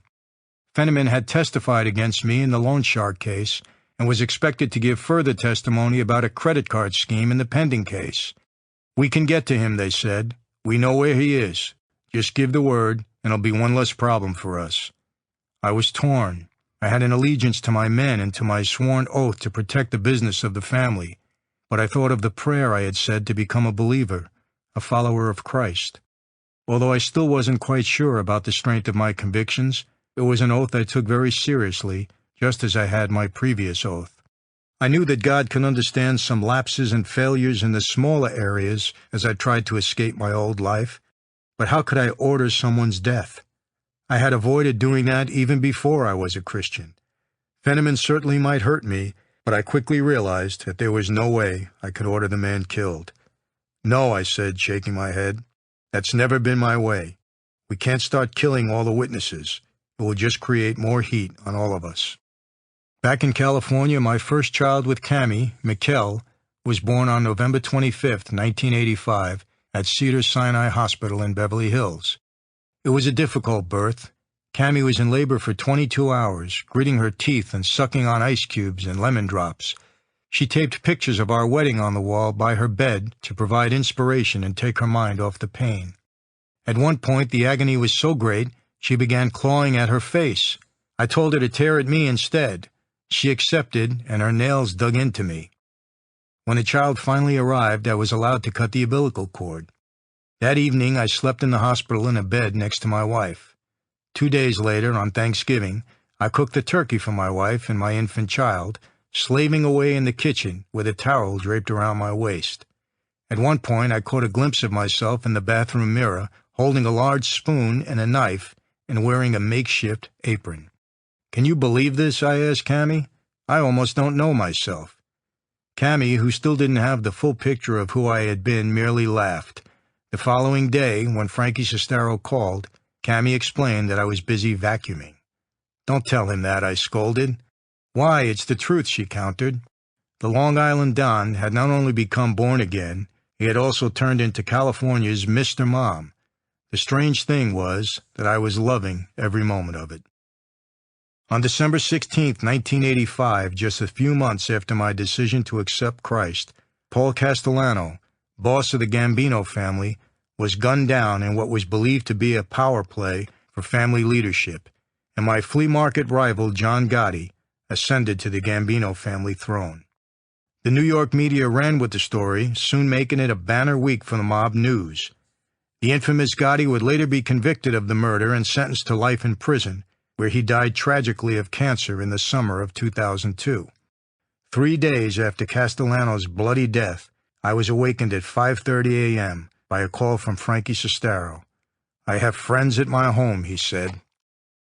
The friends of which he spoke were FBI agents. The Joint Task Force had decided to make their move, and they would be coming for me at any minute. I quickly dressed and left the house. Calling New York from a payphone, I learned that an army of 20 agents, along with an NBC television crew, had swarmed my Brookville home before dawn, looking for me. The feds obviously had ignored my request to come in on my own. They were bent on staging an arrest, preferably in view of network television. I called John Jacobs and told him to inform everyone that I would surrender on January 2nd after the holidays. Jacobs argued that the feds weren't about to wait and advised me to come in and post bond. I told him it wasn't going to be that easy this time. I had gotten wind of investigations concerning old charges, including my alleged death threats against Dad's probation officer. I was certain that the prosecutors were building a case to paint me as a danger to society in order to keep me in jail without bond up to and throughout a trial. They were wary of my past successes at ramrodding through my defense, and now they wanted me locked up so I couldn't mount another winning effort. Jacobs disagreed, assuring me that I would be able to make bond. Cammy met me that afternoon for lunch, and I was cheerful and acted like nothing was wrong. She had an appointment at a local beauty salon to get her hair trimmed, so I offered to drive her there. On the way, the phone beeped in my white Mercedes, and Cammy's heart sank when she heard my end of the conversation. Who else was arrested, I asked, without thinking. When I finished, Cammy forced herself to ask what had happened, hoping that what she suspected was not true. The fireworks went off in New York, I said. Everyone's been arrested. They want me to turn myself in. Now? She asked incredulously. Now, I told her. Oh, not again, she responded, bursting into tears. The phone rang a second time, and it was Cammy's sister, Sabrina. She said that FBI agents had surrounded our Brentwood condo. That scared Cammy even more. Policemen she understood, but FBI agents? That had to mean I had done something really bad. Is this the way it's going to be the rest of our lives, she asked through her tears. Every 6 months, FBI agents coming to our home? The FBI agents grilled Sabrina, but she clammed up, pretending to be a babysitter. I circled the area and explained to Cammy that I had decided to surrender in Florida. I expected that the feds were acting in bad faith, so I would steal their thunder by giving up to the state authorities in Fort Lauderdale instead. I dropped Cammy a block away from our house and told her I was going to the Bel Air Sands Hotel. Don't try to come there, I warned. You'll just lead the FBI to me. As I had expected, 2 agents met Cammy at the door when she got home. She told them I had already left for New York. They asked if they could come inside the apartment, and she said sure. The agents questioned her about herself, her marriage, the baby, and anything else they could think of. Cammy played the part of the totally ignorant wife, which wasn't difficult since I still hadn't told her much about my life. Satisfied, the agents left, but continued to stake out the area. When I learned what Cammy had done, I was angry that she'd let the agents in the house. You never, ever let them inside the house, I said. You meet them at the door and leave them there. Meanwhile, Sabrina was standing on the balcony of the first-floor condominium, chatting with a handsome Italian FBI agent. He asked the pretty, tousled-haired teenager if she was an actress or a model, and was a few smiles away from asking her for a date when Cammy had to go out and rescue her. "I'm sorry we have to do this, Mrs. Franzese," the agent said. "We're just doing our job." "Yeah, great job," Cammy snapped, pulling Sabrina inside. "These guys are here to put my husband in jail," she exclaimed. "And now they're making advances at my sister. I can't believe it." I drove to the Gap clothing store in Westwood and bought a pair of jeans and a striped shirt for the trip to Florida. While I was shopping, Cammy made a test run to Ralph's supermarket on Wilshire Boulevard to see if she would be followed. She was. She noticed that the agents waited outside in the parking lot instead of going into the store, and the wheels began to spin in her mind. She could drive to a mall, go in one end, come out the other, and catch a taxi to get to me. Like me, she had a premonition that this time I wouldn't be coming back. Returning home, Cammy packed some of my clothes and stuffed them in a garment bag. As the hours wore on, the number of agents surrounding the building dwindled. The Italian outside the balcony had departed. Cammy sent Sabrina out for a walk to survey the situation, and she reported that the remaining agents were staking out the apartment entrance. Cammy went to the balcony, dropped the garment bag to the grass below, and then climbed down the balcony wall. She braced her feet on a garden hose reel, then jumped the final distance to the grass. She picked up the garment bag, ducked into the parking garage, hopped into the midnight blue Nissan 300ZX I had bought for her at Thanksgiving, and sped out of the building. Cammy drove around for the next hour, darting in and out of traffic, stopping to get gasoline, and weaving across parking lots to determine if she had a tail. As far as she could tell, there was none. She drove to the Bel Air Sands, slipped into the elevator as unobtrusively as possible, and found my room. She tapped on the door. The knock nearly sent me through the roof. "Who is it?" I asked. "Me," she responded. "Are you alone?" "Yes." "Are you sure?" "Yes, Michael. Yes, just let me in." I opened the door and looked sternly at my impetuous wife. "Why did you take such a chance?" "I don't care," she said. "I had to see you." I waved her in, locked the door, and squeezed her tightly. After we had spent some time comforting each other, I said to her, "I couldn't find a flight to Miami. I tried to charter a jet, but none was available."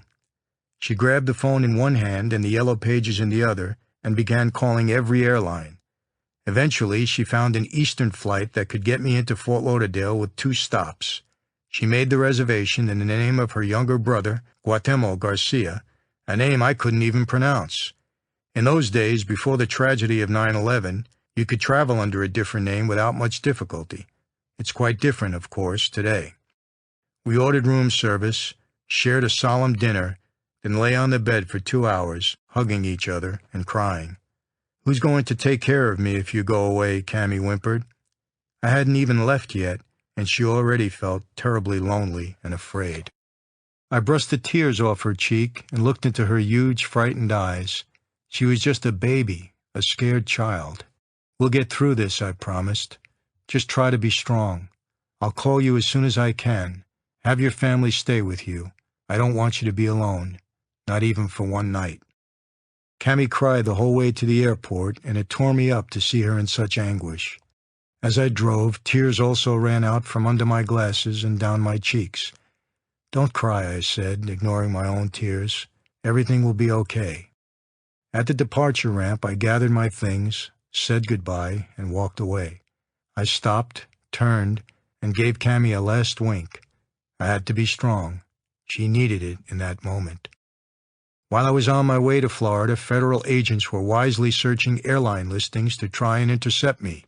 They stationed men at the airports in Miami and Fort Lauderdale, but those agents were looking for Michael Franzese, not Guatemala Garcia. Cammy's quick thinking had helped me foil their plans. During a stopover in Dallas, I passed by a row of newspaper boxes and was struck by a headline in the New York Times announcing my indictment. I fished in my pocket for some coins, dropped them into the slot, and removed the paper. As I flew to Fort Lauderdale, I read about the mounting troubles of a young La Cosa Nostra capo. The weariness of the all-night flight caused the words of the story to intermingle with scenes from my life. It was such a contrast, and I found it difficult to comprehend that I was the hunted criminal being written about on the front page of one of the world's most prestigious newspapers. Arriving in Fort Lauderdale, I hid my face as I walked through the terminal. I flagged a cab and directed the driver to a nearby McDonald's. Jacobs had arranged for me to meet a Broward County detective at the fast food restaurant. The friendly detective led me to his car and drove me directly into the garage area of the courthouse to dodge the FBI agents staking out the building. They were intent upon intercepting me on the courthouse steps, pulling rank on the local police, and shanghaiing me to New York. Since the local Florida police didn't like the FBI's Gestapo tactics any more than I did, we were uneasy allies at that moment. Inside, I was charged with 65 counts of Florida's massive 177-count tax evasion indictment. I posted 10% of a $124,000 bond and satisfied the state obligation. "I know," I then told the detectives after being symbolically released. "The feds are waiting downstairs." A heavily armed band of grim-faced FBI agents took over from there. With me in tow, they set off for the Metropolitan Correctional Center in Miami, a civilized federal facility. On the way, however, a message squawked over the radio car. "Divert the prisoner to Dade County." I sunk back into my seat. They were going to take me to the same Miami hellhole that had caused my former associate, Larry Irizzo, to crack. I arrived at the North Dade Detention Center, was assigned a cell, and quickly began to understand why Irizzo had turned. The place was filthy, the inmates were filthy, the food was terrible, and hardly anyone spoke English. It was like being imprisoned in a third-world country. All weekend long, the television, blaring in the county jail, broadcast news reports of my arrest in English and Spanish. My fellow Florida inmates had never seen a real-life mobster before, and loony as they seemingly were, they were impressed. They treated me like a celebrity. Many asked in broken English how they could join the famous American Mafia. Upon Jacob's advice, I waived extradition to New York. He wanted to have my federal bond hearing there instead of in Florida. In retrospect, it was a questionable decision. The authorities hardly knew me in Florida, so I would probably have made bail more easily there. In New York, I was a certified second-generation, blue-blooded gangster, so they would fight very hard to keep me locked up. 3 long, miserable days after I arrived in South Florida, 2 task force members, Suffolk County Police Detective Frank Morrow and U.S. Postal Service agent John LaPerla, flew to Miami. They had come to escort the Long Island Don, as the United States Congress had dubbed me, back to New York. Morrow and LaPerla were decent and didn't bother to handcuff me until we arrived at Islip Airport in Long Island. Even then, the handcuffs were a show for the crowd of reporters waiting to record my arrival. The reporters aimed their cameras and shouted questions at me as I was taken to a waiting car. I was then driven to the federal courthouse in Uniondale, Long Island, and taken to a courtroom a few floors above the same basement conference room where the Michael Franzese task force had worked to seal my fate. By what seemed like some stroke of very bad luck or some devious coincidence, the judge assigned to my case was Jacob Mishler, the same Jacob Mishler who had presided over my father's case and sentenced him to 50 years in prison nearly 2 decades before. The same Judge Mishler who had overruled our appeals attempting to prove that my father had been framed. The same Judge Mishler whose daughter I was said to have planned to kidnap, and the same Judge Mishler whom Mom had once sarcastically applauded in open court, screaming insults at, and openly accused of being a part of a vicious scheme to frame her husband. Great, I thought. With Mishler on the bench, the odds of my getting a fair trial were about 100 to 1. John Jacobs immediately filed to have Judge Mishler removed from the case, citing his long, stormy history with the Franzese family. Despite the logic behind this motion, I was in incomplete agreement with it. There was no question that Mishler would be tough during the trial and devastating during sentencing, and under him I'd be lucky to get a mere 50 years like my father. On the other hand, Judge Mishler had always been lenient in awarding bail.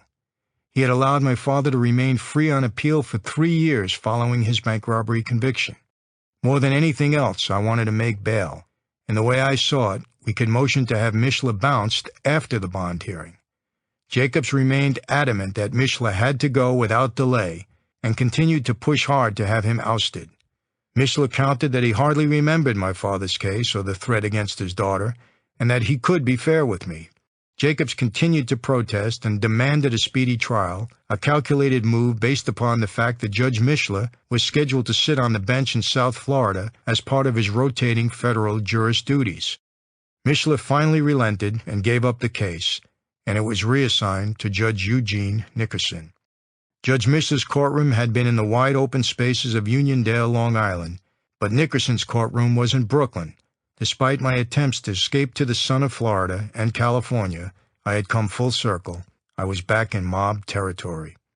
In Brooklyn, I was finally able to read the 28-count racketeering indictment produced by the 14-agency Joint Task Force headed by the Eastern District of New York. Indicted with me were most of my top associates: Louis Fenza, Frankie Gangster Castagnaro, Frank Sestaro, Harold Sussman, my accountant, financier Gerard Nacera, Allied International Union boss Anthony Tomaso, Union attorney Mitchell Goldblatt, and Walter Donor. Donor, my Rumplich Chevrolet partner, was a Catholic deacon and Little League baseball coach and was totally innocent. He just had the misfortune of being caught in the drift net with the rest of us. Once again, I was astounded by the charges lodged against me.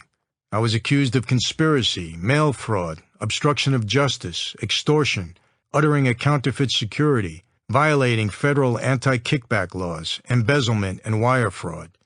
The companies I was said to have defrauded of $5 million included such blue-chip corporations as Mobil Oil, Citicorp, General Motors, Mazda Motors of America, Merrill Lynch, Chemical Bank, Beneficial Commercial Corporation, and Allied International Union.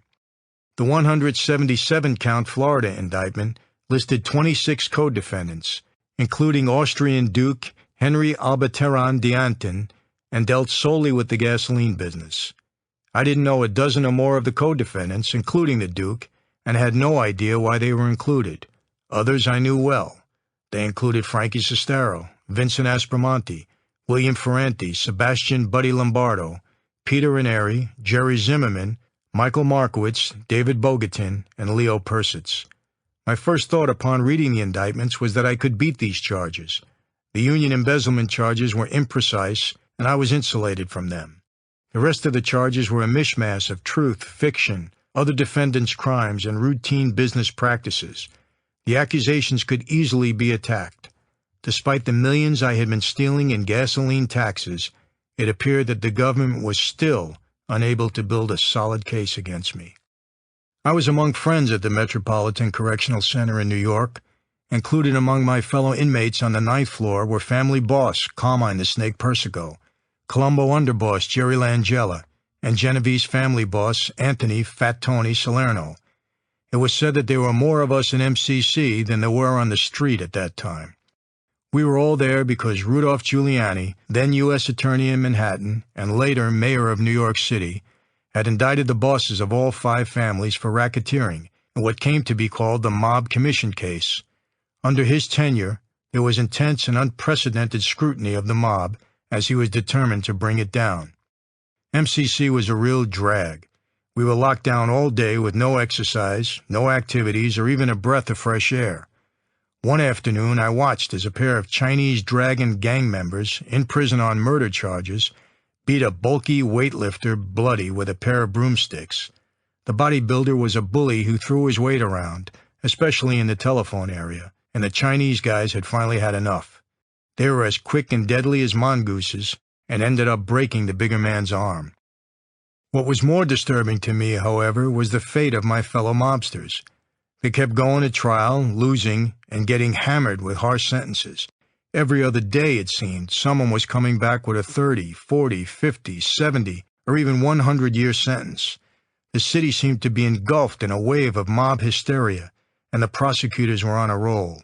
This didn't bode well for me, especially considering that it was the ringleaders who were being hit the hardest, and I was the youngest of the clan. The prosecutors trotted out everything they could to try to convince the judge that the yuppie Don was actually an old-fashioned, blood-and-guts mob killer who was a menace to society and unworthy of any bail, and by calling witnesses who twisted the facts, they were doing a pretty good job of it. When the hearing ended, Judge Nickerson reserved his decision until an unspecified date. It didn't surprise me when he ruled a week or so later that I was to be held without bond. By comparison, John Gotti and a gang of his associates were at the same time awaiting trial in Nickerson's court for charges ranging from murder to drugs, and none of them had been remanded. How ironic. Except for a few poorly supported extortion counts, I had been charged with white-collar crimes. My continued detention was difficult to accept. Quite honestly, it wasn't God I'd turned to. I knew that I had some serious work cut out for me if I wanted to hit the streets and be with Cammie ever again. I had to get out of jail, at least for the stressful time prior to and during the trial. There had to be a way, so I again reviewed all the angles. Another inmate told me about a new law that allowed prisoners with complicated cases to be released for part of the day to work on their defense. Since my Florida indictment included 27 co-conspirators on top of my 28-count federal indictment, I figured I was a natural to test the law. Jacobs, my attorney, discouraged me, calling it an extreme long shot and a frivolous motion. I wrote most of the briefs myself and ordered Jacobs to present the request to the judge. We were all surprised when the judge granted my request and even granted me more free time than I had sought. I had asked for 6 hours a day, 5 days a week, but the judge awarded me 10 hours a day, 6 days a week. I would be transported from MCC to Jacob's office at 10 a.m. on each of the 6 days, watched over by U.S. Marshals, and then returned to the jail around 8 p.m. that night. I was only the second inmate to have such a motion granted. Of course, Jacobs claimed the credit after the fact for filing the motion. As for me, I began to wonder if God had his hand in all of this. John Jacobs' office was a prison of another kind, but it beat the total lockdown of MCC's 9th floor. I could eat better food, see my wife and child, and fight my case. It could have been a whole lot worse. Studying all the charges against me and considering what was happening with other mob defendants, for the first time I began considering the possibility of working out a plea bargain. One of my co-defendants, union boss Auntie Tommaso, had already rolled over. That was significant because the union activities were an area where I was at risk. And even if I had been able to mount an effective defense against Tommaso and Irizzo, the current indictment was merely another in what appeared to be an endless string the task force was prepared to bring against me. Brooklyn's organized crime strike force chief, a sharp prosecutor named Laura Bravetti, was even then busy working on a gasoline tax indictment. She was thus closing in on my most vulnerable area, the money we had made stealing taxes. That was the one indictment I truly feared. At this point, Cammie was beginning on her own to understand more about the nature of my business. And as her understanding grew, it struck me that I had made the same mistake I accused my father of making when I was a child. It upset me that when he was going through his legal problems, he never sat the family down and explained the newspaper stories, never explained to us what was happening. I felt he should have told us what to expect and who and what he was, but when it came to my turn, I too never sat my family down to explain. Instead, I took the same silent route as Dad had taken. Even as close as I was to Cammie, I never admitted to her who I was or gave her a history of La Cosa Nostra. What bothered her most now was what she perceived as the savage cannibalism of the crime families themselves. From her perspective, she had more to fear from my friends than from the prosecutors, and she had a point. Vincent Rotundo, a DeCavalcanti capo she had met when he was a co-defendant with me on the Hyman Cooper loan shark trial, was blown away in front of his Brooklyn house while his wife and children huddled inside. Rotundo's body was covered with the fish he had purchased for dinner from a nearby deli. It was widely believed that he was killed because Jesse Hyman was his associate, and he had introduced Hyman to other made men. When Hyman became a government witness, Rotundo was finished. Veteran mobster Johnny Irish Matera, a close friend of my father's, arrived at Kennedy Airport one afternoon from North Miami and drove to a meeting in Brooklyn headed by Persico. He failed to notice that he had an FBI tail. Because of this, Persico's parole was revoked for associating with felons, and Johnny Irish paid for the mistake with his life. My initiation ceremony cohort, Jimmy Angelino, would later incur the mob wrath by trying to muscle in on the Gambino family's interest in New York's billion-dollar garment industry, which surrounds the Empire State Building. He was taken for a ride by his Colombo family brothers and was never seen again. Rotundo's death and the murder of Gambino boss Paul Castellano hit Cammie especially hard. She envisioned me going out the same way, in a puddle of blood in front of our home, or on a dirty New York sidewalk outside an Italian restaurant. She decided that she'd rather have me in prison in California than free in New York. That feeling and her acceptance of my being in prison made agreeing to a plea bargain a great deal easier. I was concerned about her increasing fears and had decided that I never again wanted to come home and find my emotional wife on the bedroom floor, trembling, crying, and clutching a stuffed monkey. All else considered, I would have fought the indictments in court where I had always won. But even if I had been able to dodge yet another bullet, I would merely have doomed Cammie to a life of tormenting anxiety, and I'd be putting my children through the same hell my father's lifestyle had put me through. For Cammie, I was ready to give up my criminal empire and go to jail, and even to attempt the impossible, sever my ties to La Cosa Nostra. With those private goals in mind, I concluded that my best position would be to offer an all-encompassing plea that settled everything, past and future. As part of the plea bargain, I agreed to plead guilty to 2 of the 28 counts filed against me, federal racketeering and tax conspiracy. I was given a 10-year prison sentence, was forced to forfeit nearly $5 million in assets, and agreed to be fined an additional $10 million in restitution. I also agreed to plead guilty to the 65 counts charged against me in Florida, which included racketeering, grand theft, conspiracy, theft of state funds, and failure to account for taxes collected. The 9-year Florida sentence would run concurrent with the 10-year federal sentence. A $3 million Florida restitution fee would come from the $15 million federal agreement. In addition to the pleas, I privately promised to quit the mob. Publicly, I sang a different tune, one in keeping with my oath. I am absolutely 100% not a member of organized crime, I told the Associated Press. It's because of that label that I've had all of these problems. I'm willing to give the government a pound of flesh if this will be the end of it. In return for my pound of flesh, the slate would be wiped clean. The sentence would cover past crimes and future indictments and clear me of everything I had ever done, except in the case that I was found guilty of murder or perjury. The feeling among the multitude of prosecutors and law enforcement officers who had hunted me varied widely on the plea. Those who supported it felt it was a major victory over a criminal who had proven difficult to convict. I would go to jail, my billion-dollar operation would be shut down, and I would have to pay what they saw as an enormous restitution fee. Plus, when I finally let it be known that I was turning my back on the family a short time later, they viewed my vow to quit the mafia as the clincher. That, they believed, was an automatic death sentence. The United States Department of Justice was also pleased. It awarded each member of the Michael Franzese task force a plaque commemorating each one's accomplishment. Those who fought the plea bargain believed that I got off much too easy. The detractors pointed to the deal made by junk bond king Michael Milken in April 1990 as a comparison. Milken agreed to pay a staggering $600 million in restitution, then later received his own 10-year prison sentence. And Milken stole less money than Franzese, noted one bitter prosecutor. He got the deal of the century, said Suffolk County District Attorney and organized crime specialist Ray Germain, a key Joint Task Force member. The government was suckered, just like he suckered everybody else. The guy's amazing. Everybody loves him. He smiles, steals them blind, and they still love him.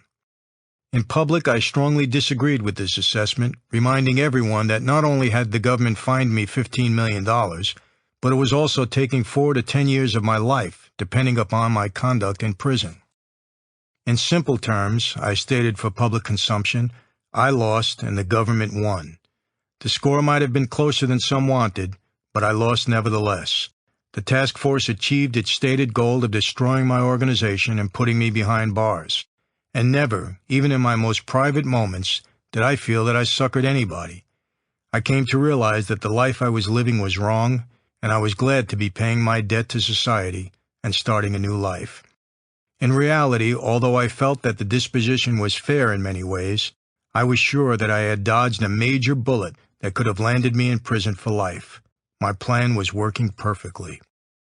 After the plea agreement had been signed, I was allowed to fly back to Los Angeles with Cammie and our baby. The only difficulty we encountered was getting our baggage home. She had come to New York in the dead of winter with little more than a sweater and parka to fight the cold. Her sister, mother, and brothers, all lifetime Californians, had also lacked winter clothing. Because of this, Cammie had purchased so many bulky coats and sweaters during her sojourn that she now had to hire 2 taxis just to get her bags to the airport. She ended up having to ship most of her belongings as unaccompanied baggage on a cargo plane. During the flight home, my U.S. Marshal escorts let me sit with my wife and child. I hugged Cammie and played with Mikkel as we made the 5-hour trip. Then, when we arrived in Los Angeles, I was allowed to spend the weekend at home before reporting to the U.S. Marshal's office for Phase 1 of my punishment. Among numerous riders I had been able to negotiate into my plea agreement was one that enabled me to spend the 3 months prior to my sentencing in a Los Angeles halfway house. Halfway houses are set up in part to prepare long-term inmates nearing the end of their prison stay to re-enter society. I took the position that I needed to prepare to leave society, and I was thus assigned to the Suicide Prevention Center Community Treatment Center on Menlo Avenue. I arranged it so that I could be out from 6 a.m. to 11 p.m. each day. Basically, all I did was sleep at the place. I wasn't totally free during the day, for U.S. Marshals did monitor my every move. Because of the imprecise language in the plea papers, however, I was able to dictate the terms of my watch.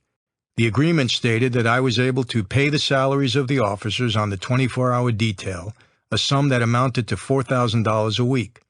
This apparently led the U.S. Marshal's Office to view it as a sort of rent-a-cop situation. They asked me how it was supposed to work, and I quickly laid out the least intrusive scenario. The marshals were to follow me in a separate vehicle on my daily rounds. They would park outside the buildings where I stopped, but would not follow me inside. In New York, the prosecutors were under the impression that the order meant I was to be bodily surrounded by marshals at all times, and I was aware of this perception. So whenever any of the New York prosecutors came to California, I had the marshals stick closer to my side. Then when the prosecutors left, the marshals were sent back to the trail car. This unusual arrangement with the U.S. Marshal's Office allowed me to become almost a friend of those who shadowed me. They were decent men who worked hard, and I liked them, so I did my best to make their job easy and let them know that I wasn't going to get out of line. I even alerted them in advance of my schedule so they could be properly attired. "I'm going to the beach tomorrow, so bring your shorts," I advised them one afternoon. The marshals appeared the following morning dressed in swimsuits and carrying picnic gear. "We're going to see the Dodgers tonight," I announced a week later. "I've got box seats for everyone." On one occasion, the officers became disoriented by the plethora of white Mercedes in Los Angeles and followed the wrong car. I had to double back and hunt them down. Cammy and I chased them up Wilshire Boulevard. "Hey, where you guys going?" I shouted at a stoplight. I turned on Beverly Glen. They followed us sheepishly and thankfully. When Mikkel was christened at Westwood Hills Christian Church, we invited the marshals and their wives to the event and to the party afterward. Cammy was happy about the halfway house arrangement. The only negative aspect was the knowledge that the clock was ticking with each day. We used even this knowledge to our advantage, making good use of our time together. Being unable to spend the night with her was unpleasant, but we adjusted. I'd arrive around 6:30 a.m. and slip into bed beside her so we could wake up together. It was during this time that Cammy became pregnant again. This time the news depressed her. She wanted only one baby at a time, and I was on my way to prison for up to 10 years. I didn't share Cammy's dismay over her pregnancy. As the home pregnancy kit registered dark blue, a big grin formed on my face. "That's the bluest blue I've ever seen," I quipped. "I don't think there's any doubt." We celebrated by moving from the condo in Brentwood to a luxury apartment in the exclusive Mirabella building on Wilshire Boulevard in Westwood. I wanted a complex with security guards, and the Mirabella, with its elaborate closed-circuit television security system, seemed perfect. One evening, as we huddled in our new bedroom watching television, I flipped through the channels and caught the beginning of the classic movie Spartacus. I remembered having enjoyed it years before and wanted Cammy to watch it with me. For the next 4 hours we sat mesmerized as Kirk Douglas and Gene Simmons played out the tragic love story of the former Thracian slave who led an uprising against the Roman Empire in 73 BC. I was especially moved by a scene near the end where, prior to going to battle, the powerful gladiator warrior Spartacus tells Varinia that his love for her has weakened him and made him feel fear for the first time in his life. Varinia responds that he is so strong he could be weak with her. Those lines really hit home. I had avoided falling in love all my life because I equated love with weakness specifically, the loss of control and the fear of doing jail time. I was now in the grip of still new love and weeks away from prison. Yet somehow I felt it would be all right. When the burdens facing me became too heavy to bear alone, I could let my guard down and tap into Cammy's strength. That didn't make me weak, and it didn't make me any less a man. Gene Simmons had assured me of that. Like Spartacus, I was strong enough to be weak with Cammy. As I watched the tortured Spartacus dying on a cross, and Varinia standing below him crying, clutching his feet, and lifting their baby son so the gladiator could see the child before he died, my mood shifted between the sorrow of the movie, the uncertainty of my own life, and the comfort that I didn't have to face the future alone. "With you, Cammy, I can be a man and be weak," I told her, echoing Spartacus. "I can be strong and I can cry. I never thought I could be that way with anybody." The halfway house segment of my sentence was to last 3 months, but my intention was to extend it for as long as possible. In fact, my ultimate goal was to spend my entire sentence that way. I argued that I couldn't earn the government its $10 million if I was in jail. Better I be given the freedom to make movies and build profitable new businesses, I reasoned. Whether the feds intended to accept this or not, my limited freedom ended abruptly when Brian Ross and his NBC News crew flew to Los Angeles to update their viewers on the Franzese story. Ross and company spotted me cruising down Wilshire Boulevard in a white Eldorado convertible, all but singing Frank Sinatra's Summer Wind. They videotaped me from a van, then later shot my Marshall friends abandoning their post in front of my condominium to go on an extended coffee break. I had told them I wasn't leaving the house anymore that day. Ross and his co-producer, Ira Silverman, intercut my seemingly carefree L.A. lifestyle with scenes of shackled inmates in grimy federal prisons. When the segment aired, Ross pointed out the contrast between how most federal prisoners do time and how I was doing time. The moment I saw the broadcast, I knew my freedom had ended. Sure enough, the following day I received a call to report to the U.S. Marshal's office in Los Angeles. I told Cammy that I just might have to return to New York. I tried to hide my great disappointment at this turn of events and my concern over what it meant, but she could tell that I was very troubled. As I was leaving, I walked the long hallway of our condominium like I was going to the gallows. Cammy stood and watched me from the door. Just before entering the elevator, I turned and flashed her a weak smile. "I'll be back." I would keep that promise, but only after 45 months. At the Marshal's office, I was cuffed, driven to the airport, and put on an American Airlines flight to New York. "Relax, pal," I told a nervous American Airlines clerk at the gate.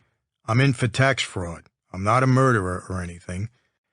The passengers similarly gawked at my handcuffs as the marshals paraded me through the cabin to my seat in the back.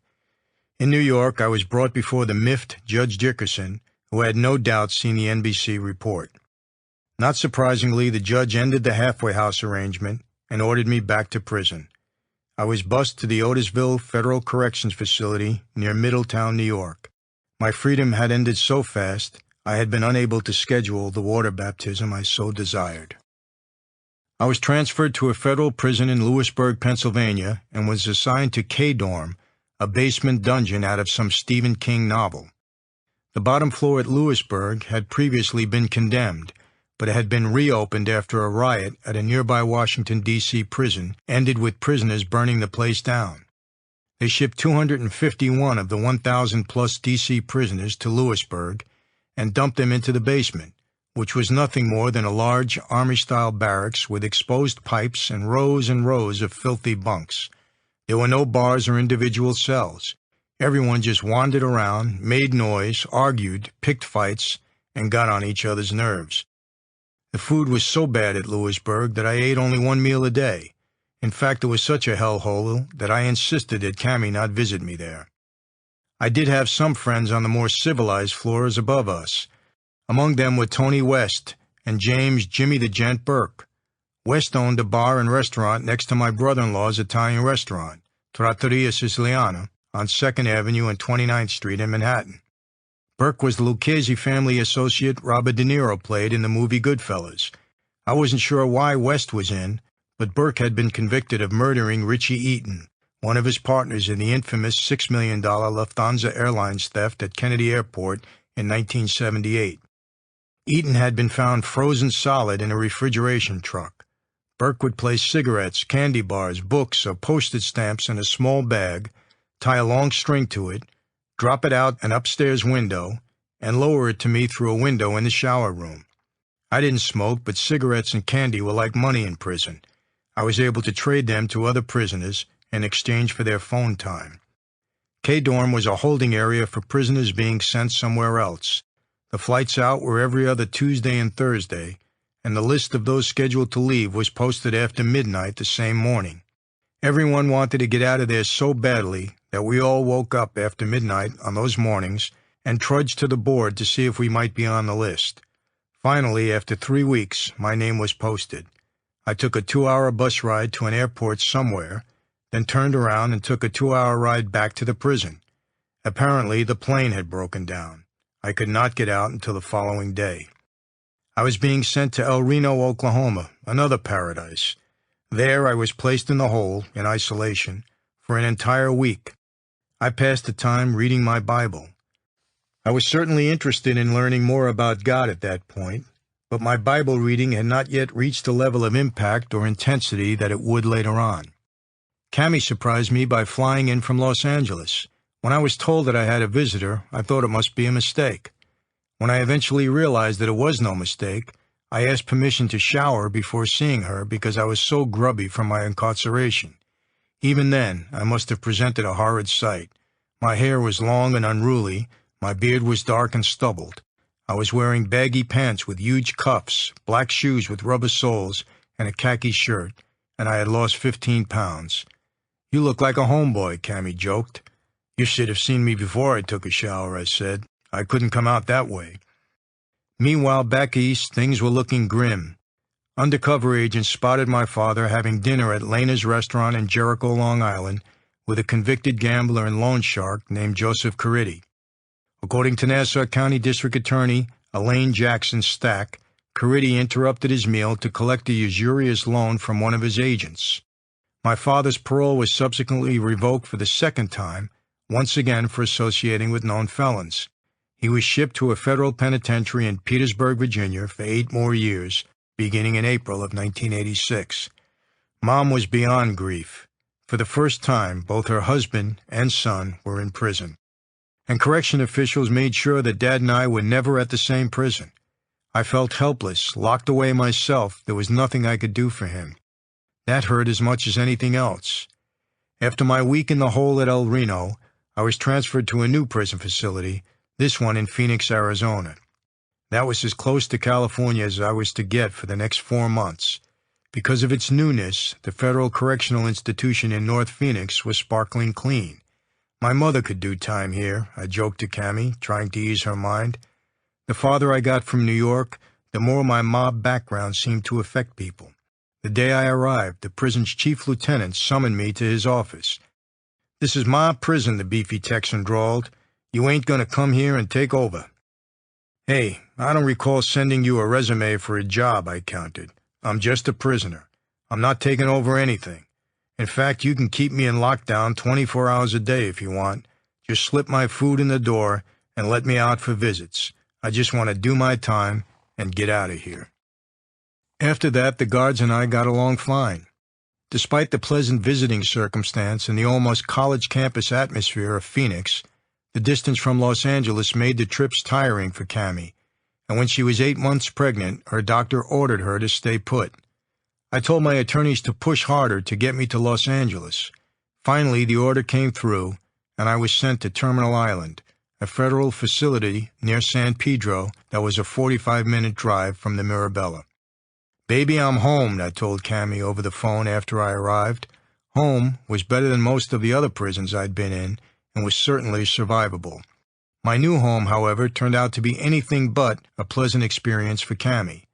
The facility was grossly overcrowded, and she would often have to wait in line of unruly visitors for up to 2 hours every time she wanted to see me, which was 3 times a week. By the second week, she realized it had taken less time and stress for her to fly to Phoenix and take a cab to the prison there than it did to see me at Terminal Island. But after fighting so hard to get close to Los Angeles, it was too late for me to ask for a transfer. I wouldn't have anyway, knowing Cammie was nearby, compensated for the poor conditions. I requested and almost was granted permission to attend the birth of our second child, but 2 days before Cammie went into labor, the New York prosecutors overruled that decision, deeming me to be such a high-level organized crime figure that I should not be afforded any privileges whatsoever. Fortunately, this time, Cammie didn't need her human scratching pole. She was in labor only 4 hours, and this birth was a breeze compared to the first. We had a second Cammie look-alike daughter, Amanda, born January 22, 1987. "I hope you're not upset that it's not a boy," Cammy said when I called. "No, baby, I'm not upset at all," I assured her. Since Terminal Island was my long-term facility, I was given a job there. After some basic training, I was designated as a psychiatric aide and was assigned to B Dorm, the prison's psychiatric ward. It was just like One Flew Over the Cuckoo's Nest, only worse. Every day I'd have to ride herd over the crazies. I'd assist the doctors, prevent the patients from attacking the nurses or each other, and do my best to keep things at a tolerably insane level. None of that was easy. The characters in B Dorm were unbelievable. One guy had taken female hormones in preparation for a sex change operation. Then he changed his mind at the last minute and took male hormones to reverse the effect. The male hormones made him grow hair all over his body, and he looked like a monkey.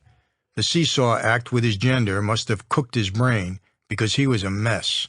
One minute he'd be a woman, jiggling and flirting with some of the men, and the next moment he'd be a macho man. He was in prison because he had written a threatening letter to President Ronald Reagan. He had signed the letter, but his boyfriend turned him in after they had an argument. Another man thought he was President Reagan, and he played that part pretty well. He was a mad professor type with disheveled hair and clothes, but he talked intelligently about government and world affairs. It sounded like he had once been a real politician. His main problem was that he had a thing about stuffing trash into mailboxes, and that's why he was in prison. He was caught dumping garbage into a blue postal box. In prison, he'd sound good one minute, espousing his presidential decrees, then the next minute, he'd try to sneak off and dump junk down the prison's mail slot. "Hey, Prez," I'd say, "what are you doing?" He'd get this weird grin on his face and try to hide the garbage behind his back. "I'm carrying out my presidential duties," he'd say. "No, you're not," I countered. "You're stuffing trash in the mail slot again. Cut it out now. That's how you got in trouble in the first place. What's with you and this garbage thing?" He never offered an explanation. I was able to form a long-lasting friendship with Kelly Hamilton, another psychiatric aide. Hamilton was better known in the Northwest as the I-5 Bandit. The way he told it, he was watching the Steve McQueen and Ali MacGraw movie The Getaway one afternoon and decided to spice up his life by becoming a bank robber like McQueen. A bright guy, Hamilton successfully robbed a string of banks along Interstate 5 before getting caught. He never used a weapon. He just handed the teller a note demanding cash, smiled, and made off with the money, usually just a few $1,000s, enough to get him to the next town. He was tried, convicted, and sentenced to 20 years. Character-wise, the I-5 Bandit was the most stand-up guy I met in prison, and our daily battles with the denizens of the psychiatric ward helped solidify our friendship. Hamilton was released from prison in the mid-1990s after serving some 14 years. To this day, I consider him to be a very decent human being and a most trusted friend. There were other prisoners at Terminal Island who I wanted nothing to do with. One afternoon in the prison yard, I ran into someone who looked familiar. When he saw me, he nearly freaked out. It wasn't until later that I realized it was Henry Hill, the low-life Lucchese family associate from the book Wise Guy and the movie Goodfellas. I barely recognized Hill because he now looked so old, broken, and haggard. He was no Ray Liotta, the actor who played him in the movie. Hill had wandered in and out of the witness protection program after ratting on everybody he knew, including my friends Paulie Vario and Jimmy Burke, and he was now in jail for crimes he'd committed while back on the street. Soon the prison's chief lieutenant, Henry Navarro, called me into his office. "Michael, Henry Hill spotted you in the yard and came in here as white as a ghost." "I thought I recognized him," I said. "He demanded to be put into solitary," Navarro told me. "He says you're going to kill him." "I'm not going to touch the guy," I said. "He's got nothing on me, and he's not worth killing." But Hill remained so terrified that they shipped him out within 1 week to another prison facility. My fellow prisoners, almost to the man, wanted to join my gang. I never had any problems with anyone in prison. Made men are considered kings among criminals, and the strict underworld social structure holds true in prison, much the same as it does on the outside. I could have taken advantage of the standard business opportunities in prison, from bringing in illegal contraband to directing criminal activities on the outside, but I declined.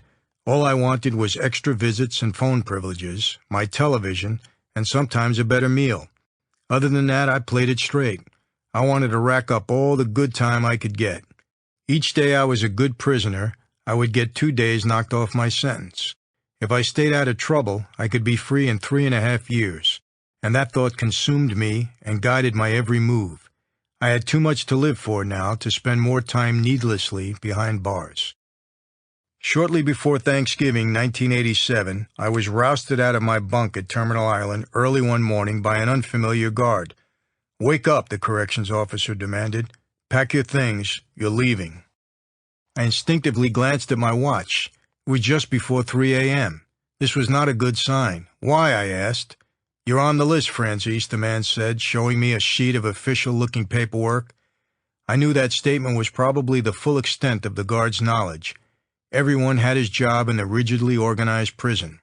The answers that morning would have to emerge in bits and pieces as I was processed through the system.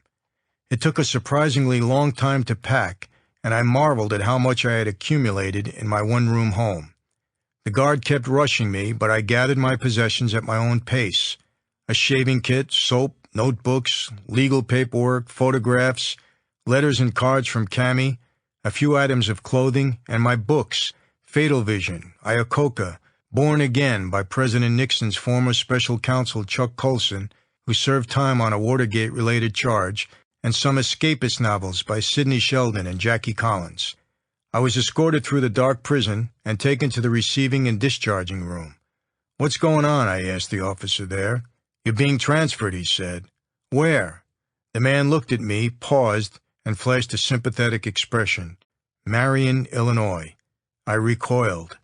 Marion means nothing to most people, and few could even find it on the map. But every two-bit burglar knows the significance of that place. Marion was at that time the location of the only Level 6 federal prison in the United States. Maximum security and beyond, absolute lockdown 24 hours a day, home for 350 of those whom the federal prison system viewed as their most dangerous inmates. Marion, Illinois is also the last whip the federal correction system uses against recalcitrant prisoners. Even death row inmates and lifers have to fear something in order to be controlled, and Marion is the sword of punishment that hangs over the heads of every federal prisoner. This was terrible news indeed. "What for?" I asked. The guard shrugged. He didn't know. I was just on the list. My thoughts spun, and the first of them was of Cammie. She was scheduled to visit me later that same day. If she arrived and found me gone, she'd panic. And then when she learned where I was being sent, she'd really panic. It didn't occur to me that a young Christian girl like Cammie wouldn't know Marion, Illinois from Omaha, Nebraska. Normally, she wouldn't have, but my wife was no longer the innocent person she'd been when we met.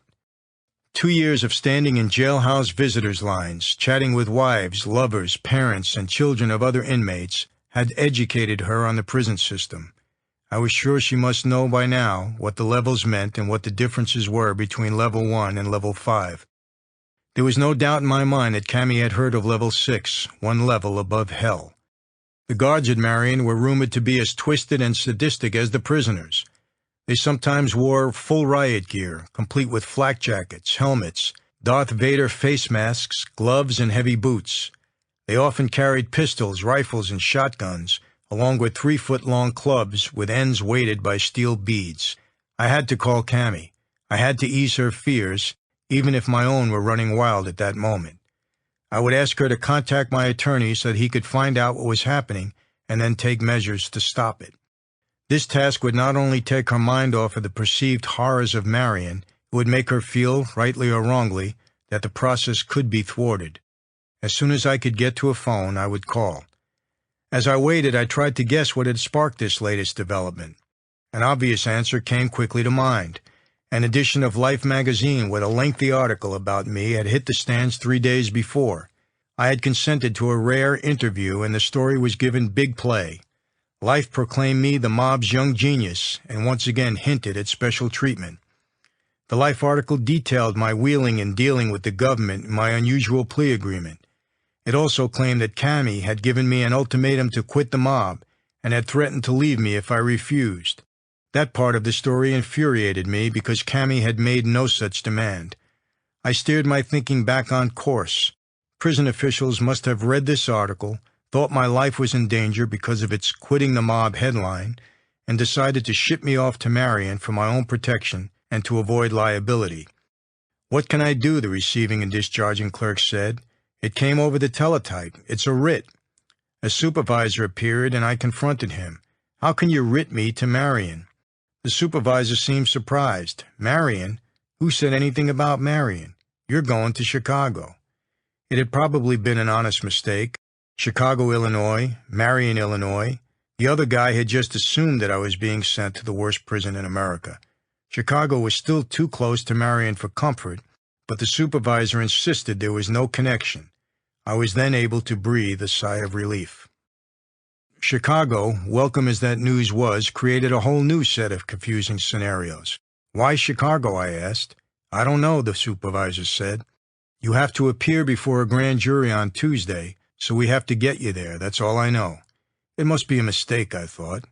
I had made no agreement to testify in Chicago. I couldn't testify. With La Cosa Nostra, to testify was to die, or worse, to be imprisoned in the witness protection program for the rest of my life.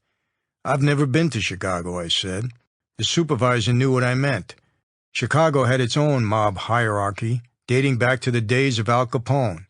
That was the turf of Anthony Joe Batter Zaccardo and the late Sam Giancana and their crime families. I had nothing to do with them.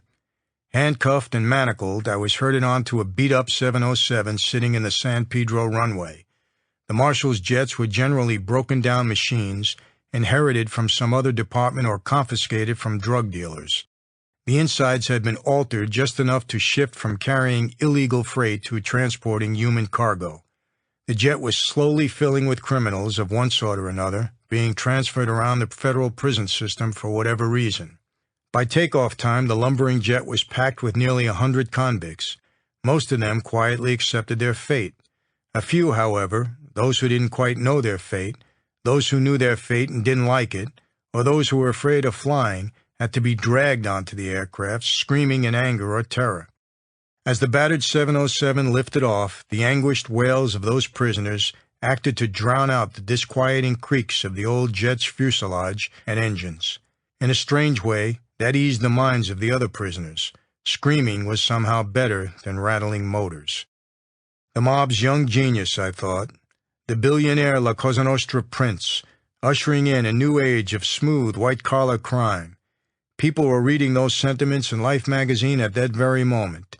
And there I was, getting splashed with rancid sewage on a convict airlines flight to nowhere.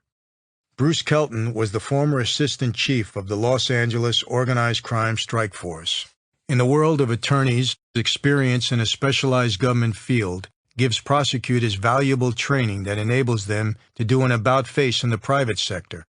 State prosecutors skilled at convicting thieves, rapists, and murderers become defense attorneys and work to free wealthy thieves, rapists, and murderers. Federal prosecutors learn how to free federal criminals. Drug task force prosecutors learn how to best defend drug kingpins. IRS attorneys learn how to defend against IRS investigations. I reached Kelton now just before midnight at his Los Angeles home. Cammie had called him late Friday afternoon. With the week quickly winding down, he had been unable to learn more than the Terminal Island supervisor. There was a writ and some hoped-for grand jury testimony, but the subject remained a mystery. He told me to hang tight, and he'd stay on the case. The corrections officer began barking orders to end all the telephone conversations, and the prisoners in line grumbled. I ignored the guards, talked for another 30 seconds, and then hung up. The worst was yet to come.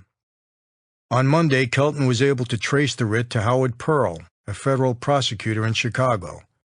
Kelton knew Pearl from his strike force days and called him. Pearl, knowing he was speaking with a former strike force prosecutor, didn't bother with coyness. He told Kelton they wanted me to testify in a Norby Walters case. Pearl didn't have to explain what this case was about. Norby Walters was a one-time bar owner, entertainment manager, and booking agent. By then, he had become a successful sports agent. He was a longtime friend and music business partner of Dad's, and he partied with other top mobsters at various bars and nightclubs. Walters was flamboyant, gregarious, and quick to entertain friends and strangers with an endless supply of war stories culled from a lifetime of colorful activities. One of his favorite stories was how he got his name. Born Norby Meyer, Norby and his brother Walter opened a jazz club in Brooklyn in 1953 called Norby and Walter's Bel Air. The ampersand on the club's neon sign burned out, and the brothers didn't bother replacing it, so everyone began referring to the club as Norby Walters. Quick to jump on a good thing, Norby changed his name to Norby Walters, and his brother likewise changed his name to Walter Walters. Norby Walters' biggest claim to fame was managing or booking superstar black recording acts through his successful agency, Norby Walters Associates. His main associate was his silent partner, my father. They set up the agency in 1968 and were 50-50 partners. Norby acquired a notable list of clients, including Janet Jackson, Rick James, Dionne Warwick, Lionel Richie, the Commodores, the Spinners, the Four Tops, Cameo, Miles Davis, Luther Vandross, Patti LaBelle, Kool and the Gang, The New Edition, and Ben Vereen. Although he was a Jew, Walters had a special talent for communicating with blacks. He could slap hands, talk and walk jive, and blend in with his clients. He was quick to provide his stars with seed money to help launch their careers, and this endeared him to them. Walters' latest venture had been to buy his way into the sports agency business. It was a perfect target, lucrative and totally unpoliced. Anyone with a smooth tongue or some ready cash could convince a disadvantaged athlete to let him be his agent. Once the talent was signed, the agent could cut himself in for a 5% share of a professional sports contract that might total as much as $20 million. Better yet, there was little skill or knowledge needed for this work beyond recruiting the athletes. The top players' agents set the market each year, depending on how high a player was drafted by the professional teams. All that the other agents had to do was wait until the veteran agents set the year's price range, then sit back and catch the rain of dollars that resulted. Walters teamed up with Lloyd Bloom, a crusty young man with a thick New York accent and a smattering of sports connections. Bloom had been a bouncer at New York's Studio 54 nightclub, once a hot celebrity party favorite. Even though the pair had personalities that clashed like snake oil and ammonia, Walters and Bloom threw in together and formed World Sports and Entertainment, Inc. In 1985, they set out to become big-time sports agents. Not long after the company's creation, I became a partner in the operation. Aware of the huge contracts being awarded to professional athletes, I felt that it was a solid investment. And what better way would there be to feed the family's gambling and bookmaking operations than to be in direct control of the careers of college and professional athletes? Cammie's brother Dino acted as the bagman for the delivery of my initial investment and took a grocery sack stuffed with cash to Walter's office in the Brill Building on Broadway in Manhattan, the former office of music biz power broker Morris Levy, the mob associate my father had chased away from Buddha Records 2 decades earlier. For a time, it was money well spent. Business boomed, and within 3 years, Walter and Bloom had signed 43 top athletes. Among their catchers were such big-name professional football players as Ron Woodson of the Pittsburgh Steelers, Tim McGee of the Cincinnati Bengals, Reggie Rogers of the Detroit Lions, Brent Fullwood of the Green Bay Packers, Tony Woods of the Seattle Seahawks, Terrence Flagler of the San Francisco 49ers, Ronnie Harmon of the Buffalo Bills, and Paul Palmer of the Dallas Cowboys. During the recruiting process, Walter talked such fluent jive that many of the black athletes who spoke with him over the phone thought the New York Jew was black, and that was no small feat. One athlete told Sports Illustrated that Walters affected a walk complete with a juke in his step, like a hip black man. It wasn't all walk and talk. Walters bragged about introducing the athletes to all the famous music superstars he knew. He sent several of them on trips to New York and Los Angeles, where they mingled wide-eyed with the stars. He even took Palmer, a Heisman Trophy candidate, to the Grammy Awards ceremonies. The trouble was, according to prosecutors, the National Collegiate Athletic Association, Sports Illustrated, and the targeted athletes, Walters and Bloom went after sports stars the same way Walters had gone after entertainers. They showered the prospects with cash, a total of $800,000 worth, according to Bloom, to get their attention. After that, it was easy to get their signatures on the dotted lines of post-dated contracts. This last measure was taken to skirt the law, and preserve the athlete's amateur status until they completed their college eligibility. Bankrolling a prospect was perfectly legal when dealing with a hot new singer down at the local club, but it was illegal when dealing with college athletes. To complicate matters, whenever Walters and Bloom would hit a snag, they invariably brought in some muscle. In the early music days, my father had provided this muscle. His appearance at a meeting was usually all it took for Walters to iron out contractual difficulties, keep an unhappy act from jumping ship, or keep the entertainers' noses out of the books. After my father was imprisoned and I was made, I replaced my father as Walters' muscle. When Dionne Warwick wanted to cut her ties to Walters in 1982, he called me. I hopped on a jet to Los Angeles, met him, and the two of us went directly to the Sunset Boulevard office of Joe Grant, Warwick's manager. After a few minutes listening to Walters talk his jive, and of Grant explaining that Warwick sought a more prestigious agency, I took over. I asked Walters to leave so that Joe and I could chat alone. "I don't like what I'm hearing," I explained. "I want you to do me a favor. Stay with Norby another 6 months. Then if you still have complaints, we'll talk about it again." Warwick stayed with Walters. A similar visit between myself and the Jacksons' manager, Ron Weisner, nearly resulted in Walters bagging the group's 1981 tour, headed by the skyrocketing Michael Jackson. An unrelated snag killed that deal, allowing another booking firm to take over. I was also called in to lay down the law to the manager of the New Edition when that supergroup wanted to dump Walters. Since such activities are commonplace in the mob-saturated entertainment industry, our activities drew little attention. The same couldn't be said for the undeniably corrupt, but less visibly so, world of big-time college sports. The feds got wind of Walters' new sports agency venture, tapped Bloom's telephone, and turned up a bonanza. They taped Bloom threatening to have his mob pals, presumably me, break the valuable arms and legs of a few college football stars who figured they could take the money and then pull a double-cross on Walters by signing with another agent.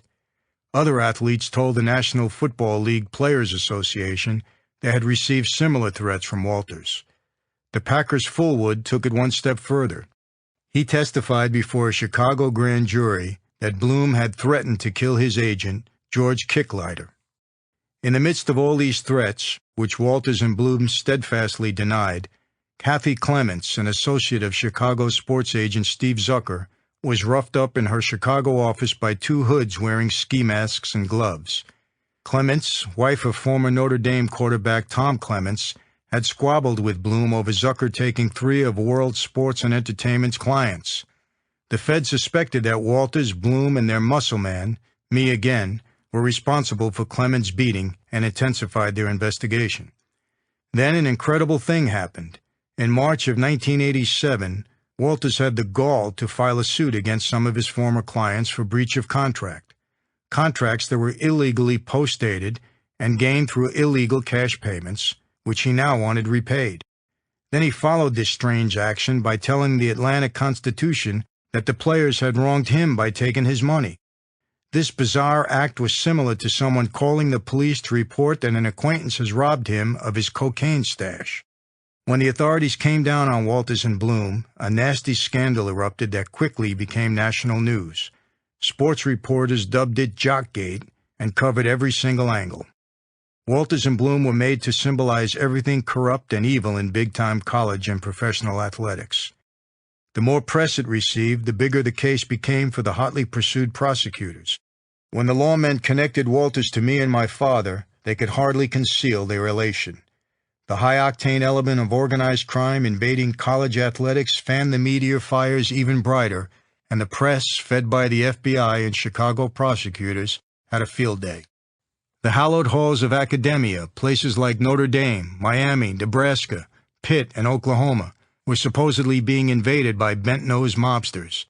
The last thing I needed was a messy national scandal, especially one that starred me as the chief leg breaker. Walters and Bloom were already becoming household names. If I was suddenly pegged as the pinstriped mastermind behind their operation, it would open me up to an onslaught of media attention that would all but paint yet another giant bullseye on my back. Ambitious prosecutors from New York to Los Angeles would come gunning for me again, and any convict looking to make a deal would be quick to sell me out. This was not part of my plan. What I failed to realize, viewing the matter from my own perspective, was that the Walters and Bloom case had grown bigger than me. They were getting all the press.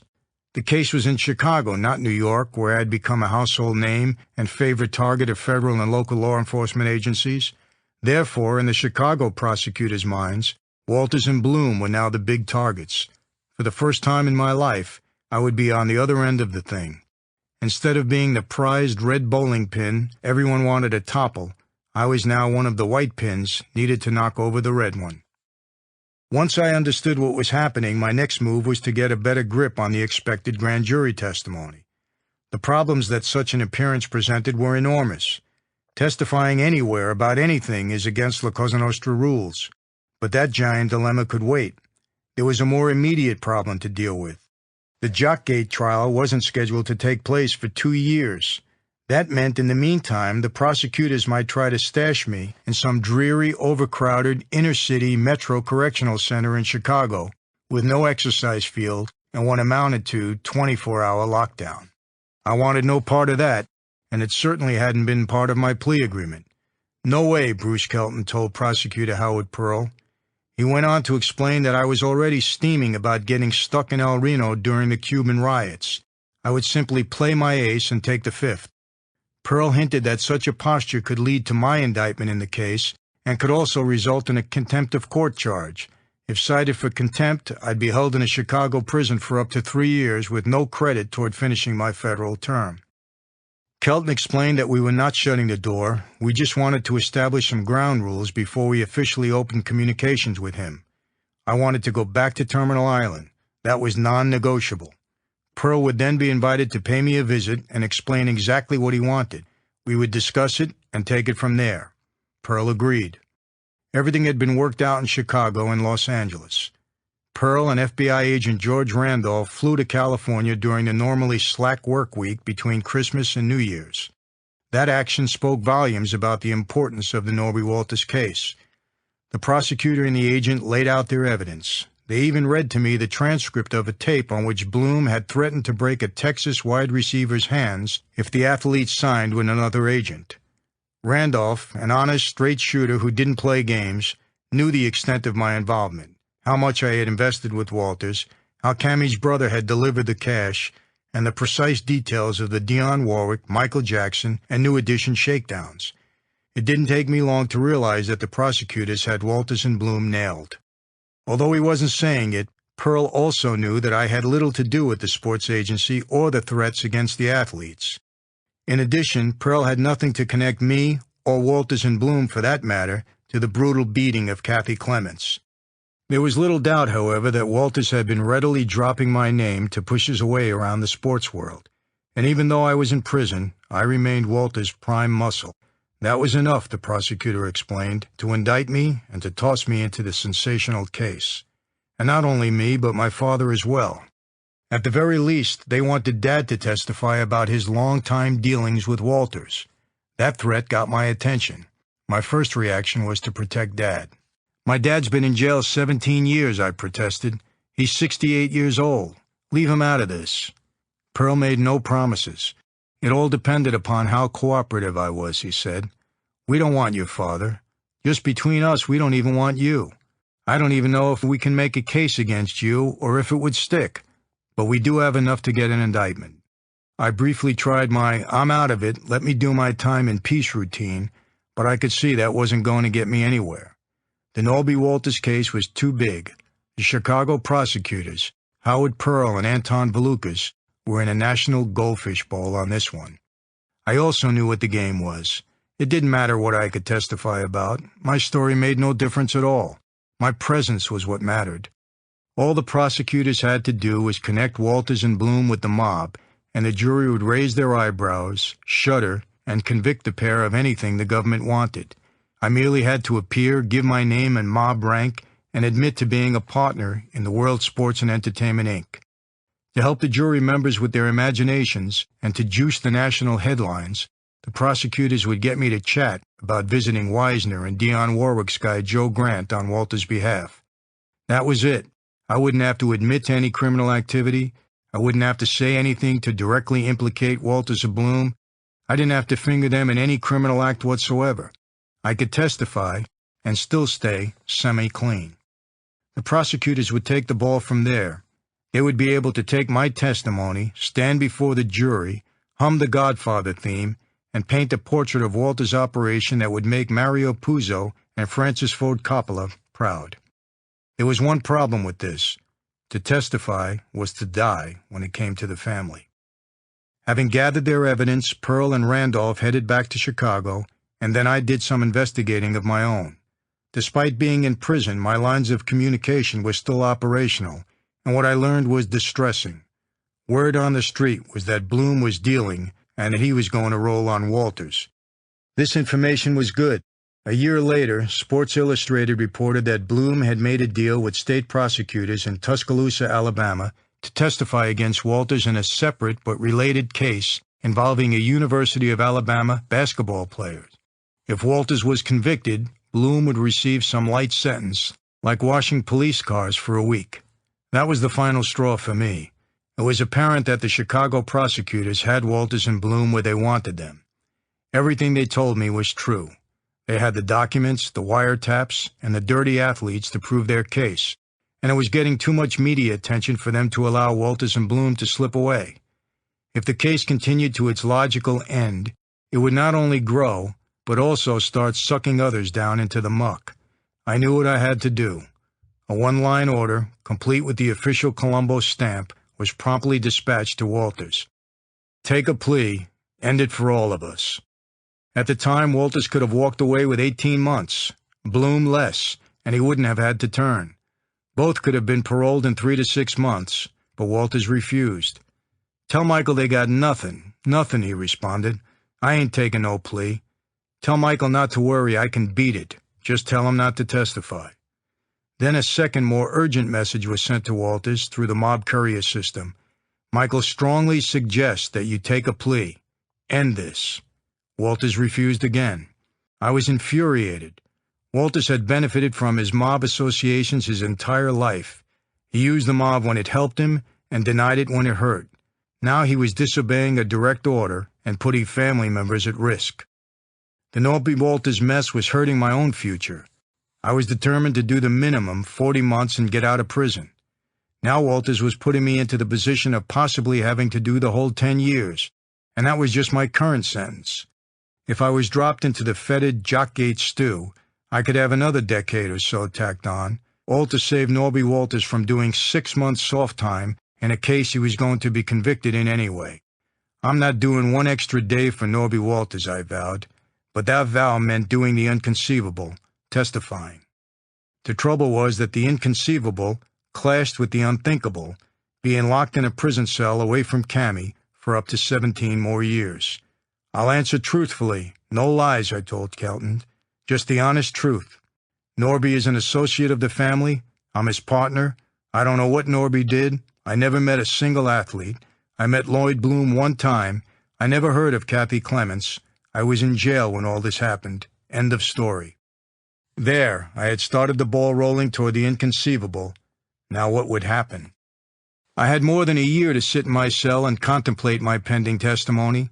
Messages filtered in from other mob associates about my decision. I was reminded about my oath never to reveal or acknowledge La Cosa Nostra. Yet at the famous La Cosa Nostra Commission trials in New York, the heads of the 5 families had acknowledged its existence, so that section of the oath appeared to no longer apply.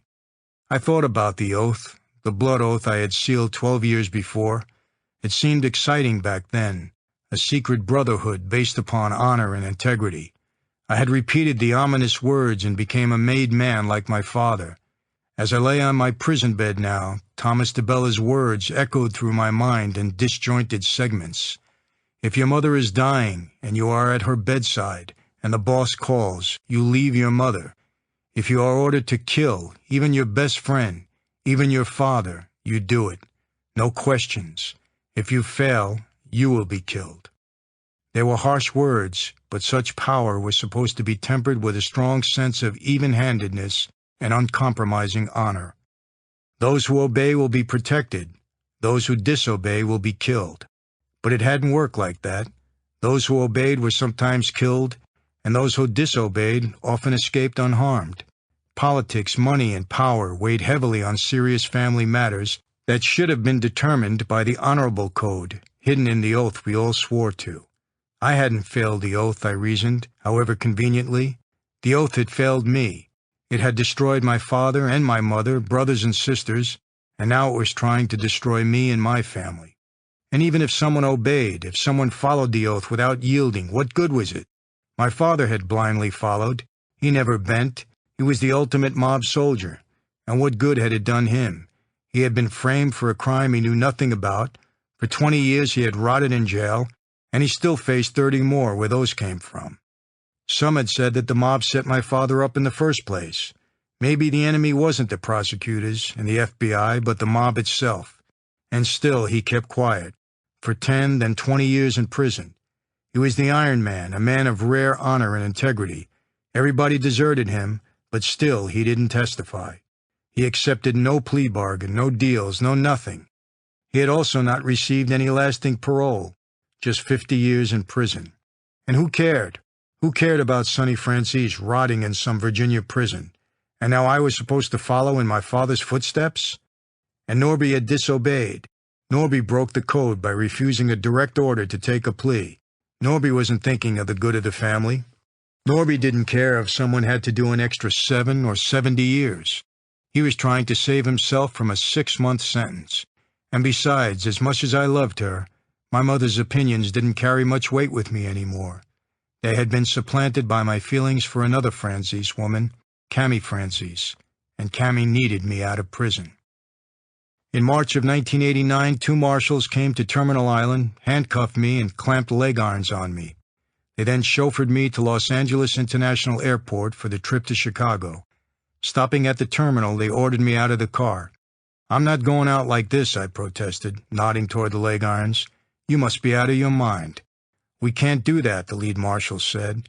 "I'm not shuffling 2 miles through a crowded airport chained like a slave," I protested.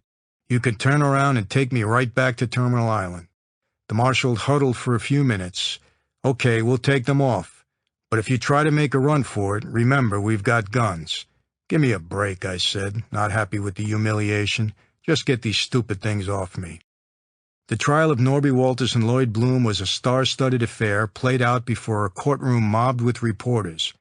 The media conglomeration at the U.S. District Court in Chicago was a strange mix. The hard news reporters were there, covering it as a news story. The sports press was there, covering it as a major sports scandal and reveling in the parade of big-time sports stars who took the stand and testified about wads of dirty money and threats of broken legs, arms, and hands. The long-haired rock press also fought for seats, dispatching reports to Rolling Stone, Billboard, Variety, Cashbox, and other music magazines about the music biz angle. They perked up when the Jacksons and Dionne Warwick's people, Wisner and Grant, testified about my visits. In the midst of all this sensational testimony, I took the stand and hushed the courtroom audience with my mere introduction. Michael Franzese, capo in the Colombo crime family. Few of the spectators, even among the hard-bitten journalists, had ever seen a real-live La Cosa Nostra captain up close, and I can feel the jury hanging on every word as I went through my lines. I talked for 90 minutes on direct and another 60 on cross-examination about my partnership with World Sports and Entertainment, my father's involvement with Walters, and my visits with Grant and Wisner. I was the connection that would juice the headlines in the newspapers and magazines. I was the link from the mob to both sports and rock and roll. As the prosecutors predicted, what I said didn't matter, not even with the media. They were able to fill in the blanks. The show closed after 5 weeks. The jury huddled and threw the book at Walters and Bloom. They were convicted of conspiracy, racketeering conspiracy, conspiracy to commit mail fraud, wire fraud, and extortion. The judge sentenced Walters to 5 years and Bloom to 3. As it turned out, Walters never served 1 day in prison. His sentence was later reduced to probation. Bloom was murdered, gangland style, at his home in Malibu, California, before ever serving a day in prison. His murder was believed to be the result of a drug deal gone bad. After the whole affair was over, I returned to Terminal Island, and a few weeks later, I was released. I was sure it was all over and that I could now look forward to the future. At last, I was a free man, and I can get on with my new life. Notwithstanding this public declaration of my faith, the months following my release from prison were extremely difficult for both Cammie and me. I had testified in a high-profile case, and in doing so had openly admitted to my membership in the mob. This placed me under a serious cloud. I was freed and allowed to go to Los Angeles to live, but I would have to live under the threat of death. Cammie lived in constant fear that the next time I went out the door, I wouldn't be coming back. I told her not to worry and that I would be fine, but she couldn't be sure. After all, I had been wrong before, and we were often warned by the FBI that my life was in danger. Because of my parole agreement, I would not be able to make contact with any of my former associates, and so during the coming months I would remain unemployed and unemployable. Most of the money I had managed to save in previous years had been spent to support my family while I was in prison, and now I had to find a way to continue to support them and myself. For the first time in my life, I didn't know how I was going to earn a living. Another complication was the high cost of living in California.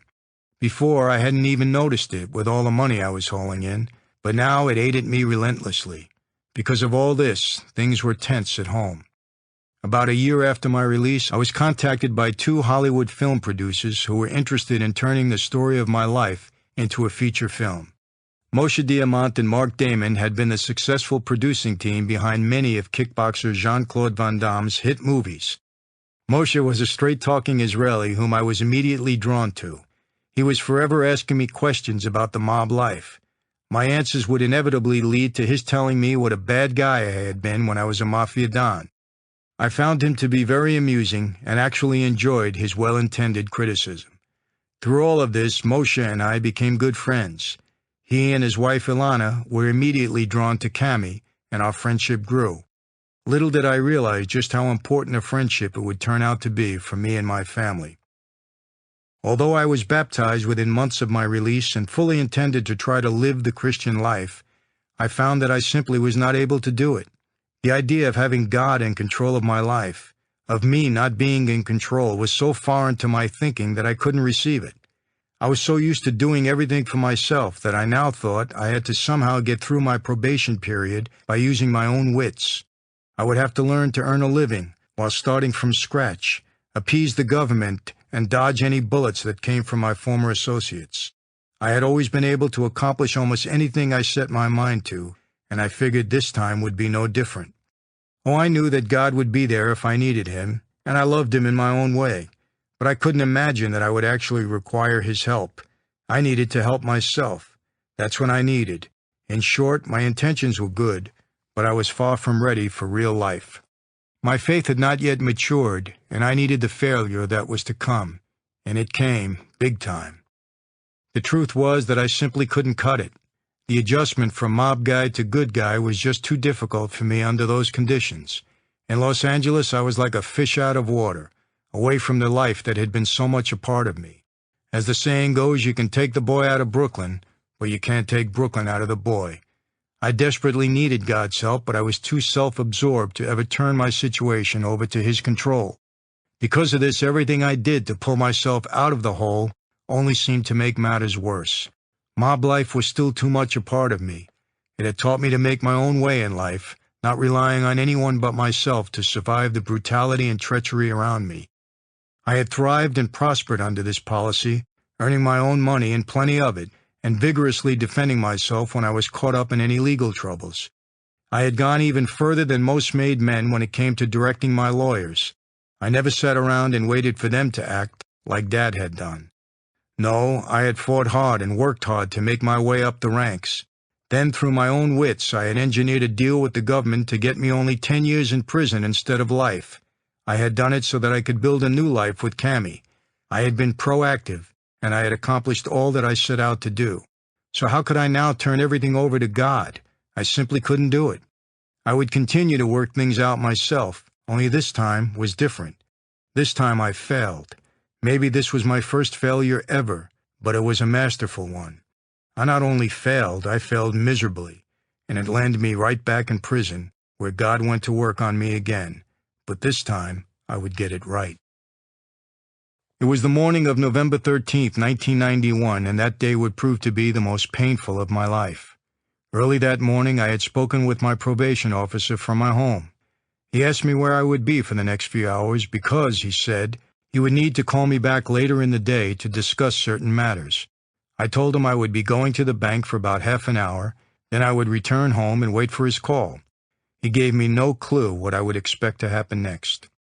I went to the bank at 9 a.m. as planned, but as I was leaving the bank, I was surrounded by some 15 or more state and federal officials and arrested for violation of the terms of my probation. I was handcuffed, placed in a paddy wagon, and taken to the Metropolitan Detention Center, Los Angeles, the federal jail. I handed the keys to my car to an IRS agent and asked him to drive to my house and inform Cammie about what was happening. He did. Cammie took the news very hard. She was alone again, this time with 3 small children. In 1989, she had presented me with a son, Michael Jr. He was born July 15th, 2 months after I was released from prison the first time.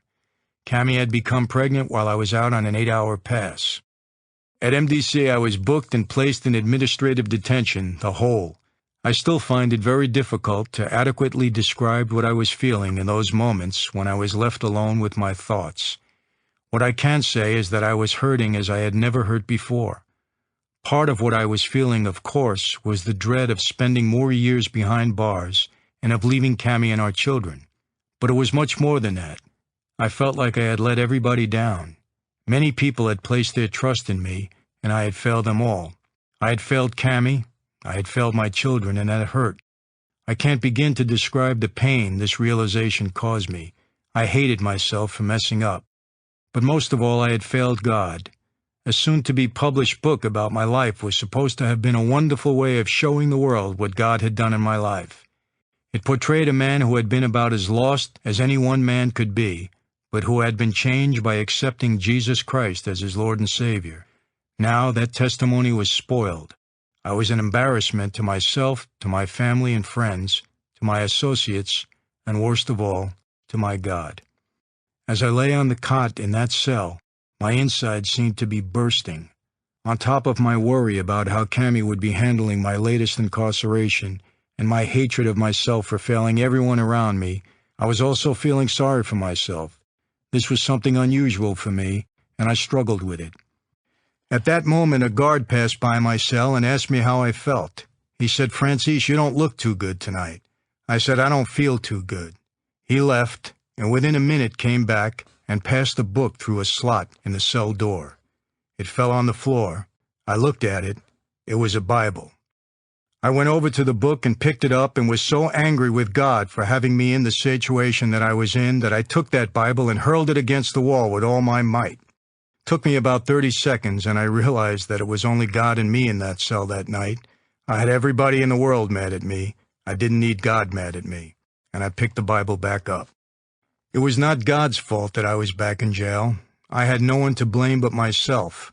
Regardless of whether or not the violation had been warranted, I put myself in a position to be violated. I should have been smarter, more alert, and much more careful. And besides, I desperately needed God's help now. I had hit bottom in my life, and who could pick me up but Him? And if I didn't turn to Him, who could I turn to? I suddenly remembered the words of my Uncle Joe, who had died nearly 20 years before, and whom I really loved. A hard-drinking 40-year veteran of the Merchant Marines, Uncle Joe had often told me, "Never feel sorry for yourself. Sympathy is a word you find in a dictionary. Look for it there one time, and don't ever look for it again. Feeling sorry for yourself makes you weak." I had known instinctively that Uncle Joe was right, and until this point in my life I had never been guilty of feeling sorry for myself. Now, I vowed, I would never feel sorry for myself again. Once again composed, I picked up the Bible where it had bounced off the wall and landed on the floor, and began to read it desperately and to pray to God as never before. I had never read the book of Proverbs before, and the first verse I saw was Proverbs 16:7, which says, "When a man's ways are pleasing to the Lord, even his enemies are at peace with him." And I had nothing but enemies that night, and for some reason God touched my heart in a way that He had never touched me before. He assured me that he was with me in whatever I faced and that he would never abandon me.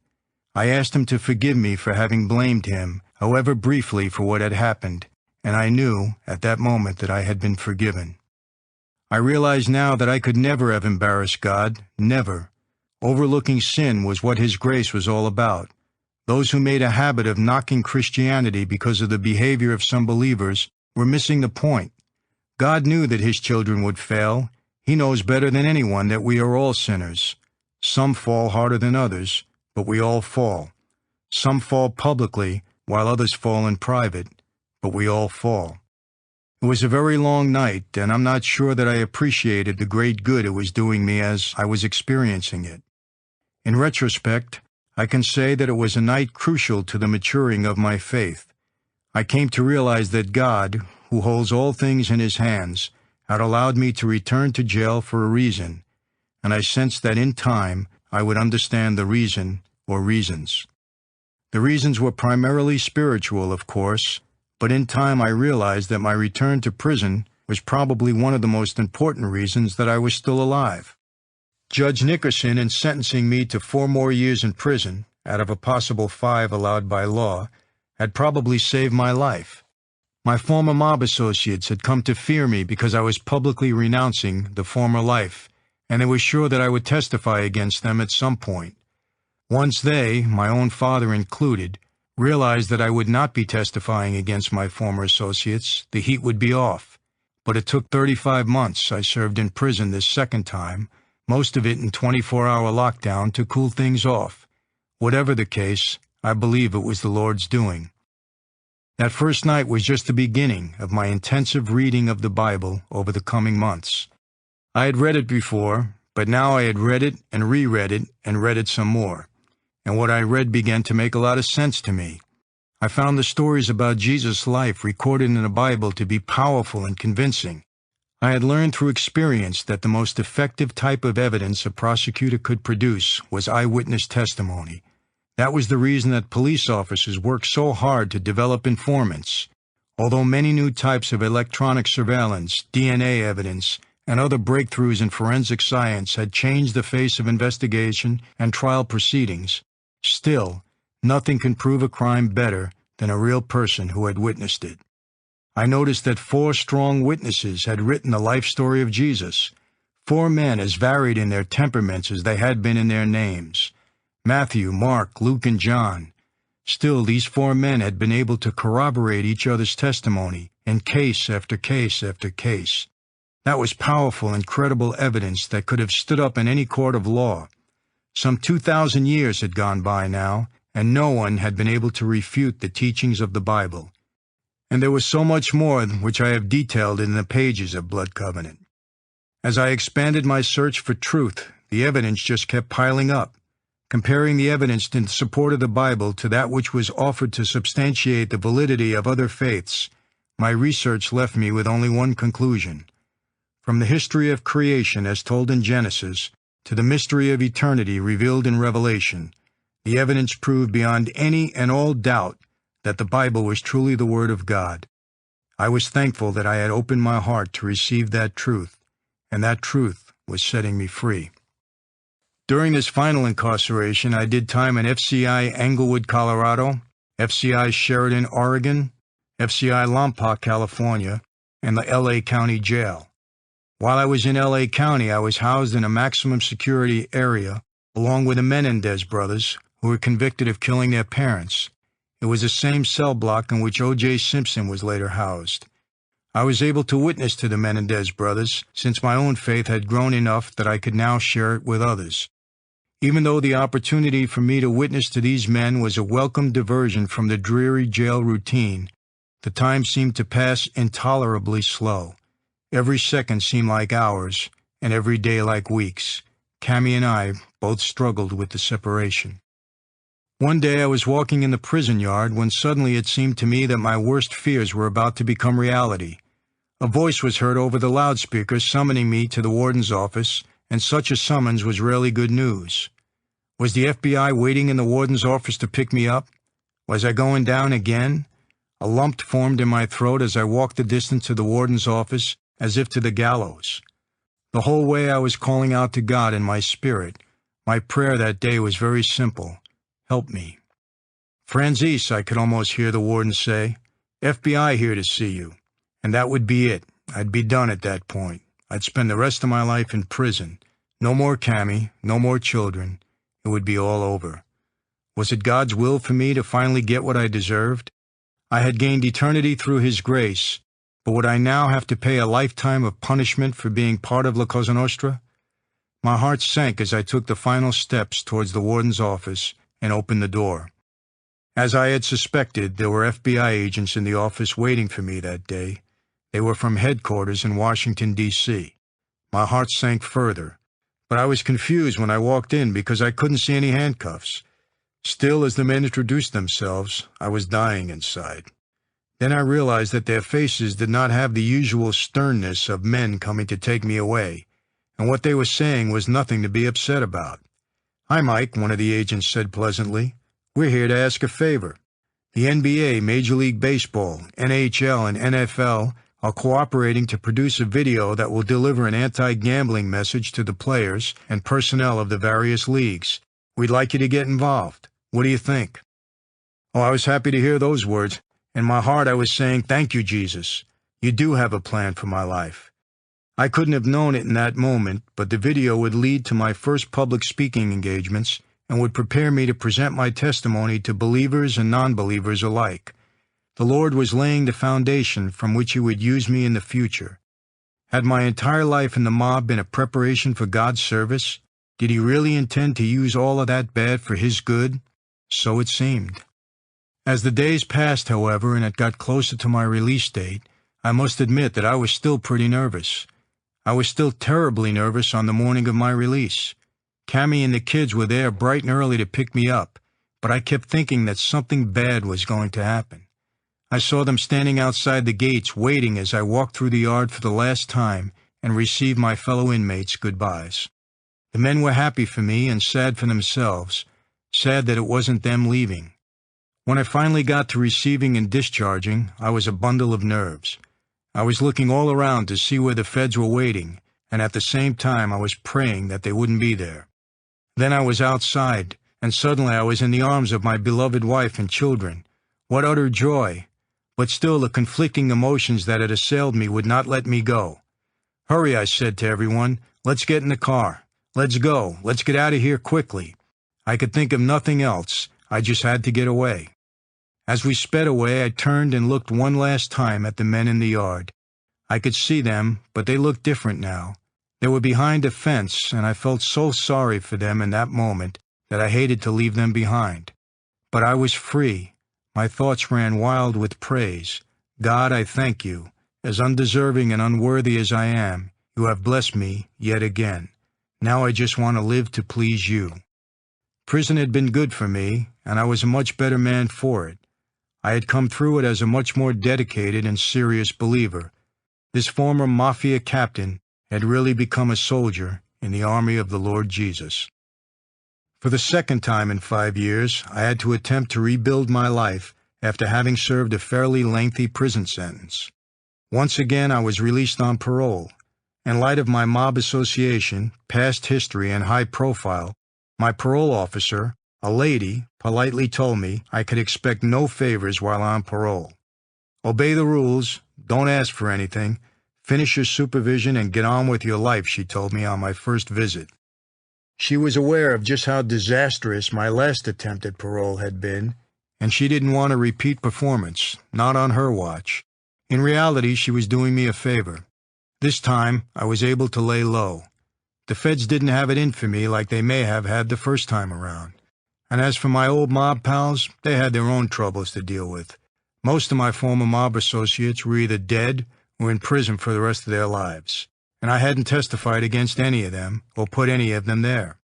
There seemed to be no immediate reason for them to seek retribution. Oh, there were still some ruffled feathers. After all, I had violated the oath and then some, and that would not be forgotten. Not ever.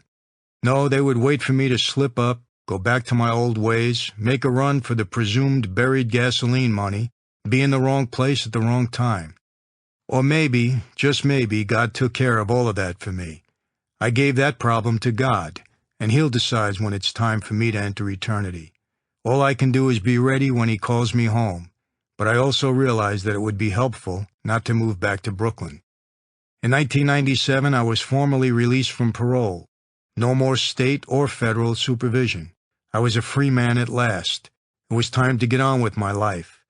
I had made some very nice acquaintances while on parole, people who had given me an opportunity to earn a living. My old Israeli buddy, Moshe Diamant, welcomed me home with open arms, and within days introduced me to Howard and Karen Baldwin. The husband and wife team owned the NHL Pittsburgh Penguins and also had a major film production company that was located on the Universal Studios lot, adjacent to Steven Spielberg's Amblin Entertainment offices. With the help and reassurances of my ever-faithful friend and agent from ICM, Jack Gilardi, the Baldwins employed me to help develop some mob-related stories for Universal Pictures, which included a story based upon my own life. I worked with the Baldwins for 1 year, and not only enjoyed a nice working relationship with them, but Cammie and I also developed a meaningful friendship with the couple as well. They're two very gracious people. I'm forever grateful to them for affording this former mob boss an opportunity when I was really in need. On an interesting side note, I was sitting in my office one day when I received a call from Jack Gilardi. He had received a call from a fellow talent agent who represented a producer by the name of David Chase.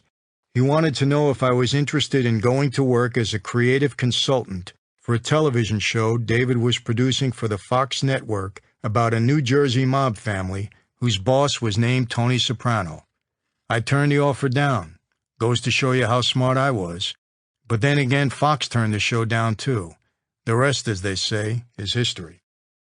My accidental career as a speaker was beginning to develop and bear fruit. I was contacted by Major League Baseball and the NBA and asked to come and speak to their players and league personnel about gambling and organized crime. The leagues were becoming very proactive in attempting to educate the players about the dangers gambling and organized crime could present to their careers and to their very lives. Imagine a former organized crime member actually standing in the middle of a group of professional ball players and telling them to beware of gambling, bookmakers, and men in pinstripe suits. Okay, Barry Bonds, make sure you stay away from guys like me. They'll bring you down. And you too, Shaq. Watch out for that bookmaker.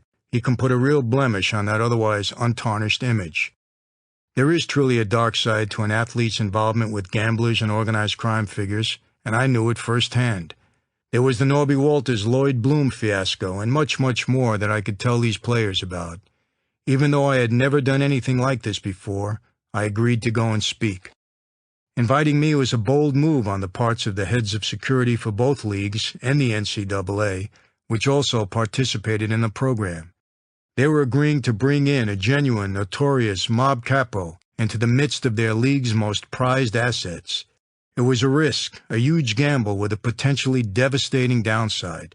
What if I wasn't on the level about this transformation thing from mob guy to good guy? Just let me get the ear of one athlete. Oh, what I could have done. But I believe it was apparent to them that I now served a different boss. Jesus was my new master, and he had put it in my heart to glorify him by ministering to professional athletes. I am grateful that I was given the opportunity to do so. I continue this ministry today, more than a dozen years after it began. I thank Kevin Hallinan from Major League Baseball, Horace Balmer from the NBA, and Bill Somm from the NCAA for giving me the opportunity to serve in this way, and I thank God for allowing me to glorify him in my ministry to the players. Never in a million years would I have expected to be invited to speak to professional athletes, or to anyone else for that matter, about gambling or any other subject. When I was still entrenched in mob life, participating in the activities of organized crime, how could I ever have believed that one day I would be addressing professional athletes and informing them of how to avoid getting tripped up by a guy like me? That was never part of the program. It was not on the agenda that Halloween night, 1975, when I was sworn in. Believe me, this was not my plan, and I didn't see it coming. My plan when I joined the Mafia was to be a multimillionaire mob capo who beat the system and ruled his own little empire. Why? Because I could. But what an absolute fool I was to believe that I was in control of my life here on Earth. I wasn't, and I'm still not. Our plans could be changed at any moment, in an instant, and yet we don't seem to get it unless it happens to us or to someone we know or care about. The Bible tells us that it is God who is in control of our destinies here on earth. The evidence in support of that truth is so visible that we can discount it only if we choose to reject the truth. While I was doing my own thing, God was slowly and methodically setting the course my life would take. It all makes sense to me now. Growing up, idolizing my dad, leaving college to become a member of the Colombo family, taking the oath, experiencing the violence and treachery, all the trials, searching for evidence, the conflict with Dad in the driveway, walking into a possible death trap, falling in love with Cammie, my meeting with Pastor Myron Taylor, taking a plea, going to prison, being baptized, discovering the Bible, and then the evidence, the unmistakable, irrefutable evidence. Why hadn't God forsaken me? Why did He turn it all around? Why did He save my life and my soul? It was His plan for my life, not my own. I was in control of nothing. I can see it all now, very clearly. Thank you, Lord. He did, however, allow me to make a decision that forever affected the one plan I did have control of, the plan for my eternity. The story of my life can be thought of as a parable, a story Jesus would tell when He wanted to simplify a message He was attempting to deliver to His disciples. The message in my parable is simple. It's not read my lips or it's the economy, stupid. No, this message is all about your salvation. It's about where you will spend eternity. Nothing in your entire existence should matter more to you than the answer to that question. Eternity. Jesus Himself tells us in John 5:28 and 29, "Do not be amazed by this, for a time is coming when all who are in the graves will hear His voice and come out. Those who have done good will rise to live, and those who have done evil will rise to be condemned." He was saying that every man, woman, and child will have to face eternity, some with Him to live, and some without Him to be condemned. It's real, people, as real as the blood-stained hands of a one-time mafia prince. To those of you who are not yet believers, this is for you. I don't judge you or condemn you for your current beliefs. God tells us that no man has the right to judge what is in another's heart. Remember, I was one of you, and I assure you that I was no better person than anyone who has read this book or who is listening now, and probably a lot worse than most. I'll make him an offer he can't refuse. It's one of the most famous movie lines ever spoken. Vito Corleone, the man who spoke those words in The Godfather, was subtly referring to the power the Godfather had to force someone to accept his offer, like it or not. You can be certain that the offer being made was not for the benefit of its recipient, but rather for that of the mobster or his mob family. I am very familiar with the mob's persuasive power. When I was in the life, I took advantage of that power when I needed to. Our Creator has likewise made us an offer that none of us should refuse. He has offered to all of us the gift of eternal life, not by the way of force, but by way of simply accepting His Son, Jesus Christ, into our hearts. Unlike the Godfather, God the Father makes us an offer that will benefit our lives, both here on earth and for all of eternity. Today, I'm making an offer to all of you who have not yet come to know your Savior, and also to all those believers who still might have some doubts about the Christian faith. Take the time to intellectually examine the claim that Jesus Christ truly is the Son of God, and that the Holy Bible truly is the Word of God. Examine the evidence in support of these claims, and I guarantee that you will arrive at only one conclusion, a conclusion that will leave you wondering why you didn't accept God's offer long ago. Be blessed, your friend Michael.